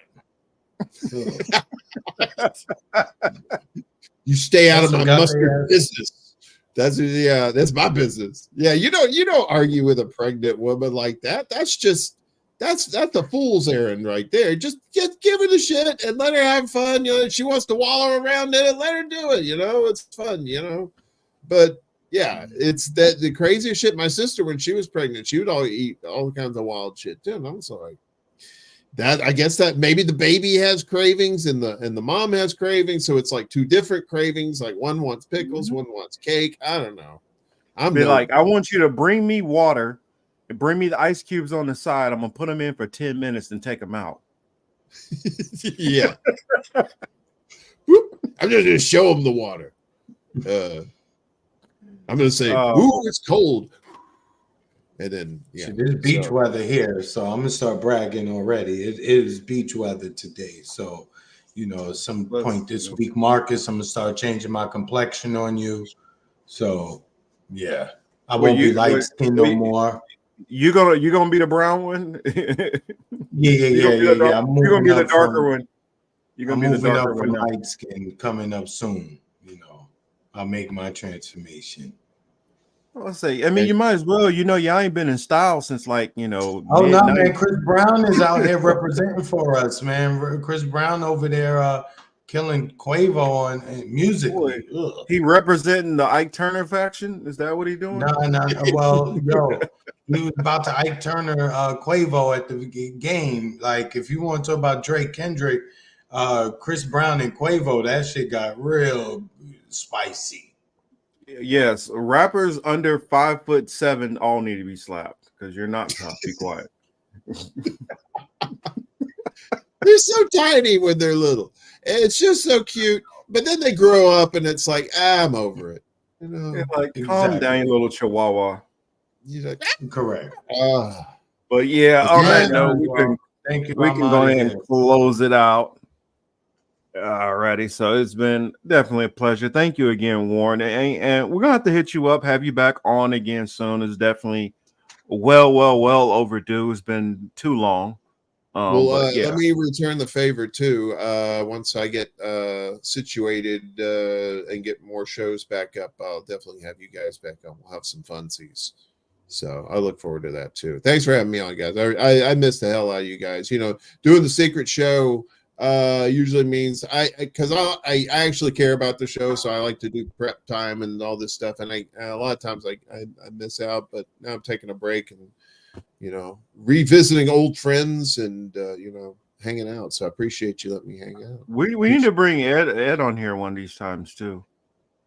Yeah, well, you heard him earlier. He's Swamp Thing, man. He's lurking in the swamp, man. All you got to do is just cut down a tree and he'll come running.